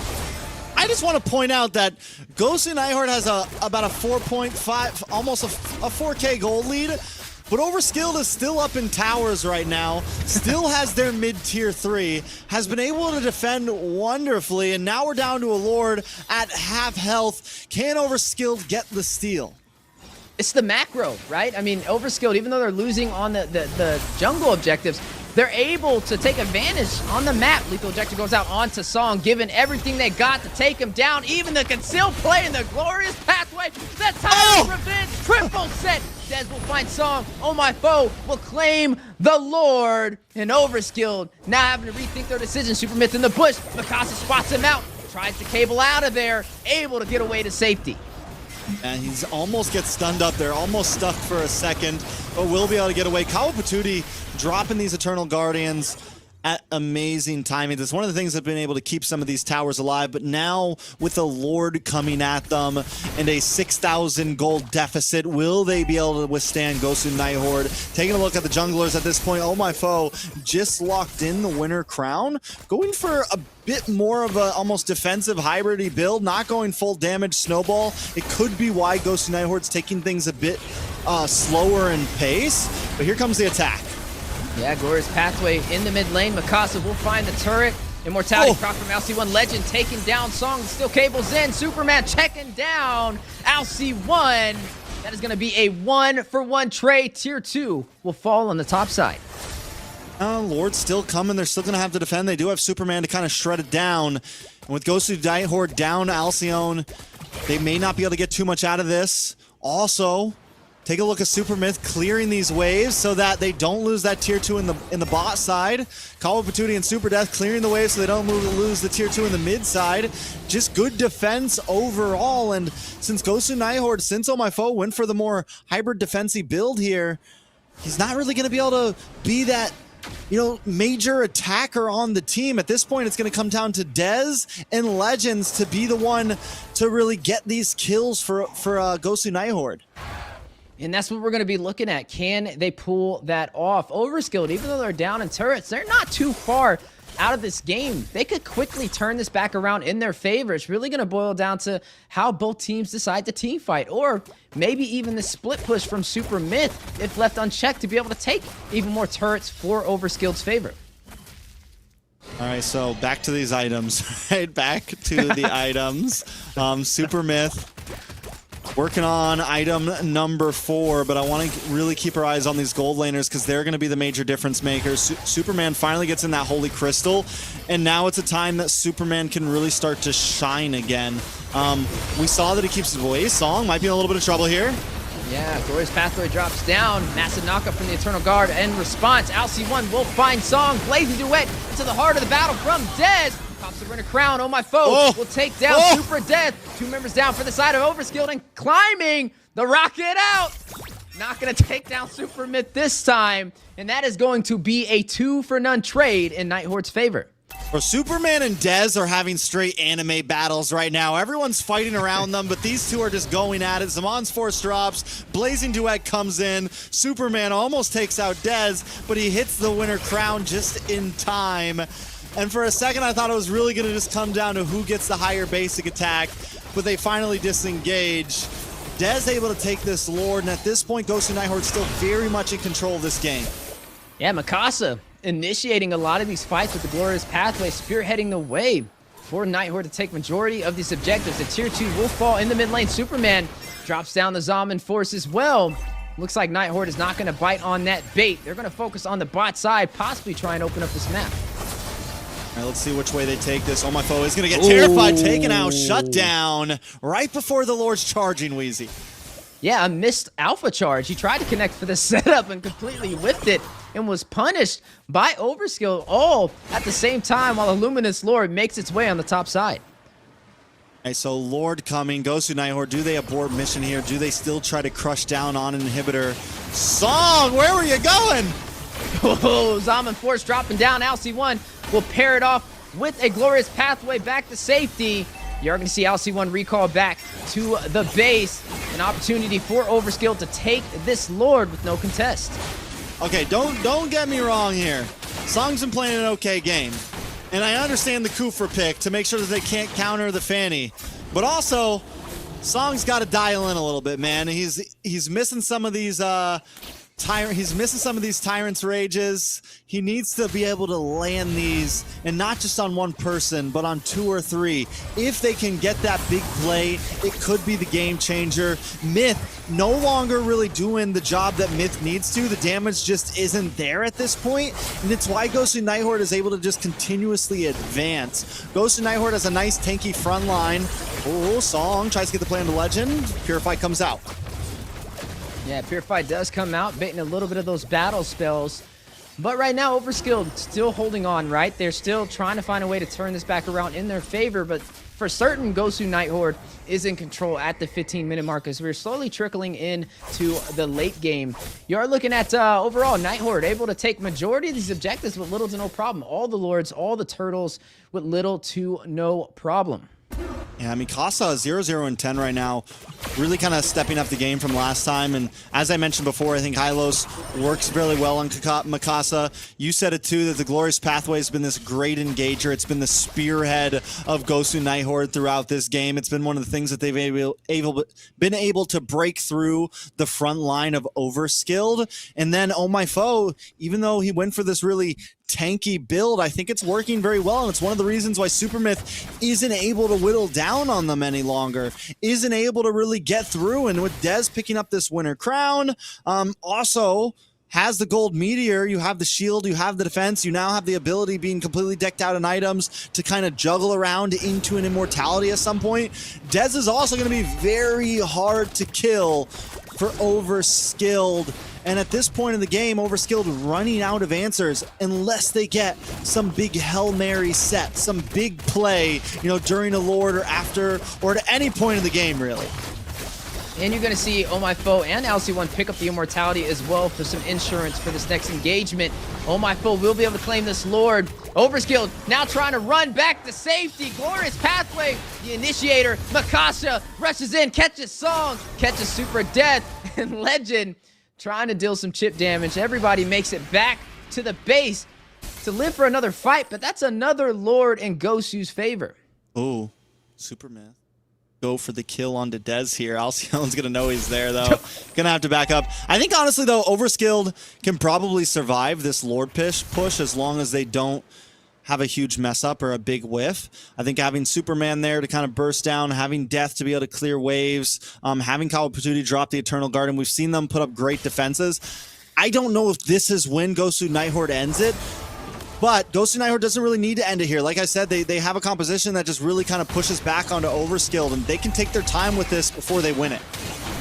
And time seems to be on their side with the Lord marching through the base. Gosu Night Horde looking to possibly close this out. The BMI from Dez. He wants to handle Mikasa, will find Song. Dez will find Super Death. 2 members down for Overskilled, but the Lord at 25% HP. Minions marching through the mid lane in a concealed play. Called out from Mikasa. Both sides fighting it out. LT1 trying to go in as well. Mikasa will find Super Myth in the base. Crystal will be bursted down. Gosu Night Horde will take game number 2 against Overskilled. Gosu Night Horde does it. They push in, they put it all on the line, and they're able to get the game on that Lord there very cleanly. And the way that they push Superman over to the inhibitor there to where he can't focus on the Lord, and it buys enough time that they can get the Lord onto the base, they can recuperate themselves, they find 2 kills, and Kawapatuti already uses the Eternal Guardian, so there's nothing to stop them from really pushing it onto the base. And at that point, I think Night Horde knows it. Yeah, we can end here. Taking a look at some of these items, at some of the final stats, Mikasa 2-0-11 with the MVP, a big turnaround from game number 1. A massive turnaround and insurance to keep them in this series. We mentioned it, right? This game was not only important because they lost the first one to a backdoor play, but to have the pressure of winning three games in a row it's hard for any team to pull off. And now tying up the series gives them another shot at success. Overskilled now has to go back to the drawing board and figure out where they went wrong. And I honestly think maybe it was with the Fanny pickup, right? We didn't really get to see Super Myth have any looks that he was going for. Even when he wasn't able to bridge away for the early game kills, he wasn't able to take the objectives in the jungle either. So you're seeing a lot of free trades going to Night Horde's favor. Yeah, I think the idea of the Fanny pick was decent. It did, like, in the very beginning, we saw a couple kills from Myth, we saw some aggression, we saw some split push, but in the end, Gosu Night Horde's composition was just too tanky. You literally had Oh My Foe, you had a Hylos on Mikasa, you had this Jawhead, you had no way for Myth to really get in, and the same thing ended up being said for Super Death. He had a really strong early game, but as the game went on and Gosu Night Horde got tankier and tankier, there was nowhere to dive, and Dez was impossible to catch, so your one target that you really want to be able to get down, there's no entry to. And with that, both sides are tied up in this series. It looked like Overskill was able to put a little bit of punches on the board, but responded back by a counter blow over from Gosu Night Horde. Some great execution. We mentioned the higher we go in the regular season, this is the final series, the more even the competition will be. And both of these sides putting on a great fight and showcasing to the world they have what it takes to compete at the top 4 caliber, but only one team will be able to make it there. And with them both being tied, this next game is going to be just as important to who can claim the advantage in this series. I mean, it's 1-1, and as we see from this game here, Myth was doing some split pushing. A few times he gets to the back line when they are split up. And even Superman here had some shots that maybe goes a little bit too deep, and I think that was kind of the fall of a few of the players throughout this game.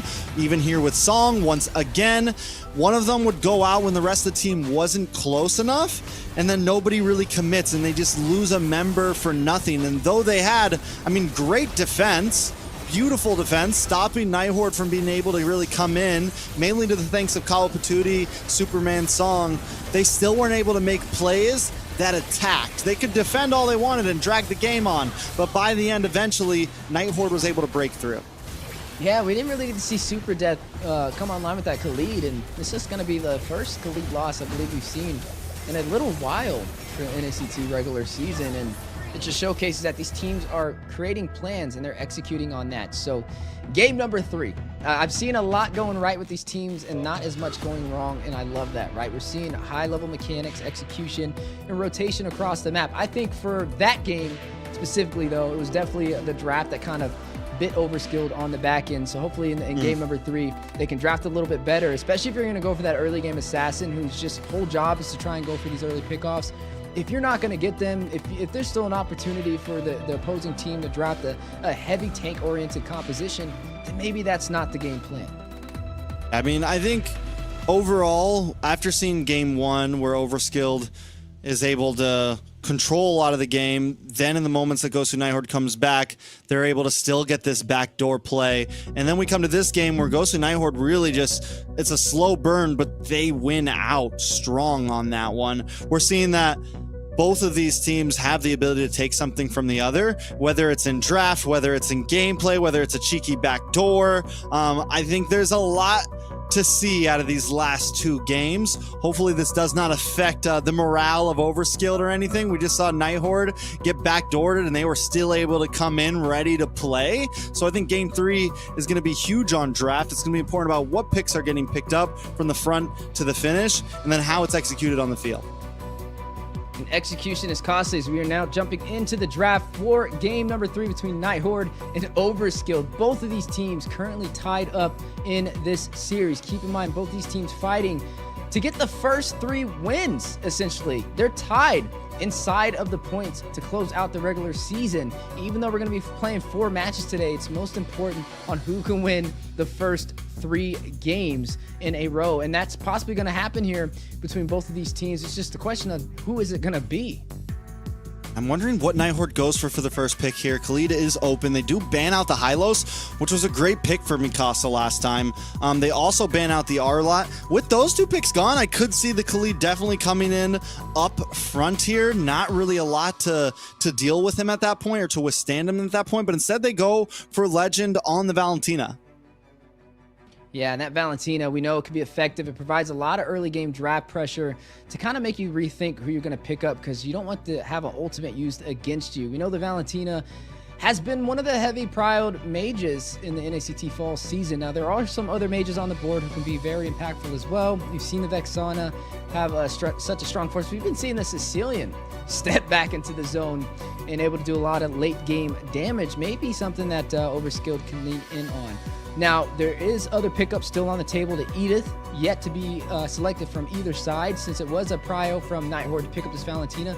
Maybe Overskilled can take this Edith up. Even the Khalid is still up for grabs. Even though it didn't have the hottest debut for the beginning of this series, it's still an excellent XP laner to get the job done. But speaking of heroes that get the job done, there goes a Hat to be paired up with it. And we've been seeing it be an effective duo combination. Yeah, I think this is a really strong response from Overskilled here.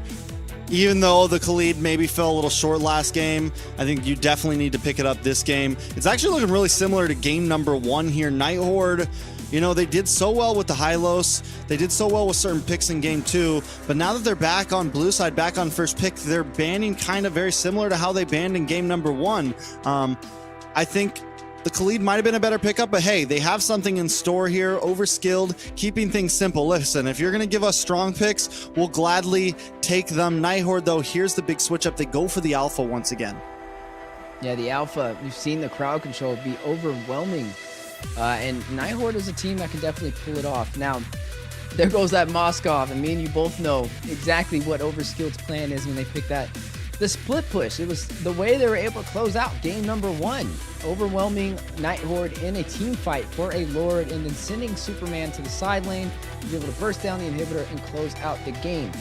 Now, Dez is going to have to keep a close eye on him, right? He's going to have to know where he is at all times and let the team know if he's going to go in for the split push play. Honestly, it's a little bit of a repeat because Dez even had the Harith. I know, that's what I'm saying. It's in game number 1. It is literally like a repeat, except for the Alpha this time. So Nighthorde, I'm hoping they have something coming in the second phase. Right now, Overskilled, feeling comfortable with it. I do think the Alpha can help make a difference, especially in terms of early game off-lane ganks, you know? Maybe trying to pull something up onto Superman early on, maybe trying to get something onto Death early on in this Khalid. There are definitely a few answers. Also, you give yourself... Last time we saw the Julian in game 1 with Overskilled. Nighthorde, I think they had Hayabusa. I can't remember exactly. But they had something that had a little bit more trouble in the Turtle Pit. And this time, having the Alpha a little bit tankier, I think, may be able to kind of hang out and help secure some of these early objectives. It was the Hayabusa as Yeah. well, and I definitely agree with you. It could be a little bit more effective because it's more sustainable, right? Yeah, you have the Hayabusa, it's more mobile, but sustainability to be able to kind of stay in those front lines a little bit longer to get those objectives could be something that Oh My Foe can work towards. So as we are jumping halfway through this draft, when we're looking at the side of Night Horde, we're looking at some magic damage over there from the Harith, over there from the Valentina. When it comes to ultimates, maybe the AOG from Song could be what is picked up by Legend on this Valentina. Could definitely be something you profit on. The Raging Sandstorm could also be effective. So I feel like it's not going to be the hardest Valentina game jumping into this, and that's kind of why it's a really strong pick this early in the draft. We're yet to see what the mid lane is going to be for Overskilled, though. Yeah, we still don't know exactly how they're going to pick out that one. I think after these bans and everything, jungle, we've seen them do a few different things. I don't think they should pick the Fanny again. They could go for that Julian, though, and the Julian was strong, man, and it would just match up even more with what they had in first game, and first game worked well, so why not? Also, I think the crowd control from it can help kind of dance around, and I was going to say Lilia would also be a decent pick against the Alpha. So Overskilled definitely just showing they're not slouches at all in terms of draft. What about the Bane? The Bane's still up for grabs in the jungle for Overskilled as well. I feel like it could still be effective. It's a safer option. I mean, you can fight from afar, you can fight up close, and it's also an objective pusher, right? You can go for these turrets, burst them down pretty fast, and possibly be able to take these lords and turtles as well. So still a lot of options in terms of the jungle for the side of Overskilled. But for the side of Night Horde, right? We know that the Alpha is going to be in the jungle. We know the Harith's going to be in the gold lane. The Lolita will be picked up for their roam position, and I like it. I mean, I guess you can get some crowd control with the Numion Blast, but is it enough with the force that Overskilled has? I mean, I think it's a solid pick against the Khalid. No, I'm not against the Moskov. I mean, it's a solid pick against the Moskov. You do actually get a stun on the Khalid as well. But other than that, the Lolita, I mean, yes, you still have the Numion Blast. I think the Lolita is pretty viable, even if it doesn't counter everyone with the Bulwark Shield. It does pair up into this more Ube-esque, you know, like very grouped up kind of composition that Night Horde has, especially now picking up the CC. It's a composition that really just wants to stick together, focus around Dez, focus around Legend, keep them alive. And with that, a Numion Blast getting a big stun onto a Khalid in a Song, you know, it could be the game changer. But we are going to be jumping in to game number 3, and I'm excited to see how it plays out. Yeah, I'm right there with you. Game number 3, both teams, Gosu, Night Horde, and Overskilled, tied up in an opportunity to take this series in their favor, fighting for the remaining position inside of the playoffs. Only one seat to go, and 2 teams fighting it out. The eyes are all on them, and it's up to them to rise to the occasion. Will it be Gosu, Night Horde? Will it be Overskilled? Who will be making it to the playoffs? I got a feeling, you know, we might see this Lolita hover down into the gold lane a bit, try to get Dez that advantage as early as possible. Last game, you know, we saw them kind of jump down into that gold lane pretty early on, try to give Dez an early game up, and if they can take that tower as soon as possible, then Dez can start rotating much, much sooner. And having the Lolita behind a Harith or in front of a Harith against a Moskov is definitely something deadly. But Overskilled, as always, being aggressive in this early game, but getting pushed back. Night Horde Legends need to get Song out of there. Yeah, and Song, not the rhythm he was looking for, does fall. First blood to Oh My Foe. Super Myth may be next if he's not careful. Just too overly aggressive this early in the game. You don't want to have any advantage go to Gosu Night Horde's favor, especially for Oh My Foe, who is the jungle, already picking up his first kill of the game. And look at them invading on to this creep in the jungle. Neither side going to find a casualty, but Gosu Night Horde with the slightest advantage. We just already saw how Supermyth's going to have to be careful from that skill 1 bonk. That stun that comes from Alcyone on the Lolita is going to be able to take him off the wall, and it's a very easy stun to hit, right? If you're in range, you're going to get hit by it. And Alcyone already seems like my job is let's keep tabs on Supermyth, let's keep tabs following down the river, and make sure our offlaners are okay. Right now, you are going to see the turtle spawn in the next 10 seconds. Game number 2, we got to see Gosu NACT Horde be a lot more effective in their overall game plan. Overskilled, they didn't really live up to the draft that they composed. Maybe game number 3 could be the deciding factor for either side, but it's up to them to tell that story. Mikasa now hitting level 4, Legend beside him, ready to take this fight into the Turtle Pit. Super Death and Song winding up. LC1 will be the first to engage, though. Numbers in NACT Horde's favor. The retribution will go to Oh My Foe. The battle now on the way. Oh My Foe with Alpha Charge finding Super Death. Not only do they get a turtle, but they also get the kill. I mean, at that point, Gosu NACT Horde, I mean, it feels like from game 1 to game 2 and now to game 3, they're just getting a little bit better every time. Their rotations, the way they're moving around the map, and here comes the damage on the link. Yeah, the invasion on to the orange buff. Super Myth is going to be able to deny, though. Will be able to claim his buff. But a good play from Gosu NACT Horde to keep their foot on the gas and not try and give them any breathing room. I'm looking at the cameras over there. You're looking at Oh My Foe, man. Nothing but smiles. Definitely excited for the level of competition they're seeing today up against Overskilled. But speaking of competition, Song, he found an early death. Needs to be careful. He may find another 1v1, though, on the bot side. Super Death versus Mikasa, using the quicksand to keep himself alive. But Mikasa doing a great job on zoning him out. And Mikasa, I mean, sitting on the CC, you can kind of kite around the Khalid. And now that Super Death has taken that death, Mikasa having almost a level advantage, or a little, yeah, almost a level advantage on 2 levels at this point. It's definitely going to start to be a problem for Super Death. The Khalid is something that you'll want to scale pretty quick, and he's already 500 gold behind. Mikasa that much closer to getting the first item locked in. Gosu NACT Horde just really feeling themselves in game number 3. Yeah, definitely can tell they're confident after that victory in the previous match. AOG diving into the purple buff. Here it goes again. Possible denial, trying to take the energy away. Massive setup, though. Both sides fight it out. Tipsy Blaze dropping down. Super Death will find Oh My Foe. Vengeance proc by Mikasa, but not enough to keep him alive. And Super Myth will be able to find him. That is going to be another kill over to Overskilled to even out the scoreboard. All right, Overskilled pushing back into the game a little bit, and this is something where the Lilia, the Ling, when Overskilled also groups up a bit, they definitely have a nice fighting chance against the composition that Gosu NACT Horde has brought, right? Because Gosu NACT Horde wants to kind of also be in a big group, but those glooms start dropping, the bombs start going off, a big Tempest of Blades and a Raging Sandstorm. It can definitely be deadly against what GNH wants to bring in this fight. And the fight is what they will bring.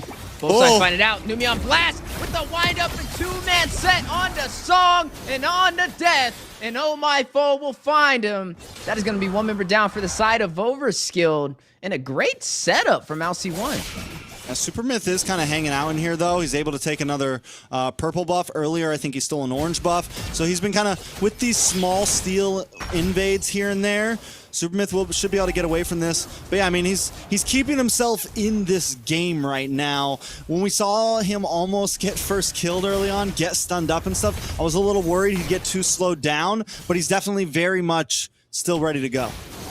Speaking of ready to go, Mikasa, a bully in the XP lane, able to proxy off the minions and take the tier 3 turret. Maybe shifting focus over to the mid lane as well for a possible siege.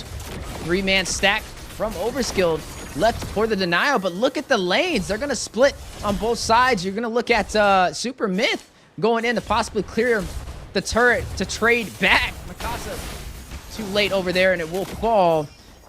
They're not able to take the mid turret as well, so that's going to be an even trade. Look at the pressure that NACT Horde is just consistently pushing in, though. And with that, they are forced to kind of give up some of these off lanes here and there.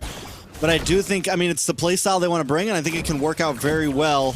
All Alcyon needs is like one more big Numion Blast, one big setup to put Overskilled down 2 or 3 members, and then the towers really start crumbling for Overskilled. But if Overskilled can kind of play around that and watch out for that, they can definitely hang on to this game. So we're going to hang it on. The proxy of the lane on the top side. LC1, Dez, and Legend ready to take the fight. Superman and Song will be there to defend. Kawa Patootie joining the party. A full 3v3. Zaman Force will drop down. Synchro Fission on the way. Song very low. Dez will find Superman. Mikasa will find Song. 2 members out of the board for Overskilled. A 5-2 lead, and Dez will take the tier 3 turret. And that's why Gosu Nighthorde keeps on moving as these 3 or 4 man units right now. Because even if Overskilled catches onto it and they send Super Death or Call Opportunity to go help out, it's too late by then. Superman's already down to about, 10 health. A nice Numeon Blast, nothing too major though, but another purple buff stealing by Oh My Foe. Yeah, right now just doing a great job on pressuring Overskilled, not allowing them to be comfortable, but Super Myth is doing his best, all right? He doesn't have the purple buff, but he is doing his best to rotate around the map and split push, and that is one of the things that Ling provides, and now may be able to make it work in his favor. Black Shoes as a means of escape, still on the chase, though, needs to get back to that tier 2 turn. I think he may be able to do it. Super Death, though, wait a second. Now gonna be able to hit the okie dokie and turn back around. He's able to survive. Yeah, Legend's a legend right now, man. Legend is a legend right now. Pops the IMU with the Black Shoes, then goes back to Valentina form, dashes through to get away. And not only that, but takes them for a huge run where they lose Turtle and they lose a tier 2 on the top side. Yeah, and that's just the bait he was waiting for them to fall in on and showcase his why. It's huge to have that Valentina who can use that IMU against you. And now, with that bait, Gosu Nighthorde will continue to reign on this lead that they've been building so far. And so at this point, Overskilled, falling behind more and more. It's about a 5,000 gold deficit. Where do they go from here, right? They do still have Superman on the Moskov. We know Moskov can do some crazy things. They have Super Myth on the Ling where you can still kind of control some of these off lanes, but it feels like when they split themselves up, they're falling to the advance of Gosu Nighthorde. So it's like this, big Numeon Blast. Nothing to follow up though, but still, Nighthorde just showing, continuing up on the pressure. But still not able to take down this turret in the mid lane, which is going to allow Overskilled to be a little bit more confident overextending past that mid river. But they're not going to let it go. They still want to be able to siege this opportunity. Oh My Foe, Alcy1 and Legend ready to go the distance. Dez will join the party. AOG will drop down Song. 10% HP and Legend will draw his blood, takes him out. 1 member shy for Overskilled.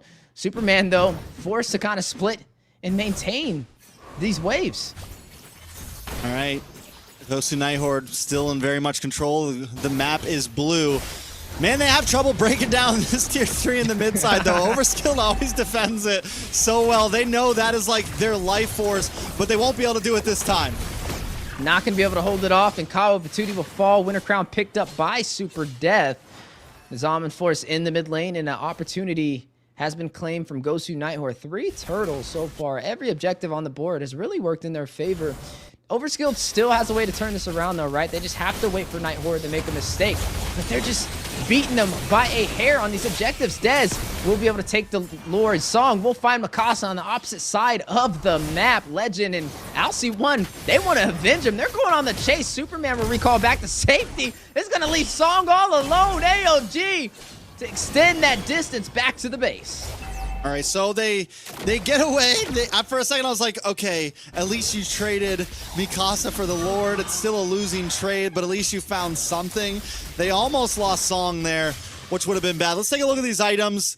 I want to focus on these gold laners once again. Dez got that Holy Crystal in a little bit ago, whereas when we look over at Superman, still working to finish out the DHS. About almost, I mean, we're closing into being almost 3,000 behind. Right now it's 2.5 behind. Hasn't even finished his Trinity build. Superman can't really do a whole lot right now.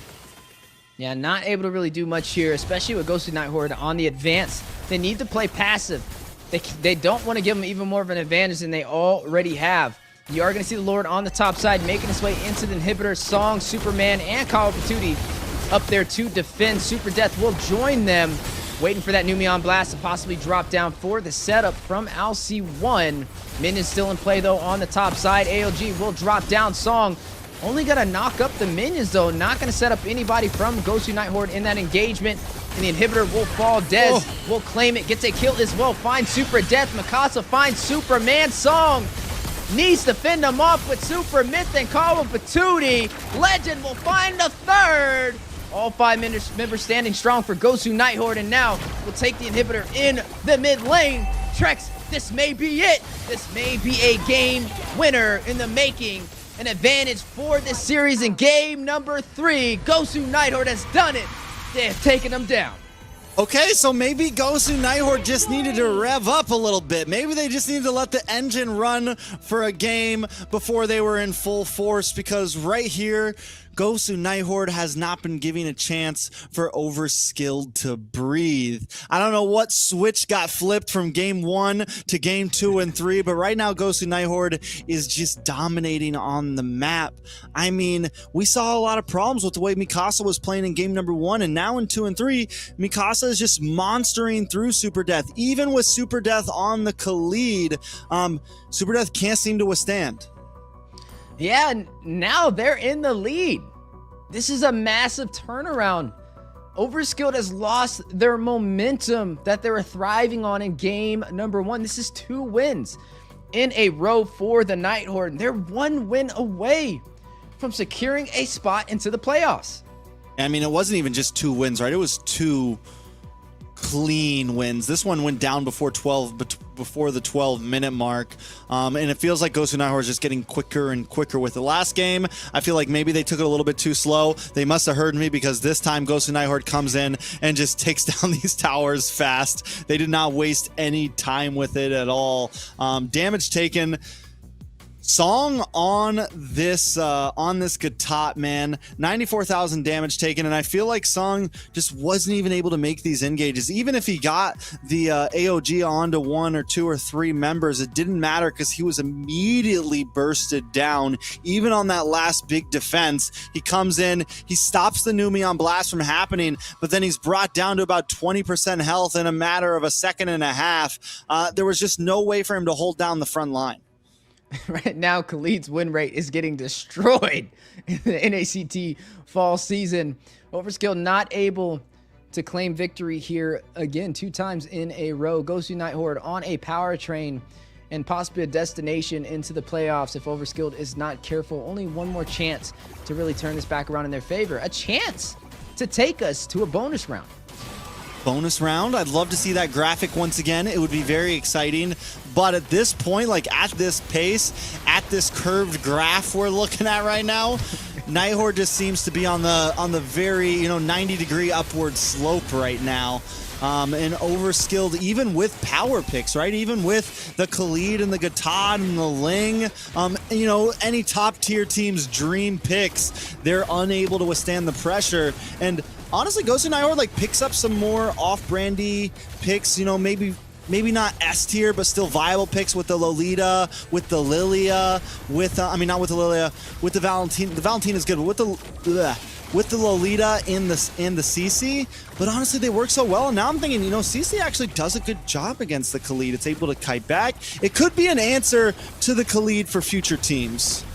That's a really good read too, because I'm like, what do you do against the Khalid? And hey, we're getting to see a firsthand experience, and the CC's being very effective within today's match, and maybe it could be a game plan going forward. Speaking of going forward though, one more shot for Overskilled to stay inside of this series. But like you said, that graph is quickly going on an upward slope for the side of Gosu Nighthorde. Now, that almost makes you ask the question, what happened in game 1? Was it really at all Overskilled in that advantage, or was it just luck with the split push? I mean, I don't think it was just luck with the split push. I think also they did win out in the early game, right? They were in control of that game. There was a moment where Gosu Nighthorde were about to take back control, and then they won with a split push. So I think Overskilled has shown that they have the ability to take the game. I think what it also could have been, like I said, maybe Gosu Nighthorde just wasn't revved up enough. Maybe it took a little time for the engine to heat up, man. It's cold up north. It's getting cold right now. But now let's take a look at the point spread. Last minute, Gosu Nighthorde and Overskilled. Overskilled's now dropped down to 5 points. Gosu Nighthorde 6 points, tied up with MLC Maple Leaf, man. And if Gosu Nighthorde gets this last game on the map, it's sweet, sweet playoffs for them. It's funny, you said it's cold up north, and it gets even colder as you climb up this ladder for the NACT fall season. And we're learning that firsthand today between all of these competitors as we jump into the draft for game number 4. An opportunity for Overskilled to take us into a bonus round. The second bonus we have seen possibly this NACT fall season, but it's up to them to achieve that. Night Horde, on the other hand, a chance for them to close out this series and earn that title as a top 4 team and a playoffs contender. Okay, we just saw the big switch up though. Look at this draft right here. Look who finally picked up the Khalid. Mikasa. They need to boost that win rate. He's been losing too much. We gotta get it back up there. Yeah, we definitely gotta get it back up there. And then Alcyone locks in the Gatasso, literally a mirror draft from last time, except this time OS, Overskilled on the blue side. They take the Valentina first. They give up the Khalid and the Gatot, and this time they're going to switch up. They're going to go for the Edith, which again could be EXP, could definitely be a roam position. You know, lots of choices for Overskilled here. Yeah, definitely a lot of choices on the board, but that duo combination, it's just a repetitive pattern. The Gatat and the Khalid have been side by side all day today. Maybe it's just the new powerhouse duo that you prioritize when you're second in the draft. But for Overskilled, again, this is similar to their drafting style, right? When they like to prioritize that Valentina. A lot of teams are prioritizing this Valentina first in the draft as well to provide some pressure. The Aurora will have a lot of crowd control now working in Night Horde's favor to stop Overskilled in their tracks. Now, I would say it's a little even in terms of engagement, but I feel like Night Horde is just a couple, maybe just like one step ahead of them in the macro, at least within the last game. So Overskilled is definitely going to have to be a little bit more aggressive in the early. You don't want to see them be too reactionary. There's a lot of magic, though, right now. There's 3 magic heroes in Overskilled's hero pool so far. All they need now is a magic marksman and a magic roamer, and they're in the game, man. No, I do like the Julian here, right? I think the Julian worked very well, and I'm surprised they didn't pick it in game 2 or 3. I think Myth really showed a lot of promise on it. He was able to secure a lot of objectives with it. He was able to get in, get out, use the crowd control along with it. So maybe this could be the change up, getting back to kind of the roots of game number 1. Looking into these bans though, last ban for the side of Overskilled, do they keep hitting into this marksman lane with the Kerrigan, the Moskov gone from Night Horde? Now Overskilled like, fine, you want to ban marksman? We'll join in with you. But the problem is Night Horde has first pick, and they could still go for something like an Alice here. They could still pick up some, there goes the Claude ban. Literally, Ruby's open. Ruby's definitely still a possibility for one of the teams if they want. I think Ruby gold lane is probably one of the best fighter gold laners right now you could pick up. Yeah, Beatrix could be a safe option as well. The Alice, like you kind of mentioned before, has been very effective this NACT. And it's going to be picked up from the side of the Night Horde, and now Overskilled, they're going to have to pick up their gold laner to kind of pair up against that. Possibly something more in the physical department would shine a little bit better, especially with already being heavily stacked on the magic side of the table. Roamer. We still got to see if that Edith is going to be put in the roam position. I mean, you do have the Valentina, you have the AOG to be able to use against them, you have the Desert, the Raging Sandstorm to be able to use against them as well. You could do a couple of things here, right? You can pull out the Grok, you could hug the wall, negate a lot of that crowd control that they have for the side of Night Horde and look for a wild charge setup. I think that'd be great, especially if you want to dive in and create a play. That would be a strong option. Or you can put Edith inside of the roam position and flex something else into the XP lane. But no, they're going to go ahead and pick up that Grok like we stated. So I'm expecting them to kind of negate a lot of that CC and look for these setups. And hey, if they're going to pull out magic, we might as well too. And there goes that Lunox inside of the gold lane. So they literally did go like all magic damage though on the side of Overskilled, man. The Luna, like unless Song just goes like BOD Grok, you know, unless he just pulls out the Blade of Despair Grok on us all. Maybe, I mean, it could definitely be an EXP lane Grok here. I got a feeling it will be Roam. But yeah, that is definitely a lot of magic damage on the side of Overskilled. Will this be the last game, Weezy, or is Overskilled going to pull it off? I hope not, man. I like to see it go the distance all the way to a final game. 2-2 on the scoreboard, 1 more to go. But Overskilled, they have to put on a little bit heavier competition, right? I mean, you mentioned it. The last 2 games from Night Horde, they weren't just wins. They were pretty much set in stone with how well they executed it. Overskilled made a lot of mistakes, and they have to iron those out for game number 4. Their final chance to possibly stay inside of the NACT and move on to the playoffs and even out this series. Gosu Night Horde on the upward spiral right now, looking to finish things off quick, and it feels like every game has gotten faster and faster for them since game number 2. Can they do it again? I mean, Overskilled goes back to something that worked very well for them in game 1. They put Super Myth on this Julian, and I think against the Bane, against Dez on the Alice, against this more up close and personal team that Nighthorde has brought, I think it's a decent answer. If Gosu Nighthorde gets caught by a big wild charge and enhanced chains knockup, inertia, like there's a lot of trouble that could be brought to Gosu Nighthorde with Overskilled's composition. Speaking of trouble, Superman giving Dez a little bit of trouble down there, but he does have the range to be able to clear out those minions, but you can tell he's way more comfortable sitting more in the middle of that gold lane. LC1 taking a couple of punches himself in the jungle.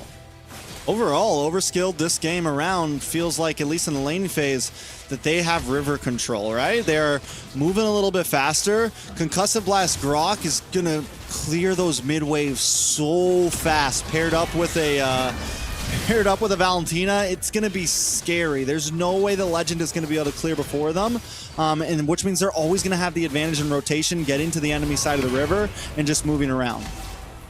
Yeah, and a little bit of a misplay right there. Supermid tried to connect with the double knockup and the enhanced chains, but got the minions instead. Nonetheless, it's not really going to cost them anything, as we are going to be seeing this turtle spawn in here momentarily. An opportunity for both teams to take the advantage for the early game, to see who's wearing the pants in this series. You're already seeing Oh My Foe waste no time on the Bane. 2v1 though on the bot side. Super Death does connect on the Legend and Mikasa with the knockup, though very low himself. Don't think he will be able to engage on this turtle song. Winding up with the power of nature, possibly going to get a lot of AoE damage on the way. The Glacier goes in, the knockup, enhanced chains, the immobilization, the terrifying Super Myth with the steal will claim the turtle for Overskilled. May be able to get some kills on top of it. Super Myth needing to wrap around and get out of there, but Mikasa may not let him go for free. Wondering if he's going to dive in right there. Decides to wisely disengage. Super Myth and Kyle Patootie did that so cleanly. For a second, I felt like Gosu Nighthorde definitely had the turtle, maybe even a kill. But the IMU Avatar Guardian comes out, gets the knockup onto Oh My Foe. Super Myth dashes in, gets a bunch of damage and a knockup onto Oh My Foe as well, and they take the turtle. And this is what I mean, Super Myth on this Julian is definitely very clean, and I honestly feel like it's kind of his star jungler currently, and he does, once again, so well at getting these turtles in the early game. Yeah, just able to kind of prioritize the crowd control, the damage, and then to also get the retro steal last minute. Puts Overskilled a little bit ahead with the slightest advantage, and we know you give a team an inch and they can go a mile. Not something that Nighthorde wants to take lightly, but speaking of Nighthorde, Franco gonna grab the cameraman all at the same time. You are gonna go ahead and see Song forced to recall back to the base. That darn Franco, he does it to me every time I'm in charge of the cameraman. Dez, though, in a trouble. Superman! The 1v1 flowing blood didn't come quick enough. And now a lot of action with the purple buff. And the purple buff battle. Mikasa forced the flicker and used the quicksand to keep himself alive. LC1 rushes in, a couple more hits, takes down Super Myth. May be able to get another, frozen in his tracks, and LC1 to secure the deal. Super Death will fall. A 2-for-none trade. Gosu Nighthorde takes the lead on the scoreboard. Yeah, they take the lead on the scoreboard. They take the lead in gold, about 600 right now. After losing that first turtle, getting a kill on a Super Myth was huge. Luckily, they make something up after Dez losing two. It's a big win for Gosu Nighthorde, but they have one big problem on the map right now, and that could end up being in Superman. Oh, and problems are arising. This time in the turtle pit, deadliest catch does go out by Oh My Foe. A little bit of a wasted utility, though, may be punished for. LC1 hit with the knockup. Hit with a lot of crowd control. Put on a trampoline with Mikasa beside him, and Super Myth gets the double. Whoa. Oh My Foe need to get back to safety. A triple kill from Super Myth. Legend wants no parts on this, but Trex, I think he's going to go for it. I think he wants to steal, but a little too late, and Overskilled will take the turtle. Listen, he's not a legend. He's a myth. Super Myth in flesh and blood right now with the triple kill. Just got the blood wings in. He's going for a tower now. He's not even an EXP laner. And then Superman giving the 1-2 punch down to Dez on the bot side. Overskilled are in control of this game, and what we thought might have been a game 1 luck is turning into game 3 power right now, and Overskilled really wanted to take this the distance. Yeah, gonna take the turret on the top side as well, giving them map advantage. Dez did his best trying to punish on the bot side, able to chip down a lot of that HP on that tier 3, but not able to make it fall, which means Night Horde did not find a trade from losing that turtle and also that turret. Overskilled now has the map advantage in the early game. All right, so with Overskilled having this advantage, we come down to the last turtle in 1 minute. Overskilled, not too far ahead, right? Gosu Night Horde still definitely in this. It's not like the gold lead is out of control. Oh My Foe will only get stronger and stronger in the Bane, but hold on, Super Myth in trouble. Yeah, putting a lot of eggs in one basket with Super Myth on the top side. They will overpressure him with sheer numbers. Super Myth will fall, shut down, but on the bot side, traded for a turret. I mean, Gosu Night Horde gets this bottom tower. They might be able to take a top tower as well, possibly here. It's definitely, I mean, pretty soon with that wave crashing in on top, Gosu Night Horde's going to start to have a bit more control over the map, and we're already seeing Oh My Foe maybe start scaling a bit. Ooh, not able to get the turret, though. Looks like they were going in for it, but caught by Night Horde just in the nick of time. Ooh. You're going to see the Raging Sandstorm flicker play. Mikasa finding Super Death, forcing out the wild charge to safety from Song. Okay, Gosu Night Horde. Mikasa with a beautiful last-second flicker on the Raging Sandstorm. Super Death thought he got away from that one. Definitely did not. Can Overskilled come for this turtle? Super Myth might try. AOG does drop down. Turtle at about 10% HP. Oh My Foe will claim it for the Night Horde. Gets a kill. Finds Kawa Patootie. Superman is next. Will fall. Turns him back to Clark Kent. Finds the kryptonite he's been looking for. Okay, Oh My Foe wants to prove that he belongs in the jungle position on this team. He takes a death early on. And now, even after taking an AOG to the face, he keeps his cool. He waits to use the deadly catch and gets the out-retry over Super Myth. Very well played. And at this point, Oh My Foe is starting to scale a little bit, man. He's 3-1-2. That Crab Claw Cannon is going to hurt more and more and more, to where on the other side of the coin, the other side of the card, Super Myth might start downscaling a bit. The early game aggression that the Julian can bring may not be as important. Oh My Foe took the long route, went for the BOD as his second item. He's got War Axe. That Crab Claw Cannon is definitely going to start hitting. I'm wondering if he's just going to go full damage, like go for Malefic Roar next, and just be a monster. And I think we'll get the opportunity to see that here momentarily. You're looking at Night Horde maybe going in to possibly take a tier 2 turret. Look at Foe, look at Mikasa. Super Myth spotted out, forcing out the Raging Sandstorm back to the mid lane, but not going to stop the fight. Deadliest catch goes out. Freaking Glacier as well. Oh My Foe will find Super Death. Dez will find Song. 2 members down for the side of Overskilled and climbing.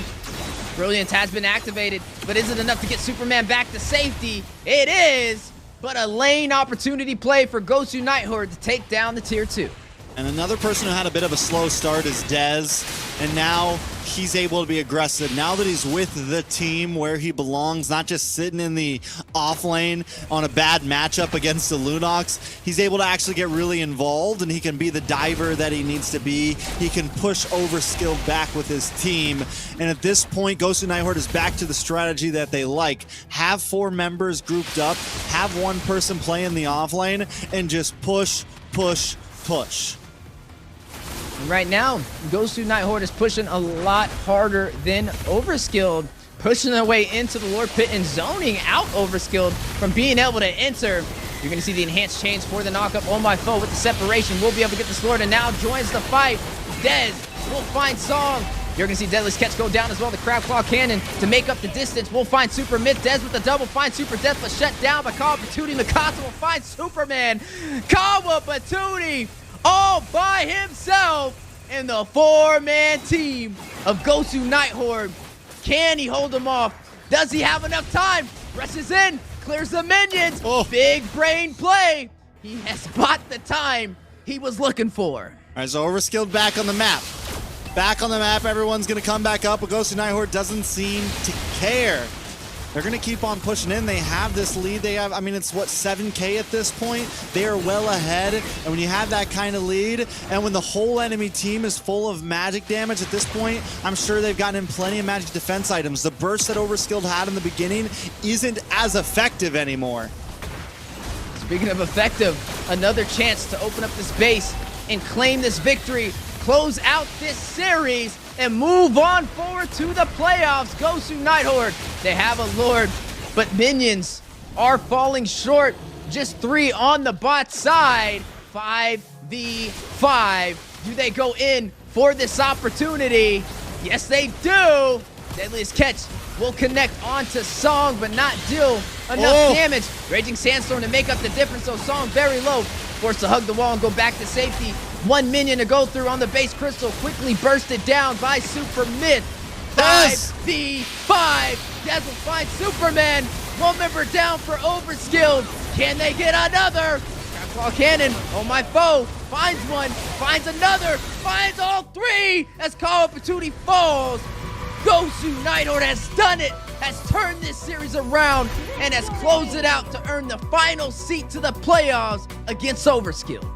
And just like that, Night Horde proves why they're here, why their name has become household in NACT. They make it to the playoffs. They have a rough start, but show in game 2, 3, and 4 that they can compete right here. I mean, and they did it in such a clean fashion. Those last 3 games were theirs through and through. Yeah, definitely well-deserved in a hard-fought battle, but overall, the micro and the macro scaling through this series, and they came on top repeatedly, right? Not just the second game, but 3 games in a row. They're able to claim victorious, and that's not the easiest thing to be able to pull off for any team in an NACT, and they have done it. Definitely look forward to seeing them as they make it into the playoffs, the final seat. But like we said, the higher you climb up that ladder, the colder it gets, so they better bring some jackets. Better bring some jackets, because if I can tell you one thing, the playoffs are definitely going to be cold. There's going to be a lot of teams hungry for this, and it's not going to get any easier from here on out. But Gosu Night Horde, with their rightful slot, stealing it away from Maple Leaf. I mean, it's been a 2-day story that we've been watching. It's been a weekend where we've seen wins and losses, upsets, game 5s. We've seen it all, and there's no better way to finish out the regular season. Gosu Night Horde, taking a look at some of these stats. Mikasa, man, after having such a rough game 1, I feel like really just came in so cleanly, and even on my phone, I feel like every player on the team had a couple rough moments and were able to brush themselves off very quickly and get right back into the game. That's right. They were able to find their composure and make the most out of the situation, even when there was times when they made a mistake. And that's what happens when you have resiliency, right? These teams are able to bounce back even when they fall down to the ground. And that's what's going to make them a heavy contender in the playoffs, especially when they go up against teams who rarely make mistakes at all. Hopefully this makes them even more effective. Got to give credits over to Overskilled, though a newly formed team, some fresh faces in North America, but they put on a show. All right, so taking a look at some of these replays, the last replays of the night here. Alcyon with some beautiful plays, some beautiful AOGs. Super Myth started to have some trouble as this game moved forward. Took a death early on, but was able to still kind of help control, help get a couple turtles. Even here, we see Super Myth. This is when the big triple came in. And I mean, just kind of comes online. And for a second, it felt like Overskilled had this game. Even Dez getting a 1v1 in the bot lane, but I think this is the point when we saw Super Myth take this second death. We saw all my foes start to do more and more damage, that the game really turned around. And even here, they go for this tower take, and as they're running away, Mikasa's like, okay, it's time to shine. Hits that beautiful flicker play to secure the kill, and from there on out, I think it's just in Night Horde's hand. All my foes starts showing up at these neutral objectives. Super Myth, the same strategies that they were using to get the turtles before are no longer working. And Night Horde just seems to kind of have Overskill's book read and completed. Yeah, well-deserved victory over there for Gosu Night Horde to push through the base crystal to turn this series back around and win 3-2-1. Sending Overskilled out of this NACT fall season and securing their spot into the playoffs. Trex, we only have 4 teams remaining, and now it's playoffs time, baby. It's make it or break it, but we got to stop over to our host Zeke and see what he thinks about all of this chaos in the Land of Dawn. Man, what a good game. They started off a little bit slow. I was glad to see Night Horde, just because I voted for them, and I really needed one to be right. Congratulations. A big victory tonight, Horde, securing their playoffs seat. Absolutely astonishing. I know we kind of expected it a little bit coming into it because of their presence in NACTs prior, but it's absolutely fantastic, again, to see them coming back. Yeah, it's definitely really cool. I think we always hope for kind of these down-the-wire finishes in regular season. It's what makes the last days exciting, and you're not just having games where it's like, oh, this game doesn't really matter. Either way, playoffs is secured. I'm glad things ended the way they did because it keeps all of us casters, viewers, fans, players, everyone on their toes with their eyes on the screen. Yeah, and I mean, this NACT has been full of surprises, right? Even all the way back from the qualifiers when you've seen teams that you thought for sure would have made. I mean, even the Simpsons was. I don't want. Don't you bring up the Simpsons? Don't all right, you? A little too soon. Maybe as we get into the playoffs, we'll revisit this conversation. But yeah, I mean, they're top 8 contenders. Even though they don't make it into the playoffs, some of these teams, you can't take them lightly, and I hope to see them in future NACTs to come. Well spoken. And I think that there's a couple points that I want to talk to you guys about, but after the interview. Again, let's get back to the professional players. Let's see what the real people got to say. Dez, how are you feeling, man? I'm feeling good. We just made it to playoffs, so of course it's a really good feeling. Take that breath, that sigh of relief. I gotta know, man, was there any doubts coming into this match? Definitely yes, because like me and my team, we haven't really like been screaming or like playing together. It was mostly me and the roamer Sharky, like just ranking and stuff, but we didn't play as a team until like today's tournament matches. So there was a little bit of doubt, but obviously like we trust each other, so we kind of like fix those issues in game, and I think we did well. Sure. I did notice that you guys started off a little bit slow in that first game. So did you guys do as well towards the end as you wanted to? Yeah, I mean, the main issue like the first game was like the comp that we were going against. Like in objectives, or jungler 4, he just kept getting targeted and stunned, so we couldn't like really secure anything. And then at the end, the Moscow just backdoored because we made a bad call. It was a team decision, and it was just a bad call. And we knew that, and we just like we didn't let that like bring us down. We just kept doing better and better throughout the matches. That's good. So, with going into the playoffs, this is a little bit of a spicy question. Who do you think the weak link of the playoffs is going to be? Like of in the team? teams? Oh, all the teams? Yo, do I gotta answer that? I don't want to answer that. Yo, don't do this to me. I'm not answering that. No, I'm just kidding. Nah, the weak link is us, us. My team. We're the weak link. No. Yeah, you gotta stay humble. So, I do think for the playoffs that you guys might be going up against BTK in the first round. They were also the first team that you guys went up against in the regular season, and they beat you guys up pretty bad. Yeah. Do you think that you guys have prepared yourselves in a way that is going to allow you to not let that happen again, or even to just beat them as a whole in the playoff series? I'm sure we're still gonna struggle, but it's definitely a lot better now because Fo is in the team. Before he wasn't, so we didn't have a shot caller. So when he came in the team, like he's really good at shot calling, so the team is a lot more comfortable playing around his calls and stuff. And as you know, like I had to switch to goal lane because like Yellow's a good player, but his hero pool was not like good for the meta. So we just did that, and like the team back then compared to now is definitely better. We just gotta like keep practicing, and it's always gonna be tough. It's the big dogs. We keep going against them, but we're gonna try our best. So, final question for you, and this one's just going to be based off of what you were just saying. Does that mean Oh My Foe is going to be playing with you guys on your primary team for the playoffs? Yeah. He's been playing with us for 2 weeks now, and like we're gonna keep playing with him unless he like he doesn't have time, of course, because I'm sure he has like responsibilities and all of that. But yeah, we're gonna stick to this lineup and see what happens. Awesome. Well, I'm not going to take up too much of your time. Thank you for the interview. Congratulations on the big win today. I'm very proud of you guys, and I look forward to watching you guys in the playoffs. Thank you. Thank you. Thanks, buddy.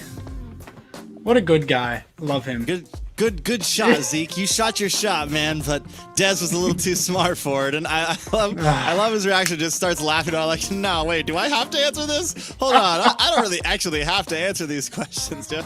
Definitely, you know, I'm really glad Dez is finally kind of showing face in NACT. He definitely brings a nice vibe here. It's funny because he's very humble, and I respect it, right? A lot of players would just sit there and say, oh yeah, like we're gonna dominate, we're gonna do this, but you know, he knows his weaknesses, and you can turn that into some of your strongest strengths as you move forward in NACT. So I'm looking forward to seeing how they compete in the playoffs. Little known fact, Dez is actually my wife's favorite player. She watched him play X-Board once, and she said there's no going back. And Dez, of course, the MVP of the series. Congratulations to him. Absolutely showing up and showing out today. Dez definitely the MVP. Sorry, my brain went somewhere else for a second. Dez playing the MVP. I mean, Dez definitely, I think, showing too, we kind of questioned how's he going to do in the gold lane. And even in that last game where he had some problems on the Alice, losing in the 1v1, eventually stepped up to the plate and kind of held down the front line of his team, getting some beautiful flowing blood stuns into the game. So, and there's been a lot of talk about Dez. I feel like from the beginning of the season to now, from the moment we knew he was going to be in top 8, you know, how's he going to fare in the NACT finally in the playing field? And so far, Dez has fared very well. Yeah, I mean, it's not easy stepping into a new role. Not necessarily new for him, but new for us to see in the NACT fall season, right? Jumping into the gold lane, primarily you've seen him more as that jungle positioning. That's what he's kind of known for in North America. But he rose to the occasion today. He got an MVP. It kind of reminds me of other players that we've seen do this exact same thing. Mark Cutie. You've seen him run several different roles, and all of them were very impressive. And it just shows you how much of a valuable asset he is to the team. And I think that it goes without saying that that's something that we do expect from these people that we consider to be the elite players of the North American scene. Like, these best players, like, they're not just good at their respective role. They're able to be put into almost any role and still be successful. A lot of the players are still very one-dimensional, and that is something that I love about the NACT teams, the top teams. Yeah, so I mean, at this point now, it's playoffs, baby. It's playoffs, baby. I'm excited for it, man. We got 4 of the top teams, and we get a little peek at what is to come. Cloud9 going against Godspeed, BTK up against Gosu, Horde, Wheezy. Yeah, it's going to be the powerhouse teams of North America. Make it or break it, and they're running out of chances to be able to stay inside of this NACT. It is going to be a loser's bracket as well. So if you fall in the best of 5 for round 1, you have another shot in a best of 3 the following weekend. We'll have to see how it plays off, though. Cloud9 and Godspeed going head-to-head is definitely going to be exciting. But all of these matches are going to be on fire with BTK and Gosu Horde with the second series.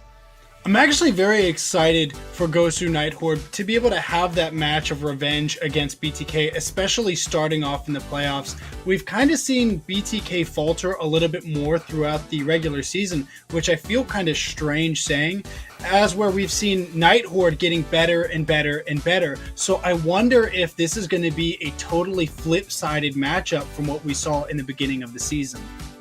I mean, one thing about playoffs bracket is it is a very different game than what we've seen the past 3 weeks, right? Everything is on the line.